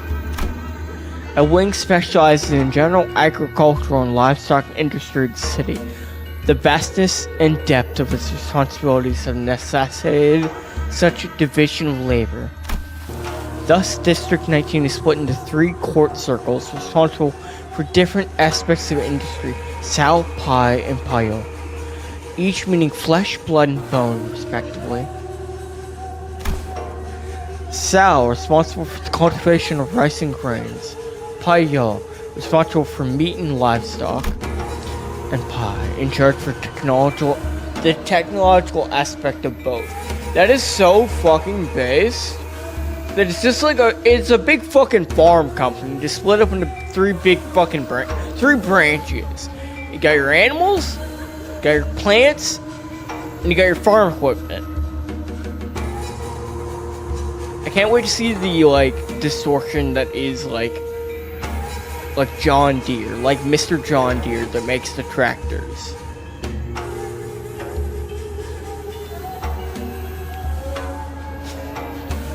The score sounds fucking awful.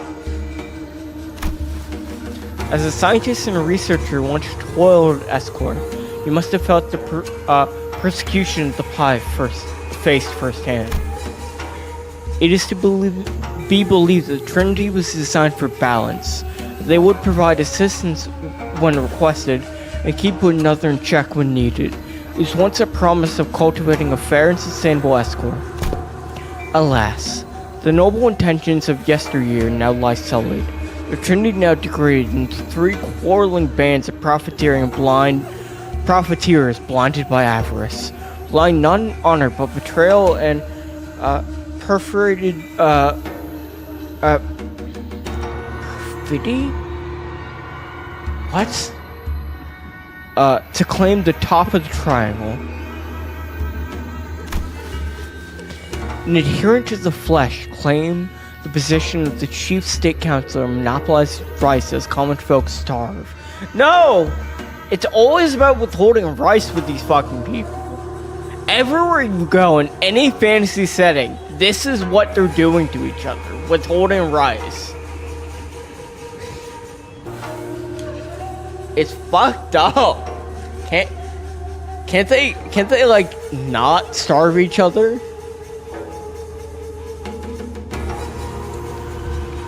I guess it's a really good way of having control over the, you know, like everyone.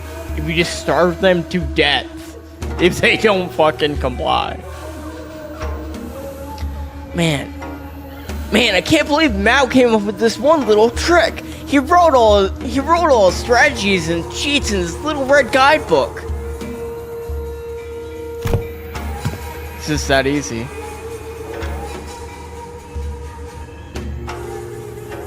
An adherent of Bone, once the right state councilor, Toadies to sell and rises the seat of the left state councilor. When such sandwich conspiracy permits not the common folk to even till the land as they please, anguished cries of suffering flood the streets.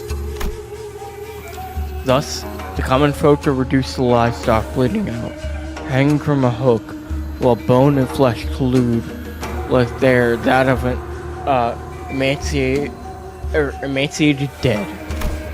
Oh, that's even more fucked up. Just like two fucking wings ganging up, or sorry, I shouldn't say wings, or because that's very specific in the setting.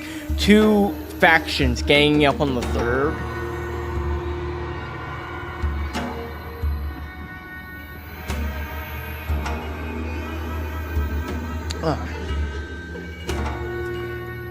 How is this game so fucking good?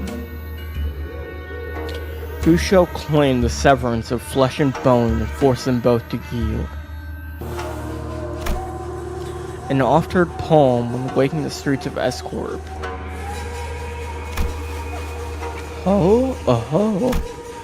Then the people whom they've targeted with their rocks were... They weren't people. Rats. Rats? Oh yes, the counselor finds rats detestable. Much better to stop them from a distance if you want to crush them. By any chance do these rats have a habit of sneaking into the royal court to better pilfer what the common folk rightfully deserve? They certainly suffer from a severe case of kleptomania. So you purposely throw a rock at his feet to trip him to the ground, knowing he was a kleptocrat. Oh, she had jokes too. Well, I simply could not help but react to such a presence of scaring rats. Is there aught you find funny? Speak if you do. I could use a good laugh about now. Just hardly expressing my gratitude, that's all. He also, Kim also has my favorite thing to show this type of character being like having their best interactions, which is give them a love interest.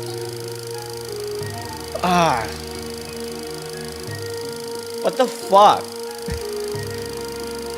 Fucking made this character to appeal to me. It's even more based that the character actually is Bamboo Head Kim, who is like fucking introduced all the way back in the library. It's great. Love it. I'm happy. I'm smiling every time he speaks. Those whose corruption is revealed ought to readily receive their scarlet aura bonds. The goal to scamper away with their expensive prosthetics. My men were having some trouble apprehending them until now. Well, if that is your intent, you are invited to leave a token of gratitude somewhere in the vicinity. Perhaps I'll happen to pick it up. Wouldn't want it to get thrown in the dungeon teeming with real vermin. Oh? I was going to do just that. So, when you stop being a sword and be human again?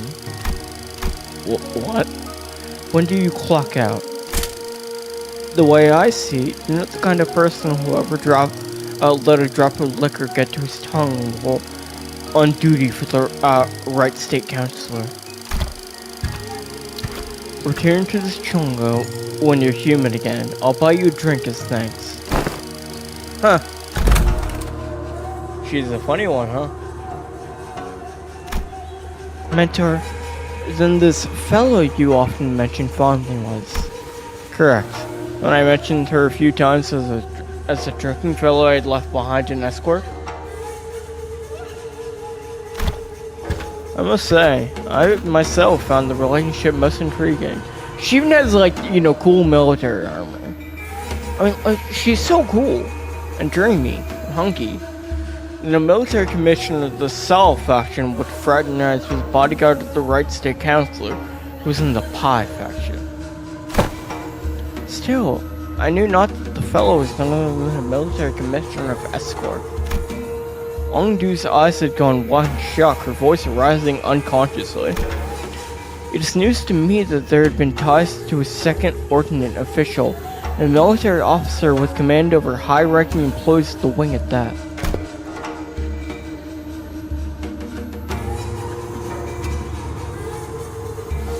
Well, I was in the service of the right state counselor. Who's the first ordnance, Well, that might be true yet. Yet, you would like to know why I, with such a powerful friend by my side, have ended up in exile from escort? Yes, your silence over matters of such great import is why I have come to introduce you to others as a resident mentor. I'm losing my ability to speak by the minute. We had made the Blade lineage our home. For Escorp, it failed no home for us but the lineage. But you, mentor, I'd rather show than tell. Let us proceed, shall we? This enchanted place seems intent on unearthing all my past, both savory and unsavory. All shall be revealed in due time. Kim looked around, a twinge of loneliness in his eyes before moving on. it just like fits so well because it's like, yeah, of course the distortion will be interested in him. He distorted before. It's obviously still weighing on him. Now Heathcliff, who I think just like blacked it all out. Just don't mention Kathy. He doesn't. He's fine if you don't mention Kathy. But you probably won't because you don't know who that is. We followed without a word. Dungeon time.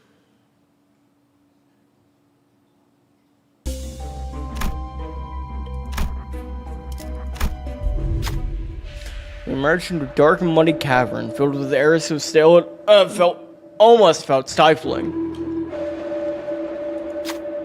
Up ahead, a thin ray of light shone in the darkness, seemingly guiding our path. Following that light led us to a four-way fork in the road. A constant, powerful gust howled through one of the paths. The other was filled with a metallic tang, the smell of blood. Then there was a path that was entirely silent. The last one echoed with the harsh noise of sword striking against sword. Which path should you choose?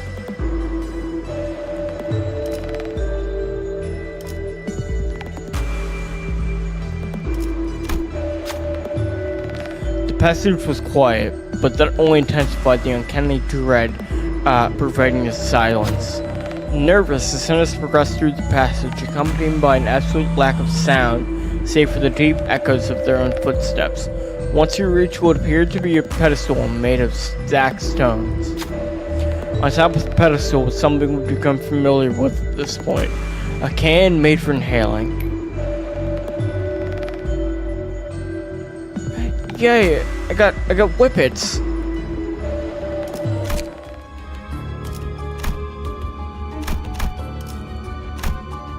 Don't do whippets, kids. They fuck up your mind. Not even Joe Rogan would do whippets. Remember that. Not even Rogan.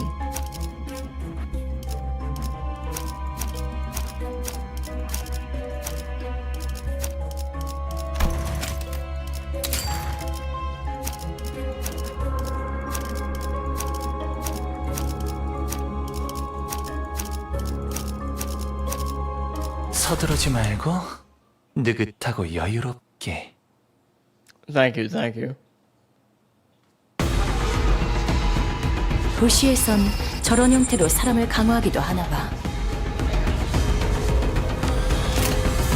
Oh, you know what that means. Oh boy. Get the funny button. My favorite.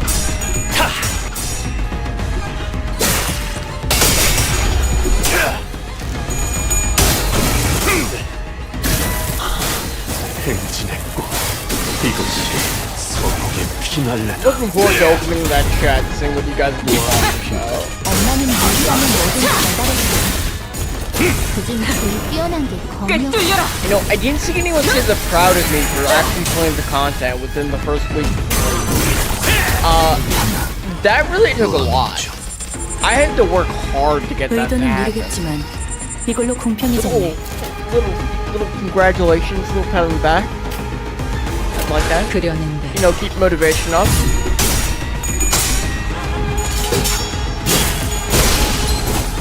I'm out of coffee. I need more coffee. I'll go get more. I'll wonder pack to press the button.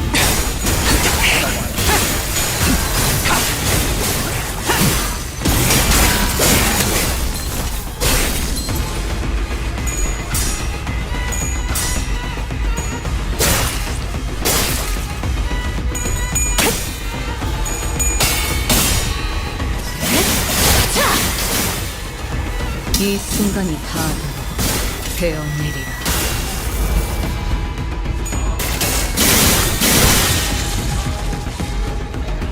너희가 걸어야 할 수라의 길은 여전히 그 끝이 보이지 않는 만큼 멀고 또 멀고.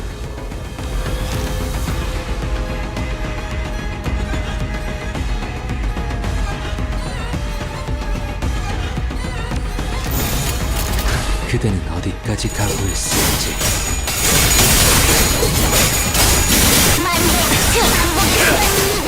신선한 개짓거리네.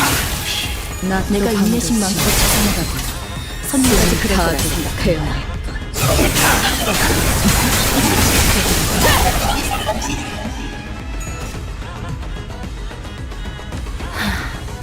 좋을 대로 해.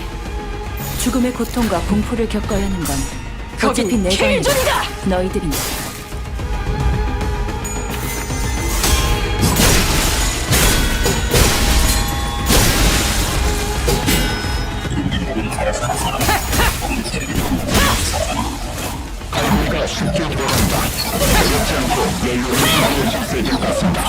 방금은 좀 쩔었는데.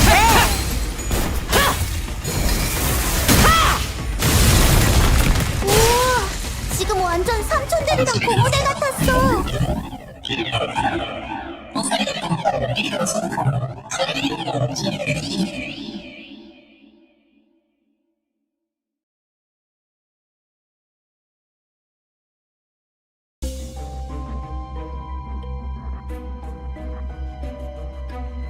Can we look at Kim? Yeah, I'll look at him next battle for sure. Sorry about that.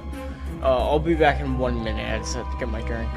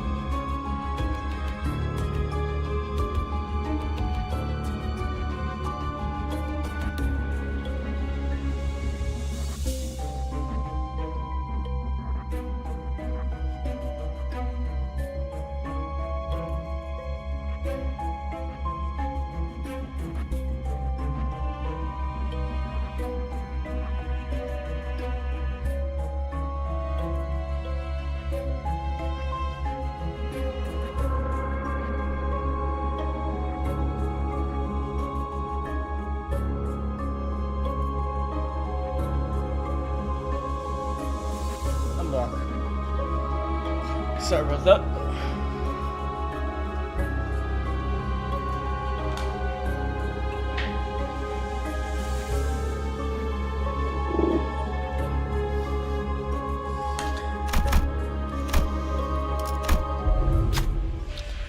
Excuse me. As we were slowly looking around the streets of Escorp, a youth, after fidgeting and hesitating for a moment, walked up to us and asked us for help. The youth explained that, wishing to better his own status, he took the royal examination, akin to a public employment policy in Escorp. He was able to attain a high grade for himself.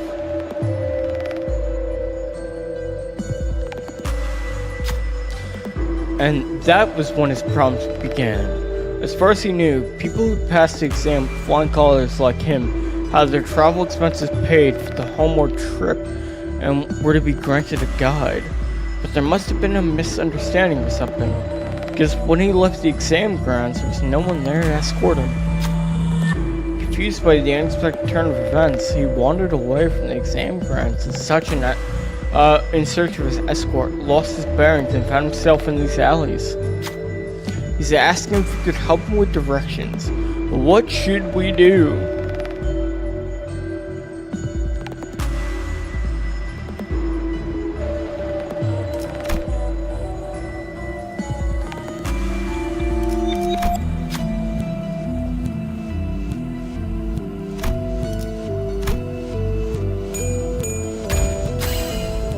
Ryoshi opened their mouth, began to stop, and turned around to where Bamboo Head Kim and Ongdu were. I'm not so well versed in geography as you say. Perhaps Mentor would know better. Come on. Kim let an audibly disconcerted sigh and then walked up to the youth to give him directions. And take out the Royal Celebratory Flower Crown. You don't want people to know you passed the exam. Huh?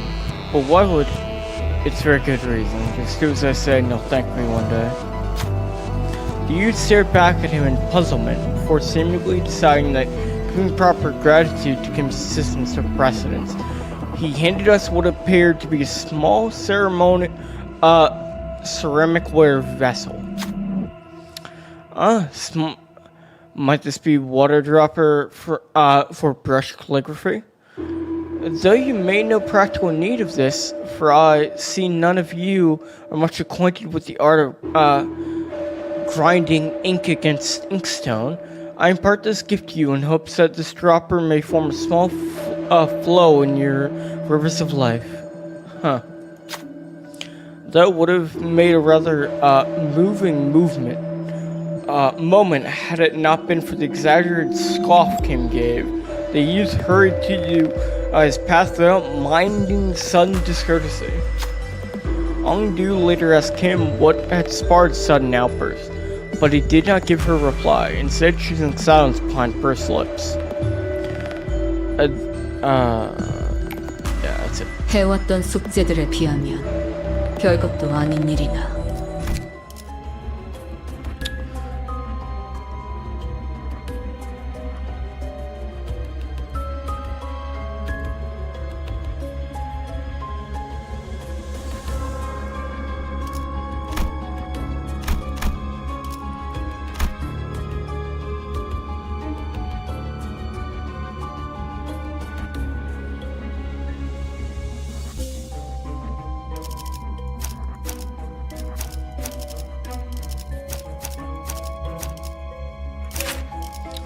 I fucked it up.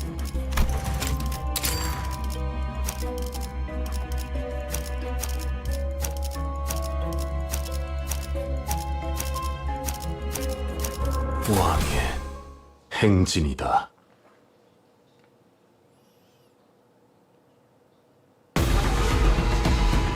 치사하게 자기 혼자 사기 버프 둘둘 감고.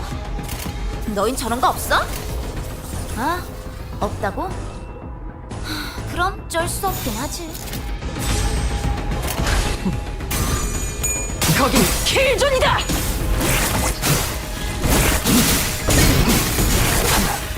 갈고리가 숨죽여 들어간다.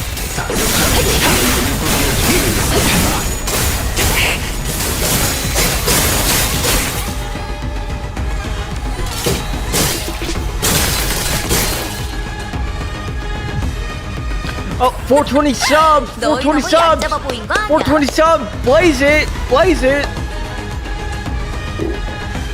Jesus. 20 subs in one stream? where are the viewers? 그대는 어디까지 가고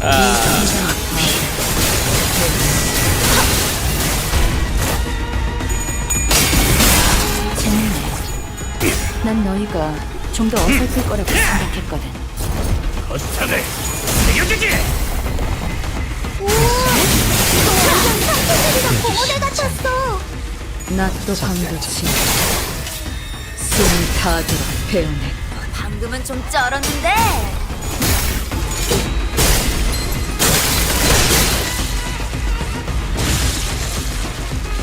먼 북쪽 소리가 치킨, 들리는 압도적인 감상은 장면. 어떤가요?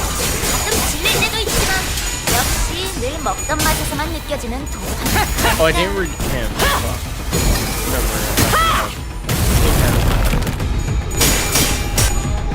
그쯤 해줬으니 포장지 한번 벗겨야겠군. Yeah.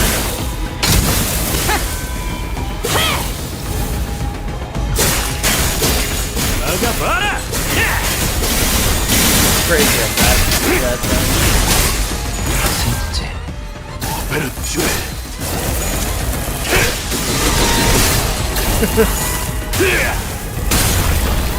No. Already 이 did. 순간을 다 알아. I want. 엄마는 무기라면 뭐든 잘 다뤘어. 그 중에서 뛰어난 게 검이었어. 예술적 화면을 헷갈리지 마십시오. 식사할 장소는 이곳입니다. 도빈 완료를 채우고 가야 합니다. 예. Damn, it was supposed to flop.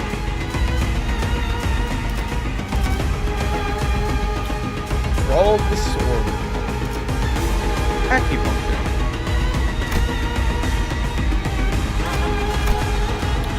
Yield my flesh.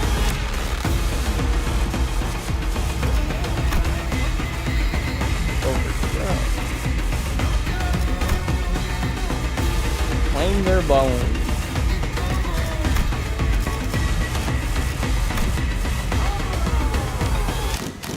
Deeper crystal.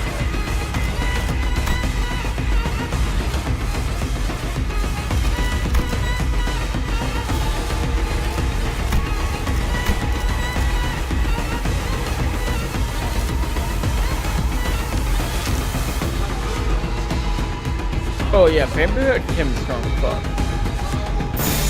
그대는 어디까지 각오했을지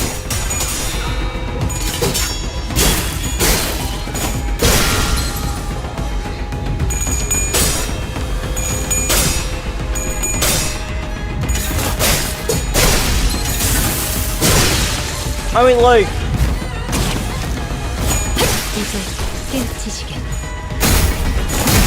like at the end of the library literally goes to basically the apex of like the power system, or like level of power in the setting that we know of. Like not the actual apex, but it's pretty close. So it's like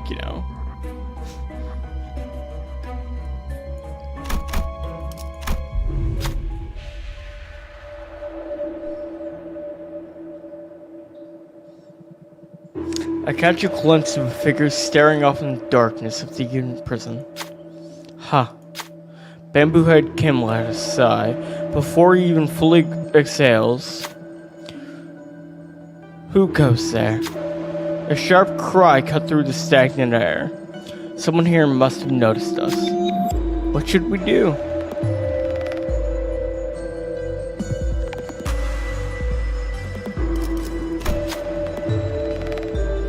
At least put a little effort into your lives, huh? Clearly, pretending to be prison guards, the way we are was a lie too easily disproven. We shook our heels at the woman and, red with anger, came after us with a sword unsheathed.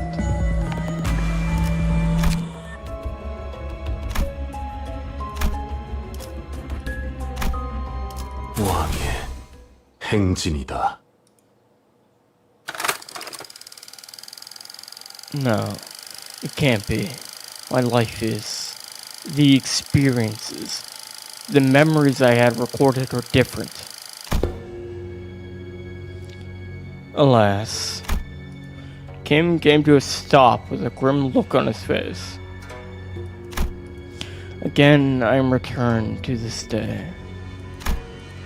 His voice had dropped to the same, more so pitch we'd heard before. Morose, sorry, I can read, kind of. Mentor. I've been here before. Oh, I'm few. The peek into my memories weren't distorted, did you? Huh. I must say it's a little bit embarrassing that my deepest and darkest secrets were revealed like that. Kim and grinned sheepishly as though to clear the air, but it was becoming rather clear to me what he was doing. That his flippant demeanor and seemingly devil-may-care attitude were but a mask to hide the true darkness in his heart. Then this must be, indeed, the right state councilor's estate. Someone whom I had once protected, thought was worth protecting.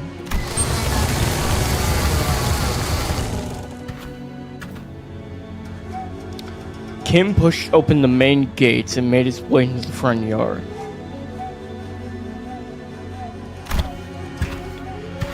Watch out, Angdo. Take a tall step over or you might trip. Ah! There were bodies splayed about the yard, and I couldn't dare start counting them. I felt faint watching the aftermath of the carnage. Some were decapitated, some had their torsos split diagonally, and some of them were so mangled that I could hardly even tell which part belonged to who.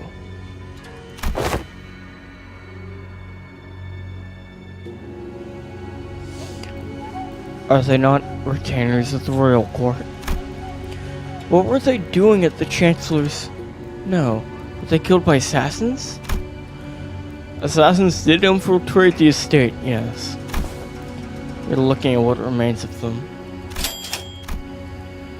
Though I had but a moment to glimpse it, I clearly remembered what the S-Corp logo I saw on Cam's Fathoms looked like.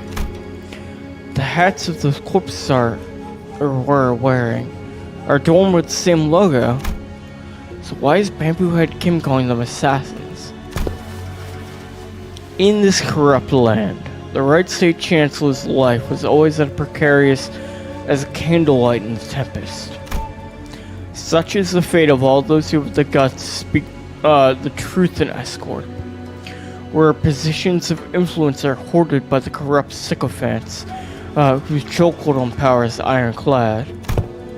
The most prominent among them, the left state chancellor, with the chief state chancellor's blessing, sought to wield his own private army to silence forever the tongues of those who would advocate against the corrupt.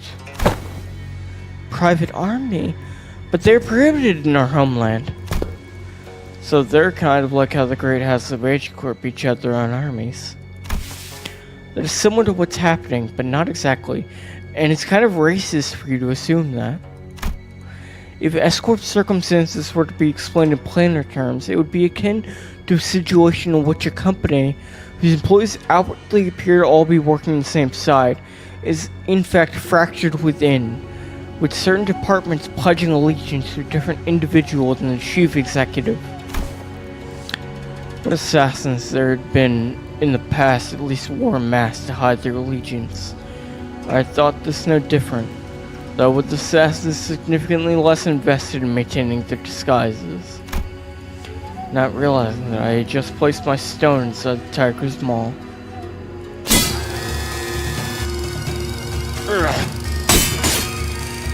Looking around at the yard teeming with the assassins, I recall thinking it odd just how many of them they had sent. Through the left state chancellor's power had grown to loom over that of the king, I should have realized how ridiculous such a brazen attempt in the life of one of the triumvirate chancellors of the royal court would have been. Foolish. I can't. I failed you, Chancellor. There were simply too many of them, as though they decided that tonight was the night they would finally slay the Chancellor, or die trying. I was soon overwhelmed, and some of them eventually managed to get around me and reach the Chancellor's bedchamber. The moment I heard them breach the door, all strength left me, I fell to my knees. I, Kimberly, am a poor excuse of a bodyguard, and I failed you. And I knew who the author of the foul scheme was, the left state chancellor. Let this be a final act of loyalty ere I depart this life. I am too meager a person to carry on your will, Chancellor. What I can do is plant the seeds of terror in the hearts of the unjust, if only to shackle their blackest hearts from committing greater misdeeds. I shall go before the villain who contrived this betrayal and see that the favors are paid with steel.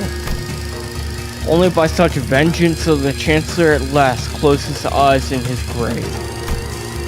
Or so I had thought. What? Greetings, honored bodyguard of the Red Chancellor. I see that you've been hard at work.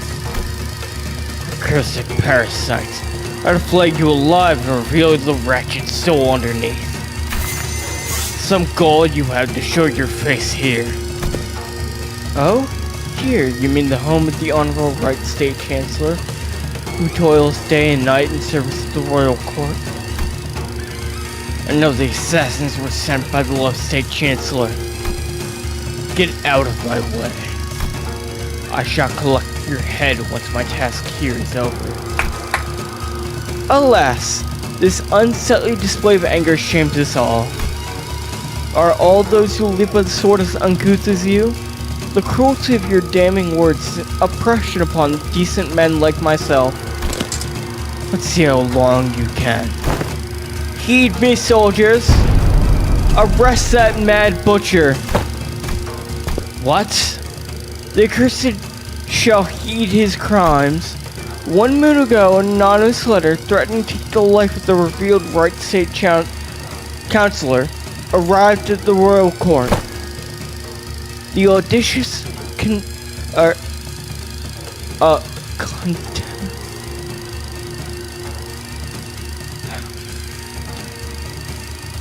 Fuck. This audacious compliment. Fuck. I just like don't even know.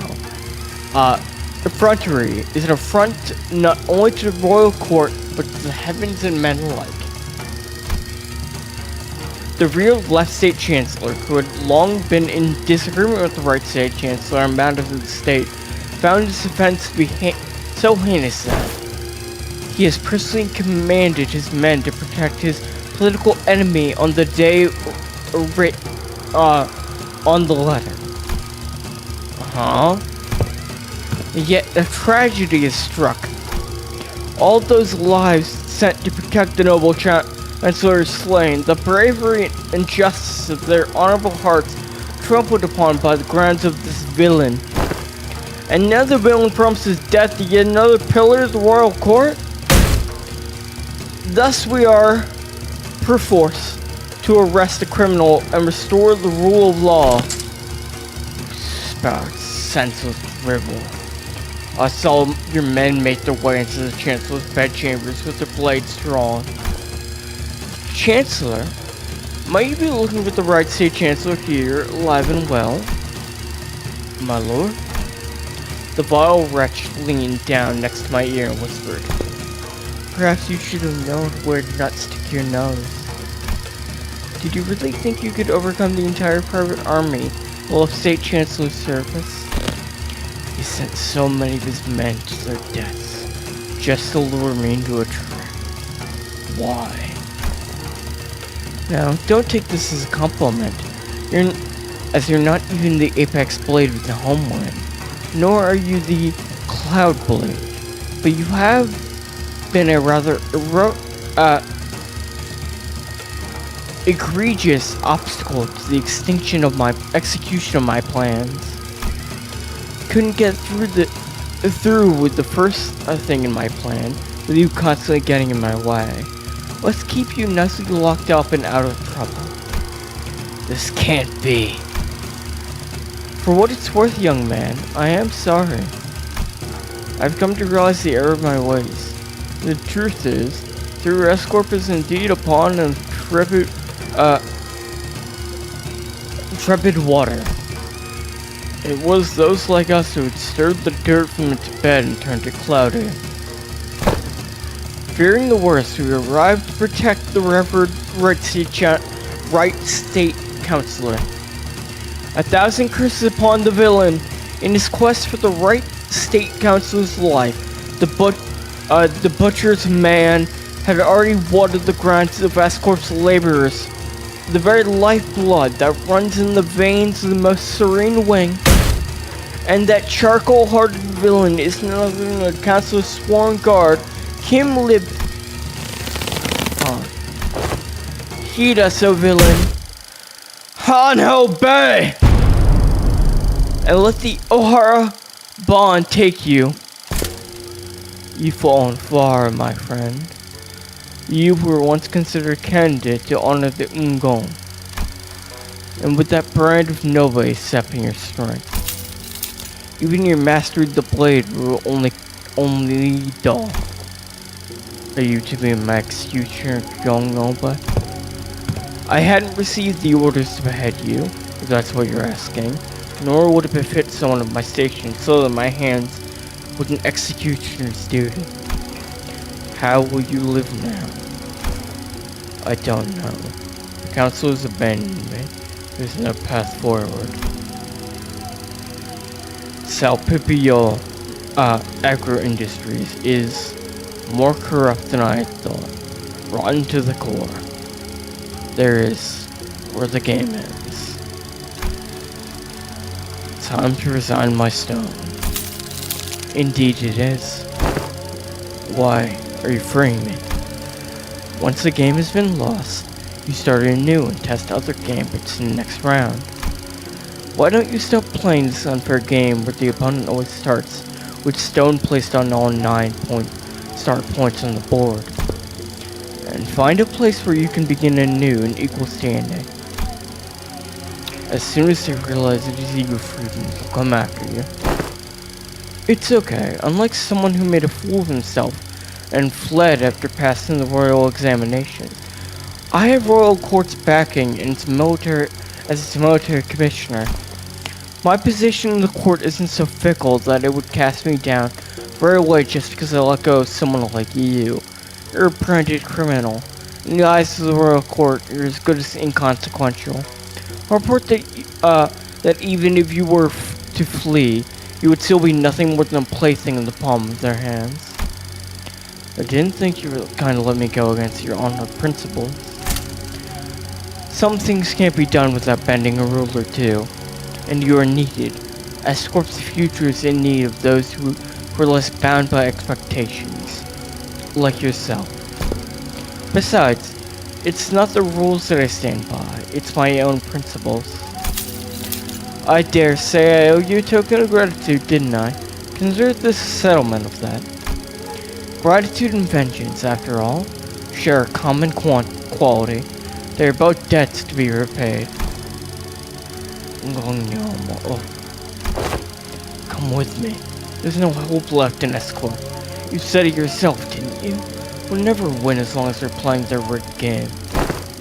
Listen, they might have a 9-stone advantage over you, but to me, it is as small as 3. I'll manage to keep my finger on the pulse. Besides, change doesn't always come from the outside. The old wisdom says that to catch a tiger, you must enter its den. But wouldn't it help to have an ally waiting in the tiger's den to back you up when the time comes? There, all done. Your bonds are severed. Go now. Go and build your strength beyond the wall of Escort. Yet beware of relying overmuch on foreign powers. I don't have it in me to take up such a grand purpose. I'm done with Escort. You know who I am. I just go with the flow. Yes, do as you will. Go with the flow. Be whatever you want to be. But I'm just hoping that the currents of the river will someday bring you back to Escort. That's all.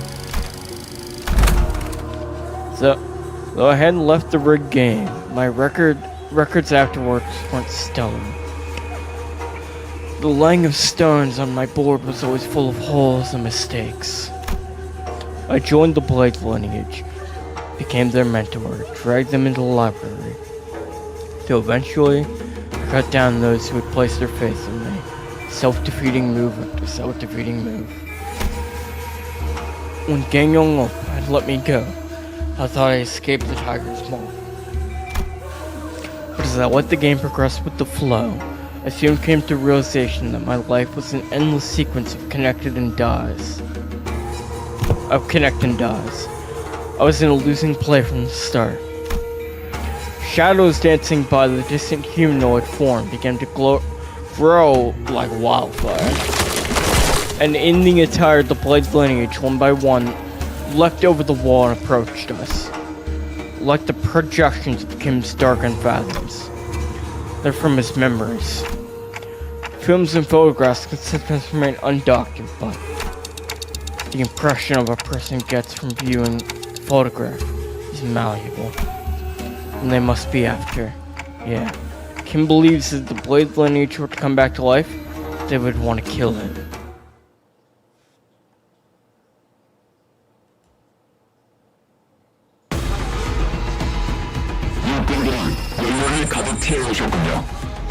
Yeah, I mean, he blamed himself for it because it's his fault. Like, it is his fault. But it's too hard on me.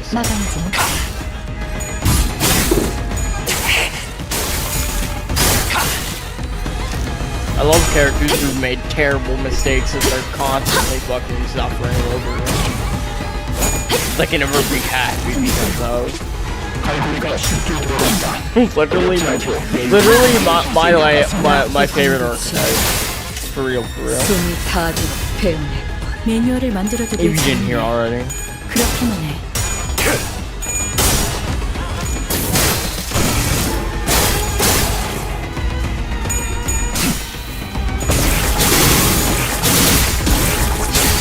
This is what Claire makes so many mistakes. Not exactly. But I do think mistakes are really important to telling who like a character is. Like seeing how they deal with like making mistakes that they can blame themselves for. They fucked up. And seeing how they cope with that, I find it a very fascinating aspect to explore characters with. I like to see when characters like actually fuck up. 사람들은 있는 거 없는 거 끌어모았었는데도 뭔가 멋있더라.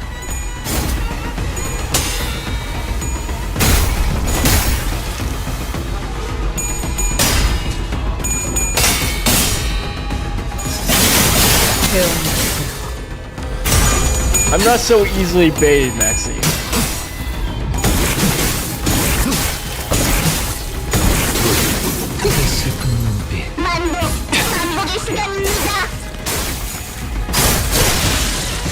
재밌네. 난 너희가 좀 더 어설플 거라고 생각했거든. 일어나! 아직 11번은 죽어야 한다고! 감상은 어떤가요? Don't we all want kisses at the end of the day? Isn't life just a carousel ride to kisses?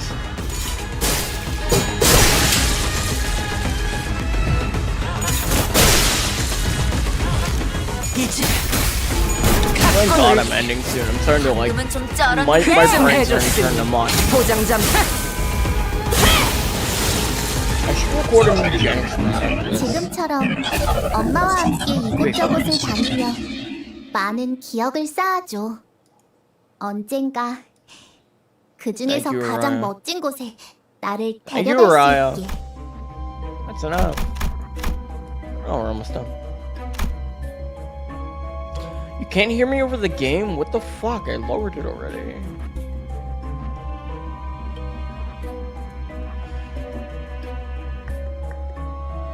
Okay, at least my mic volume didn't like spike it down, so I'm just talking quietly. I'm muttering? Yeah, I'm tired. Back off. Someone carrying a sword on his belt and a sack on his shoulder leaped into a haystack near us. A few moments later, a small squad of Chico-kun, torches in hand, rushed from the same direction the man had once come. We saw a criminal who had coveted the kingdom's properties flee in this direction. Speak up if you've seen the wretch. Chico-kuns began walking up to civilians and questioning them about the criminal's whereabouts. Despite all having seen the man jump into the haystack, all of them shook their heads and refused to give up the criminal. Or are they hiding him for some reason? Soon the Chico-kuns, having made their way through the crowd, approached us as well. What should we do?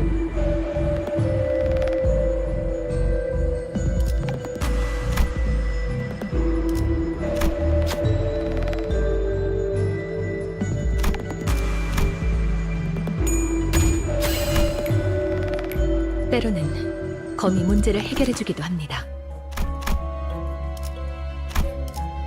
반드시 팬다. 아비들도 거미집도 지금까지 와. 이루어질 수 없는 힘은 추락의 흔적조차 남지 않은 힘. 감상은 어떤가요? 나의 바라는 뜻이. God, I am tired. 소음 또한 God, it's like 10:30, it's 10:30 and we're already feeling this little energy.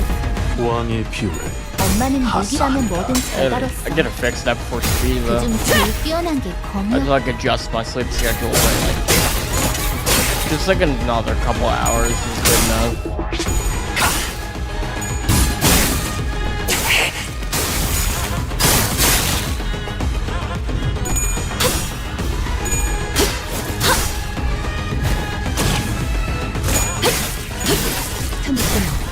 갈고리가 쉽게 이 순간이 다 어렵지 않게 연료를 받아낼 수 있을 것 같습니다.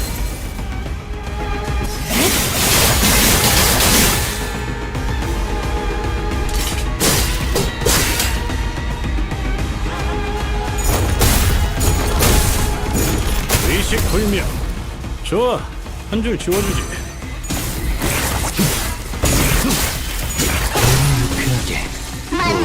만복의 시간입니다. What the fuck? They called me Jared. That fuck.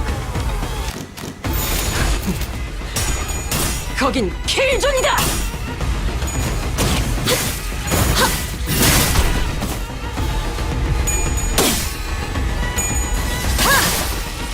낮도 밤도 지나 숨을 다하도록 베어냈군.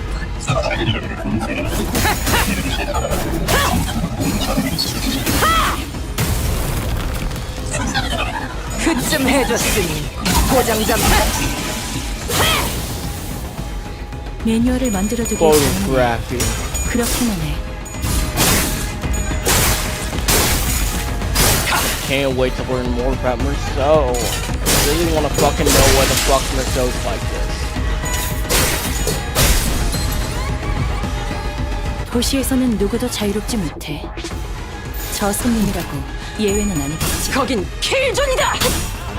Him actually getting mad. It's pretty pog.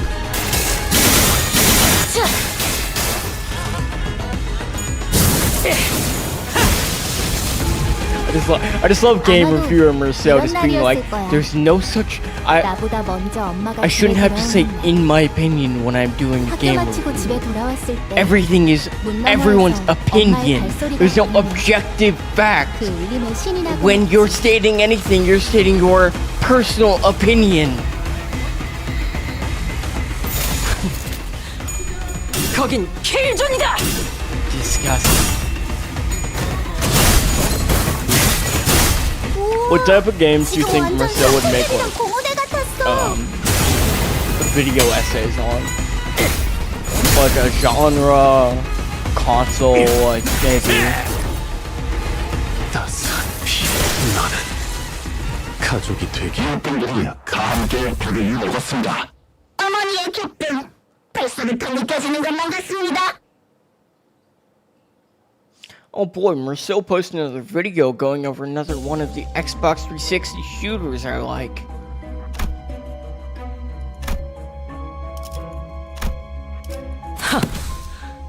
볼 것도 없이 처형이군. I wonder what Marcel thinks of Haze. Sorry, I'll get back to the game. Like prey backed against a cliff's edge, I am left bereft of paths. My hand hesitates with no room to place the stone. Misjudgments burgeon when contemplations harrow the mind, indeed. Fuck, I'm gonna fucking vomit. What the fuck? No, I'm not actually. I just have to drink some water.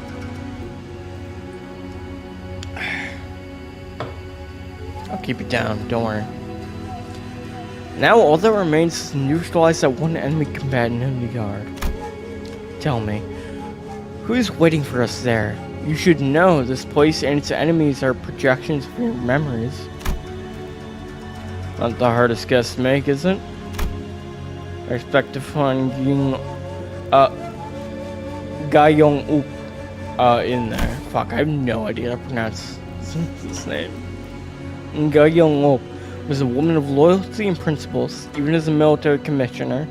She never stopped wanting to change the way the royal court was. But even she must have broken in the end. I scoured newspapers and TVs for anything I could find of the current state of Escort. But it was plain as day that nothing had changed there since my departure. Mentor, is that not but a baseless speculation? Your concerns grown uncontrollably. Never have you spoken to us about such a monstrous one in the past.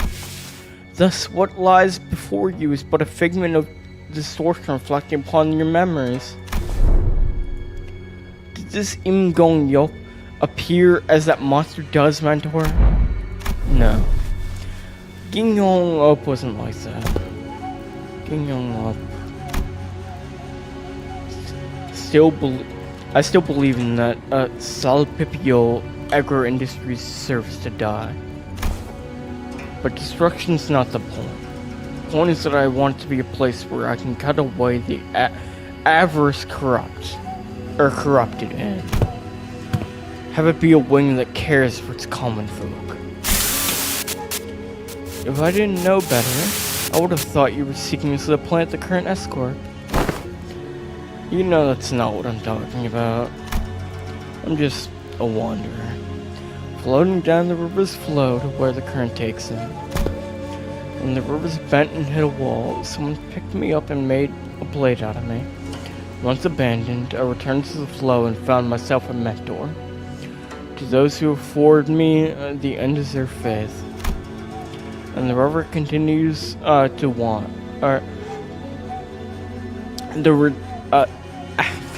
The river continues to wind, carrying me back. Escort. Once I fled, shall I let the blade sing my inner thoughts? You think I'm satisfied with the way Escort is?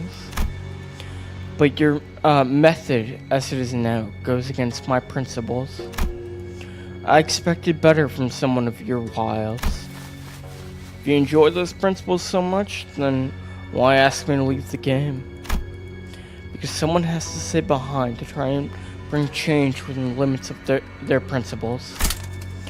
I only hoped that one of those bends in that river of yours float you back to knock you on the gates of Escort once it was primed for change. Has that changed? What do you think? You at least seem to think that I have. Because you believe that I shall stand in your path. Stand in my path. And stem the flow of this river evermore. Very well.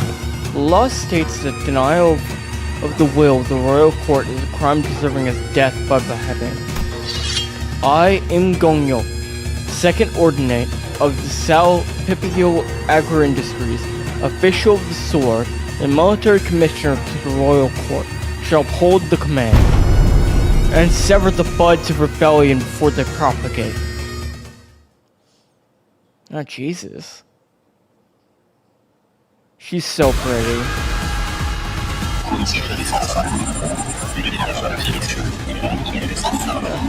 If this is what he thinks of her in his head, imagine what she's like in real life. Yuck, yuck, yuck. That's a wife that you can't send to the moon. I'm sorry.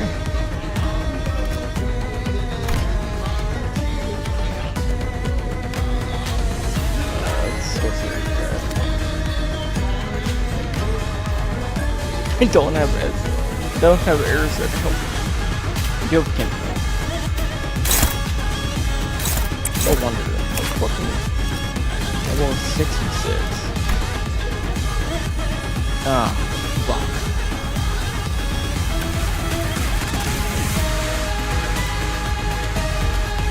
Whew. Okay.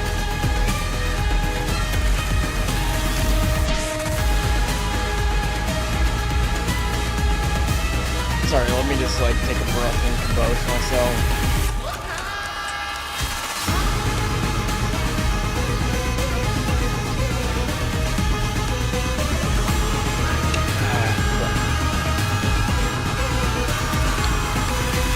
Due to the expected difficulties in recording a voice log owing to the noise level in the surrounding area, and as the relative lull in the situational emergency permits, this observation log will be handwritten.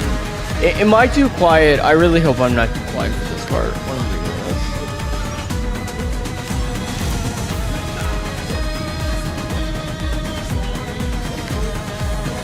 this. The song is very good.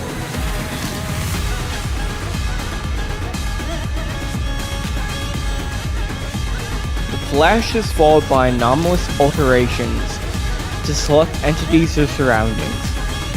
The flash is always accompanied by loud noise. The noise is a composite synthesis of various noises commonly associated with photography equipment. The rustle of the winding film, the high-pitched whine of electricity charging the flash component, and the like. Altered entities universally exhibit abnormalities akin to a scrapbook-like collage of various printed material, such as newspaper and magazines.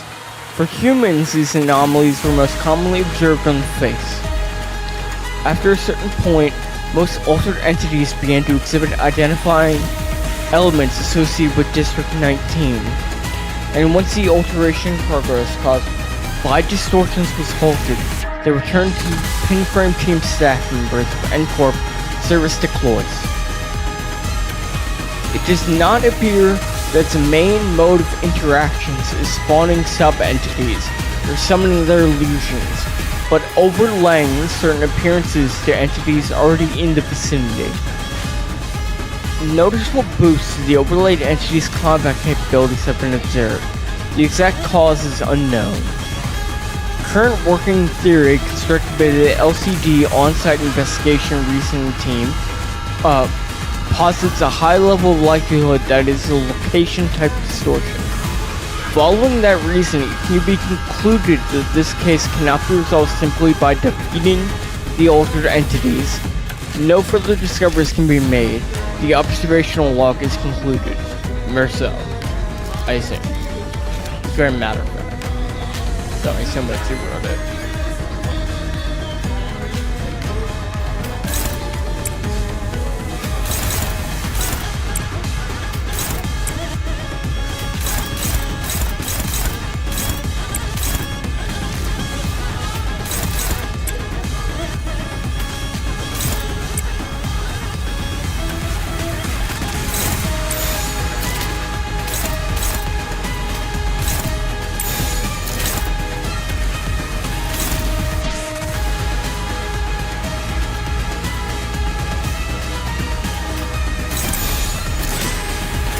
감상은 어떤가?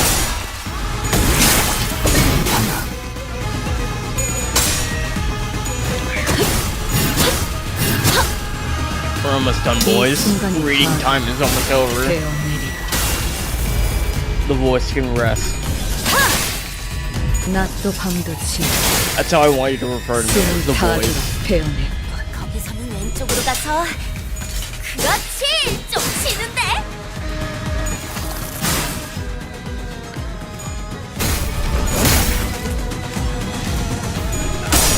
따스한 피.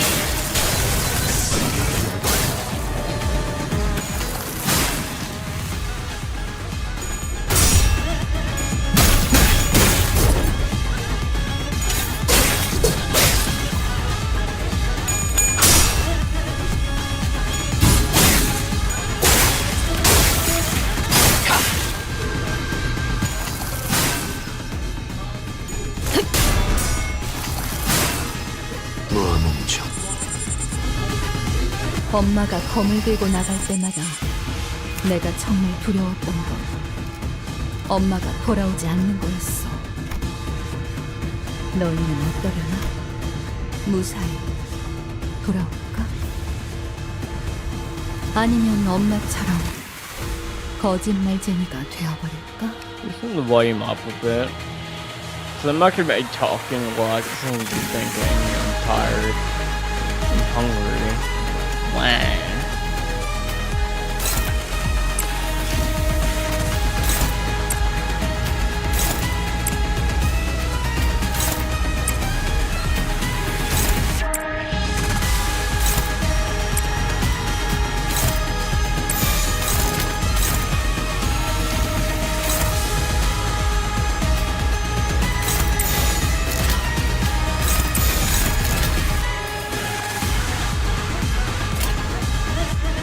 감상은 어떤가요?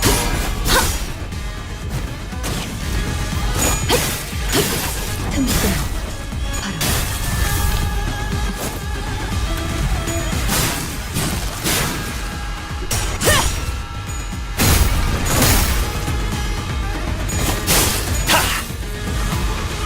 이 순간이 닿아도 베어내리라.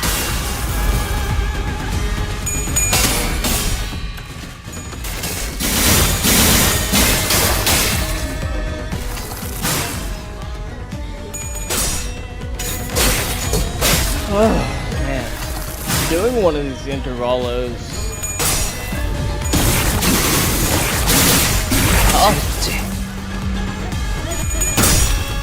My job is so hard.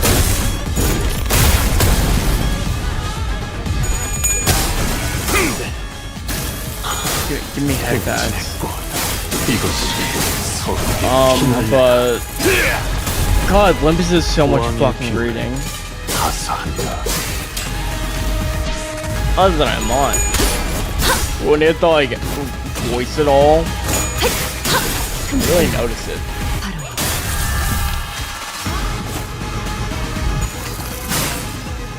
아비규환.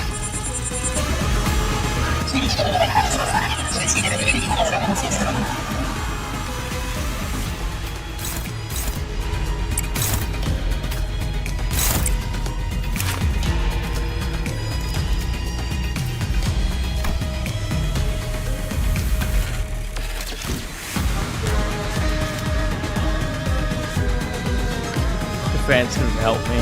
Nice try.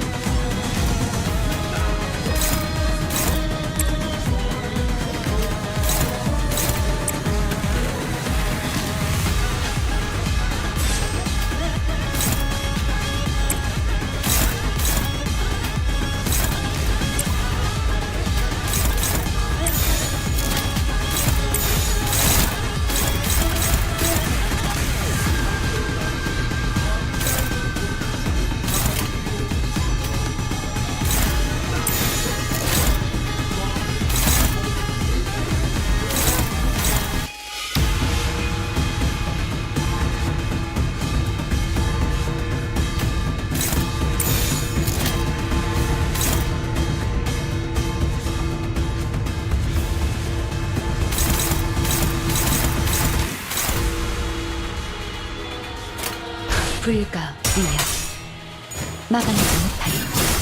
You know what I need? I need an actual fan. So fucking hot.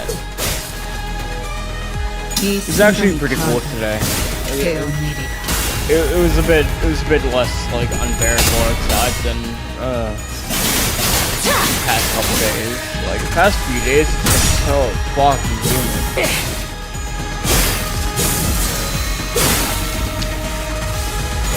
That's how out of content I am. I'm talking about the fucking weather.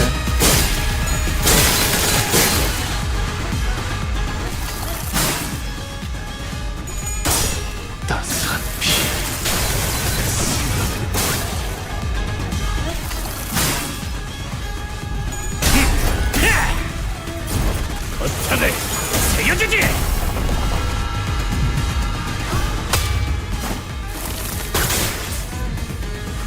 나가봐라.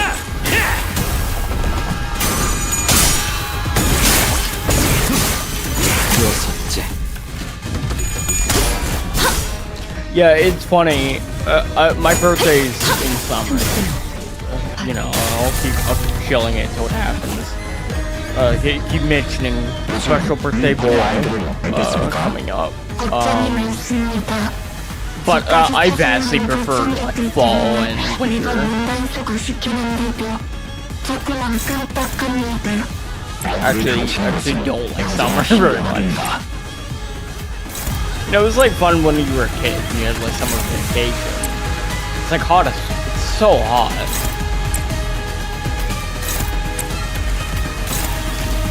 I couldn't imagine living in like a state like California or like just any state that's like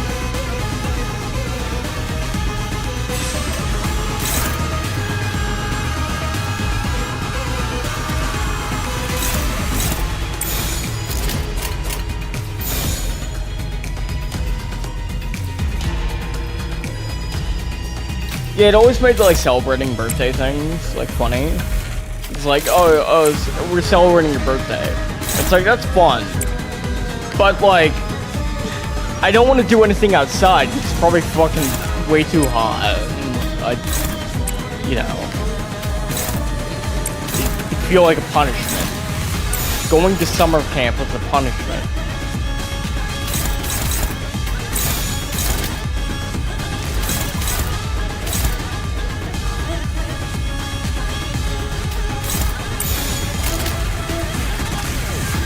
그려낸 대로.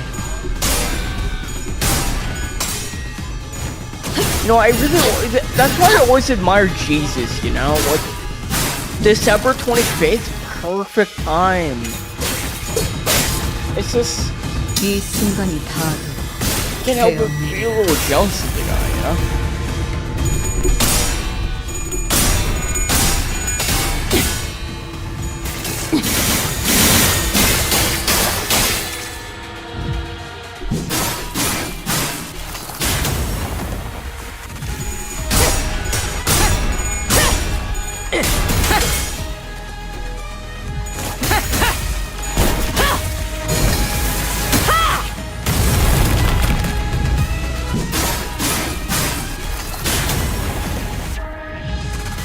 그쯤 해줬으니 포장지 한번 벗겨야겠군.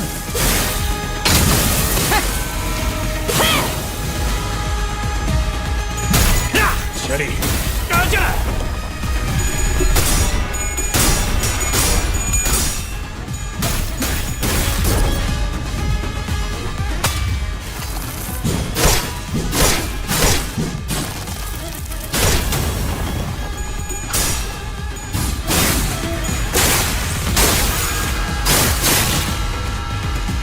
거기서 So 지켜보시죠. satisfying just watching it play out of the game. 왕의 비율을 I think it's so fun, you know? Just have so many like 완료. cool little skirmishes.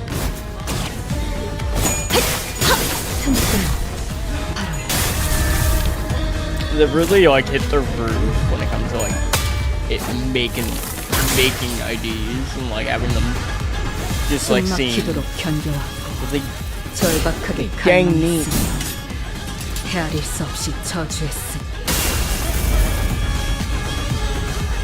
지진이야.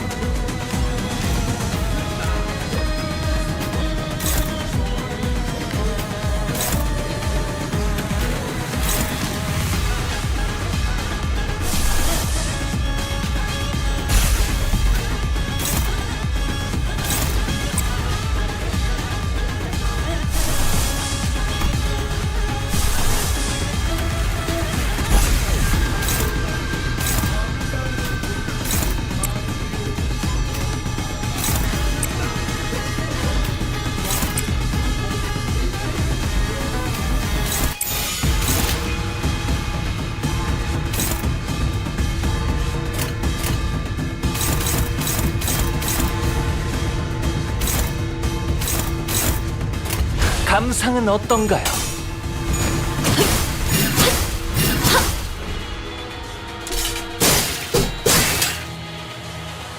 따스한 I think we're pretty. 왕의 비율을 하사한다.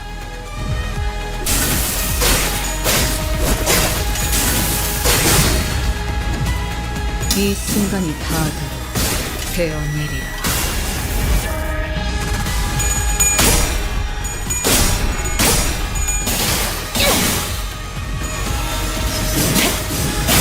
몰아치는 것을 저자가 원망. 자세에 틀림은 없군. 모두가 너를 잊어도 반드시 되찾을 거다.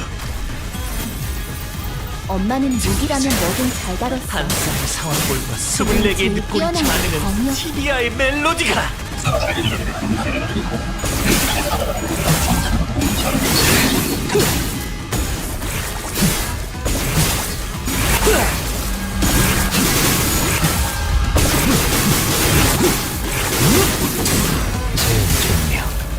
That's pretty cool. 매뉴얼을 만들어두길 잘했네. 그렇게만 해. 여행엔 목적이 있었지. 갈고리가 쉽게 들어간다. 어렵지 않게 멜로디 구간을 줄 수 있을 것 같습니다. 불가 위야. 막아내지 못하리.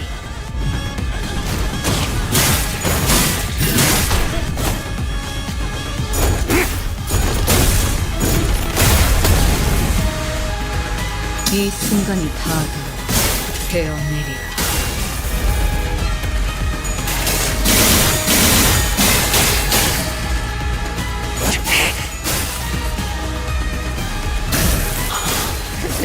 This is so funny. 선악의 피날레다. 왕의 비 It's such a cool idea. 'Cause they gave us Roland. That gave us Roland.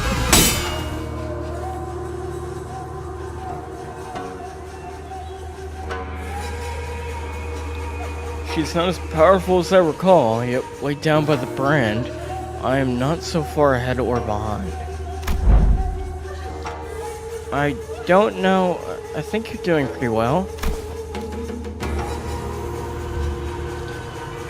Barely. They appear evenly matched yet. He's wielding that sword like he's trying to get himself killed.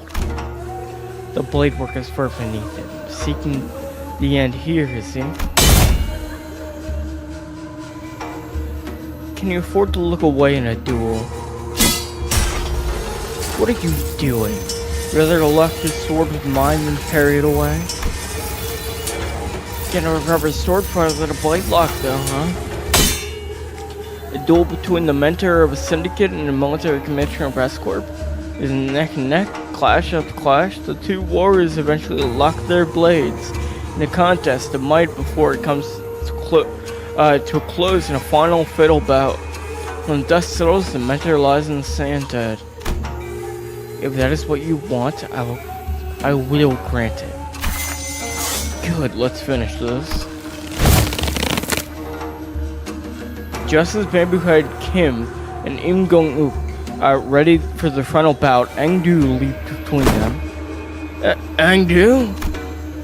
Are you really so ashamed that you would choose death over life, mentor? Are you so scared to leave that you'd rather die? Yes, I am. I am scared. I am terrified of my own audacity to live my days as though I hadn't failed everything and everyone who had their misfortune placing their faith in me. My mission, my honor, my fellows. As though my path isn't haunted by ghosts. As though I can stand shamelessly before the watching eyes of the heavens. What have I even done with the life that was given to me? Blind to the realities of my homeland, I served a master who chose politics over loyalty and justice. I cut down my very fellows who chose to trust a fool like me. I walked my entire life as a flow carried me, and when I finally had the mind to look back, all I saw were blood-red traces everywhere I had gone. Isn't it about time that I admit that this game cannot be won? That... Mentor, the weakness in your strength has failed your mission. The weakness in your position has failed your honor. And the weakness in your heart had become the fiendish blade that cut down your fellows. Angdu? Thought you were here to talk me on living, yet your words pain me so. What weakness of yours is it this time that you would cast away your very own creed and live in life? What other weakness will you use as an excuse today? Stop trying to bear responsibilities asked not of you. The Blade lineage was never about responsibility, nor was it about you, Mentor. Or does your overbearing guilt help you overestimate your importance? What was that saying again? Fellow travelers in the same boat will aid one another? Not a single soul demanded that of you. Talk about kicking a man when he's down. And I have had enough of that flippant larking of yours. We all have. Do you truly believe that not a single one of us had picked up on the fact that all your levity was a means of relieving yourself of the burden you cast upon your own shoulders? None of us ever demanded some impossible feat from you. What was it that you always said to describe yourself? That you are but a botched blade that wields not itself? A tool wielded by willing hands? Why, Mentor? I know what kind of shame. I know not what kind of shame and responsibilities a mere tool has, do you? Because I fail to see any. The shame does not subside still. Then shroud your face with that bamboo hat of yours and live on. Live on so that you may repay your debts.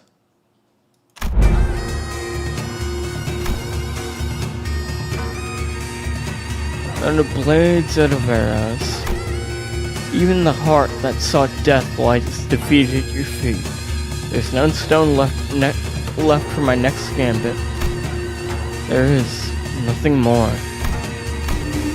Indeed, perhaps there was some merit in your words, and I must retreat from the silly game of stones to become a fiend of blades. Mentor? That is not what I said. Interesting. Whence did you hear in that poem? Yes, when inverted, a bamboo hat is like an unladen ship. Angdu and Imgong were knocked away when bamboo hat came as though he bounced off invisible force.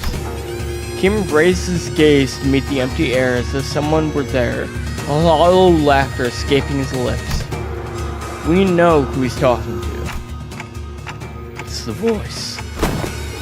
But your last move was not a good one. Indeed, I did wish to become a blade. And what did you do? Forged me into an indiscriminate one that cleaves blindly into friend and foes both. It seems that, in your excitement, you've cornered yourself with the last move. Well, as it seems that I have had an opportunity to retrace our past moves, allow me to try something different this time. Be not so vexed by this round. As you say, we never know what the next game shall bring. I appreciate and will treasure the other bits of your advice. But let us play by the rules of tonight's game. Something different this time, innit? He ain't distorting nothing, that's effervescence, perhaps. Nothing is for certain, indeed. Yet I trust that the words of my last remaining follower have also reached your ears, I am but a tool wielded by willing hands. Nothing in my life has ever been certain. I know not whether this move is what cements my defeat, but a desire to be victorious still nonetheless. Thank you. I will take one courage when I can. The strange invisible pressure dissipates, and an armored woman, Ngongno, readjusts her grip on sword. Kim turned around and looked at her, and saw that the weighty shadow seemed to have been lifted from his face, replaced by a mix of relief and determination. a bit embarrassing to change my stance now, but now I fight to live. And I suppose you'll be okay with that. Of course. To hide from heaven's gaze, this hat I wore, an empty boat, it bore my friends along. In the bamboo veld, we drift from shore to shore. With wine, I don my hat to watch blooms throng. In mirth, I doff that shroud to moon adore.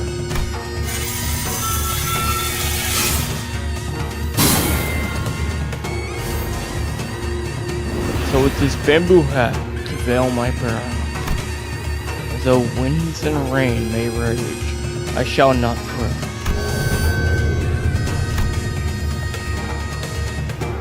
Hi to me, bamboo-headed one, speak your name, for I find your outfit dubious of character.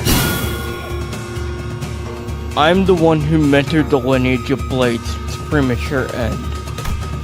I am the one who sought to bring salvation to the downtrodden, to no avail. What to call a man who has failed to disburden himself of the world? How to name a man who has failed to bear the weight of the world? There is none. So call me Bamboo-Headed Kim. Bamboo-Headed Kim, the treasonous wretch.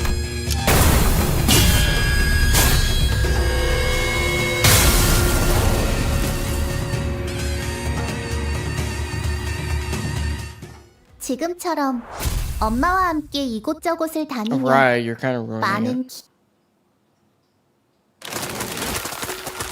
The photographs rapidly folded away from reality.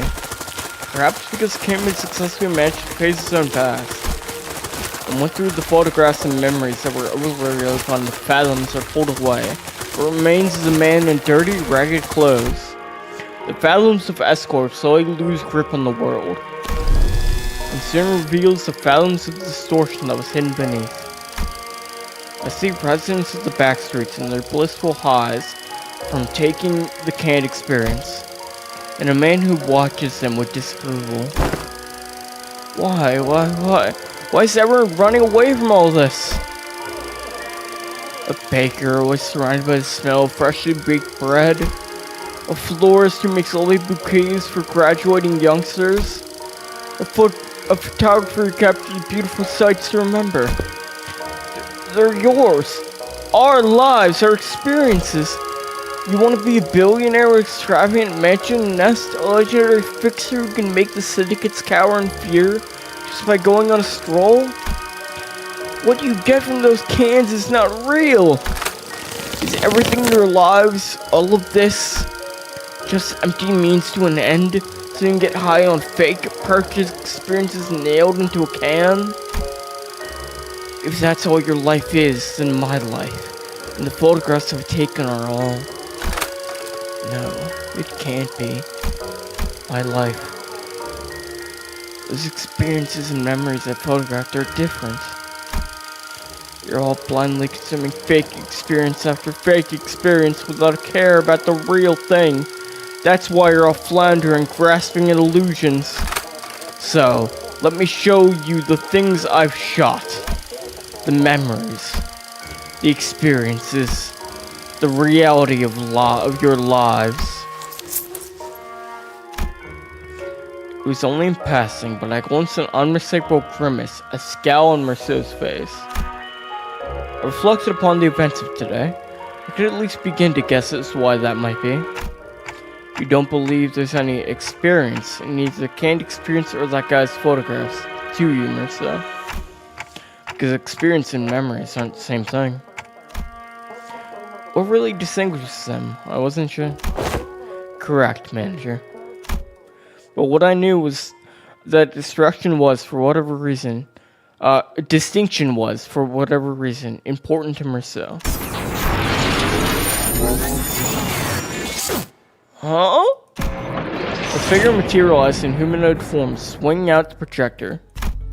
He must be distortions And next to him, another figure stumbling out in a giant suit of armor. Blimey, the thing's still alive?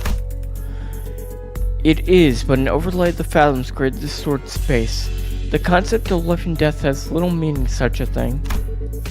Yet faint does she grow, it must be the distortion's power is waning. Hark, accursed one, for these are your crimes. Crime of fomenting chaos in a foreign wing while impersonating chokuns and sell Pipio agro-industries. The crime of exploiting the suffering is Salpipio agro-industries downtrodden as a mere veil for one's own fathoms. And, though it may be part of a reenactment, impersonating a military commissioner of the kingdom without a royal decree. Pursuant to the law of the homeland, the cursed is to be sentenced to death by beheading. Oh my god! I didn't think that's how that would end for him. Being destroyed by the Unfathom. And before we even had the chance to step in or anything, a faint mirage-like warrior brought down her sword and a docugrapher's neck, decapitating him.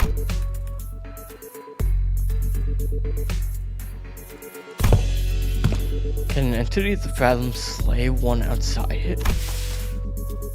Such instance has Hairtooth forever never been observed. But it's happening right now, right before our eyes. I can only say yes. Gang Young Up is a woman of principle. She would have done the same to her bitter end, had she truly been here. As the headless body of the inflection point crumbles to the floor, Young Yup's shape suddenly phased out of reality, and we found ourselves back in the projection room. And there... No way, don't tell me the headless corpse is. We found a large group of injured N-Corp staff thrown pell-mell about the room, and Ezra, who was looking down at the headless body of docugrapher. Damn it. We really were supposed to take him alive. Man, they're gonna hate us.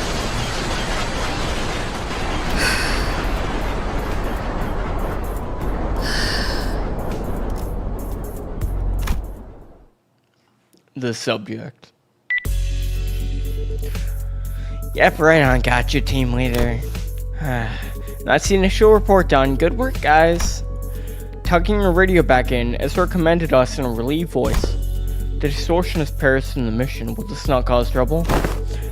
Yeah, that kinda sucks. But it's not like you guys could help it. Who would have thought the distortion would kill its own inflection point? If we knew that in advance, we probably would have prepared something to stop it, but... Well, that's it for the LCD team and team leader to investigate. All in all, the mission was still a success since we managed to eradicate the distortion of Rencorp, not to mention satisfy our client. Also, as we looked toward Ongdu and Kim with a lighthearted shrug, clearly less concerned than she had been earlier. Now, if I've finally known why you'd been disappearing on your own without letting us know, glad you don't seem to have any more reason to, though, so that's all good. Hey, that's a real win in the mission in my book. Phooey! The point is, we did it. And we did the thing, it's done.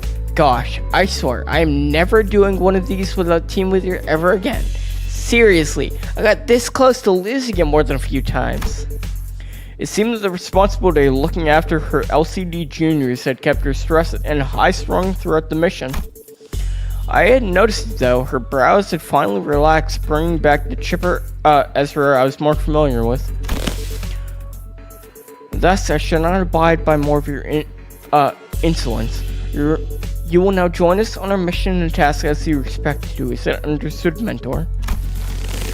Dude, would you mind releasing the hems of my sleeve? Oh, what I wouldn't give to lie down and pass out right about now. The raw emotion in Kim's voice had likewise faded, and with Ongdu's voice no longer as barbed as it had been the Fathoms, it didn't mean the two were back to our more relaxed selves, I knew. Can't exactly say more relaxed for Kim, though, because that's how he's always been, at least from what I've seen in any case. Fine, you are released. Whew, you're giving me a good, hard shake. I don't feel so good. So young dude, I'm afraid it may have gone overboard with upgrading your arm. With your hem release, allow me to reiterate that. Stop! My heart finds peace as well as I watch them bicker. Is everyone doing okay? Yes, Executive Manager. Our force have only suffered a minor injury and do not require you to go through the trouble of rewinding the clock. Hang on, mate. I've got a dislocated shoulder. I can pop that right back in place for you. Allow me, I've taken care of similar injuries in the field. Yeah, and guess what happened last time I let you do that? You rotated my bloody arm the wrong way and it turned my bones and my shoulder into little chips. Don't sweat it, I can rewind that. By now I've already gotten used to the pain of rewinding since century. Dislocated shoulder shouldn't be a big thing. I have to ask the clarification if that's well. Yeah? Does that recall how? The Battle End Corps, pin frame team. The folks have taken photographs of us? And? There are those who were sent to identify and capture the one who violated the taboo, forsooth. As we stood in their path, 'tis no mystery that why we had come to blows, yet I find this to be most perplexing. Wherefore did they take the many photographs of us? Maybe they were taking photographs to report their locations? Recording footage is taboo in Encore, meaning they can't install security cameras here. Their only option is to keep constant record of when tracking down a case or person by photographs. Thine words hold water yet, most puzzling forsooth. For I recall with clarity that from a certain point they'd begun photographing us with renewed obsession. Oh wait, that sounds like a question from Rousseau. Given how often I had to rely on the information Rousseau had provided me in the mission, I think I've got enough practice how to phrase my questions and RWBY to pull the answers I need from him. I couldn't get him to tell us about his own judgments on matter, but it seemed to have near photographic memory of what he'd seen. Rousseau, do you remember how many pictures the Encore staff took of us? I do, 56 times. That's a lot of pictures. You actually remember the exact times they shot us? I do. It's always so neat seeing his memory in action. So, did you get any chance to see which of us got the most photographs taken? I did. Oh, who is it? Is it me? I mean, for a fine model, if I do say so myself. No, it wasn't you. It was me. Huh? But why? I mean, what's the most statistically likely reason that it was you? It was at that moment that I heard the sound of pebbles crunching, their boots approaching us louder and louder. What the heck? End Corp. Oh, dang it. If you're because to beat up some of your guys, listen here. We had to because of distortion, see? It's as she says, this skirmish was an unfortunate consequence of combating the distortion phenomenon. Limbus company provides a custom damage compensation program in case of such unforeseen events. Instead of engaging in some battle, please select to contact the emergency response team at their headquarters as you first. Yes, we fully understand the circumstances surrounding the battle, and we intend to submit an expeditious request for damage compensation as you recommended. But we're here on different business, so you would be so kind as to let us speak. Different business? They're here to arrest me, manager. Hold on, Rousseau, let's hear the map. Wait, what? Rousseau did not resist. He walked past us and joined the group of Rencorp employees. Please confirm that you are Rousseau, formerly one who nails, and formerly a member of the maintenance and management team at the Grand Megaston Sisyphon headquarters. Confirmed. By decree of the Giants, you've been expelled from N-Corp with imprisonment as penalty for non-compliance. Pursuant of Article 12 of the eviction regulations, you've been informed that the remaining in N-Corp's district for more than 6 hours may subject you to immediate arrest. Please confirm that your memory pertaining to the above incident has not been expunged and you are of sound mind to recall it in entirety. Confirmed. Very well then. In keeping with regulations, I hereby notify you that you're now subject to arrest and transport. Place your hands behind your back and please offer no resistance. I'm required to inform you that resistance may incur further penalties. Wait, stop! I guess we did never ask Merceau. Hey Merceau, will you be arrested if we go to N-Corp? Silly me. The Giants is a fun fucking title. What the hell is going on? Wait, forget all that. Did you know this would happen, Merceau? Merceau stood calmly with his arms behind his back as the N-Corp employees handcuffed him, nodded placidly in my direction. I did, manager. Then why the heck didn't you It was less a question and more a reflex. But I didn't need to hear his reply to know why. Right, I never asked, did I? You did not. I'd say you should have warned us way earlier, but your reply just, I follow the instructions going forward, right? Yes, I would. Subject now in custody. From this moment onward, you're considered a suspect and will be transported to N-Corp headquarters for your trial. As for the rest of you, would you be the organization of the suspect is part of? Organization your arse? What in the bloody hell do you think you're doing? Heathcliff, you were about to antagonize N-Corp, a wing. In the absence of reasonably justifiable cause, such as contract, engaging in battle with the city's corporate entities is strongly discouraged. Yeah? And we're supposed to twiddle our thumbs as they drag them away? This must be another piece of information they neglect to tell me. Yet another development that was set in stone. Despite her further claims and collected explanations, I could tell this was not a pleasant situation with Faust either, as she was sending an uncomfortable glance at the N-Corp employees. So where he had taken him, a retrial will be scheduled for the execution of the exile sentence. They replied dispassionately as they took Merceau into custody. We looked back at them, not knowing what to do or say. Late afternoon, the sun prickled us like 1,000 hot needles. Merceau, now in cuffs, gazed at us with the expression that would not seem out of place in any ordinary day.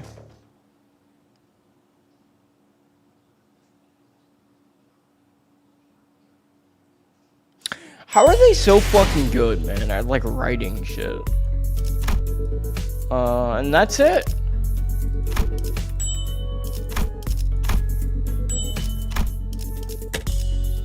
I'm done.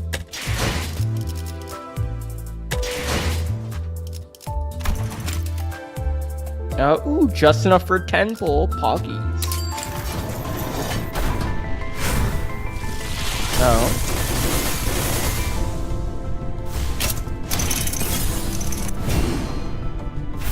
Oh, that's Merceau. 앵두야, Ooh. 이건 또 다 뭐냐? Oh. 보시다시피 That- 일입니다. That is nice. 모두께서 그동안 놀고 먹으며 테레비만 very 보았으니 그러니까 S사 주변 정체를 알아보려 두문불출한 것이라고 분명. 아니다. 그래. I'll 일이나 take that. 가르쳐주렴. Happily. 일단 바닥 말고 의자에 앉으십시오. 마이크가 so- 안 닿지 않습니까?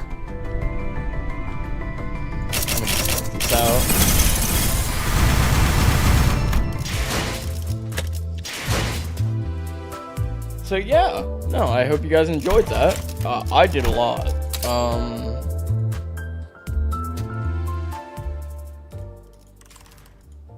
Let's close it a Limbus for ambience sake as I'm wrapping up. So that was a super fun Intervallo. Honestly, that probably is my favorite Intervallo.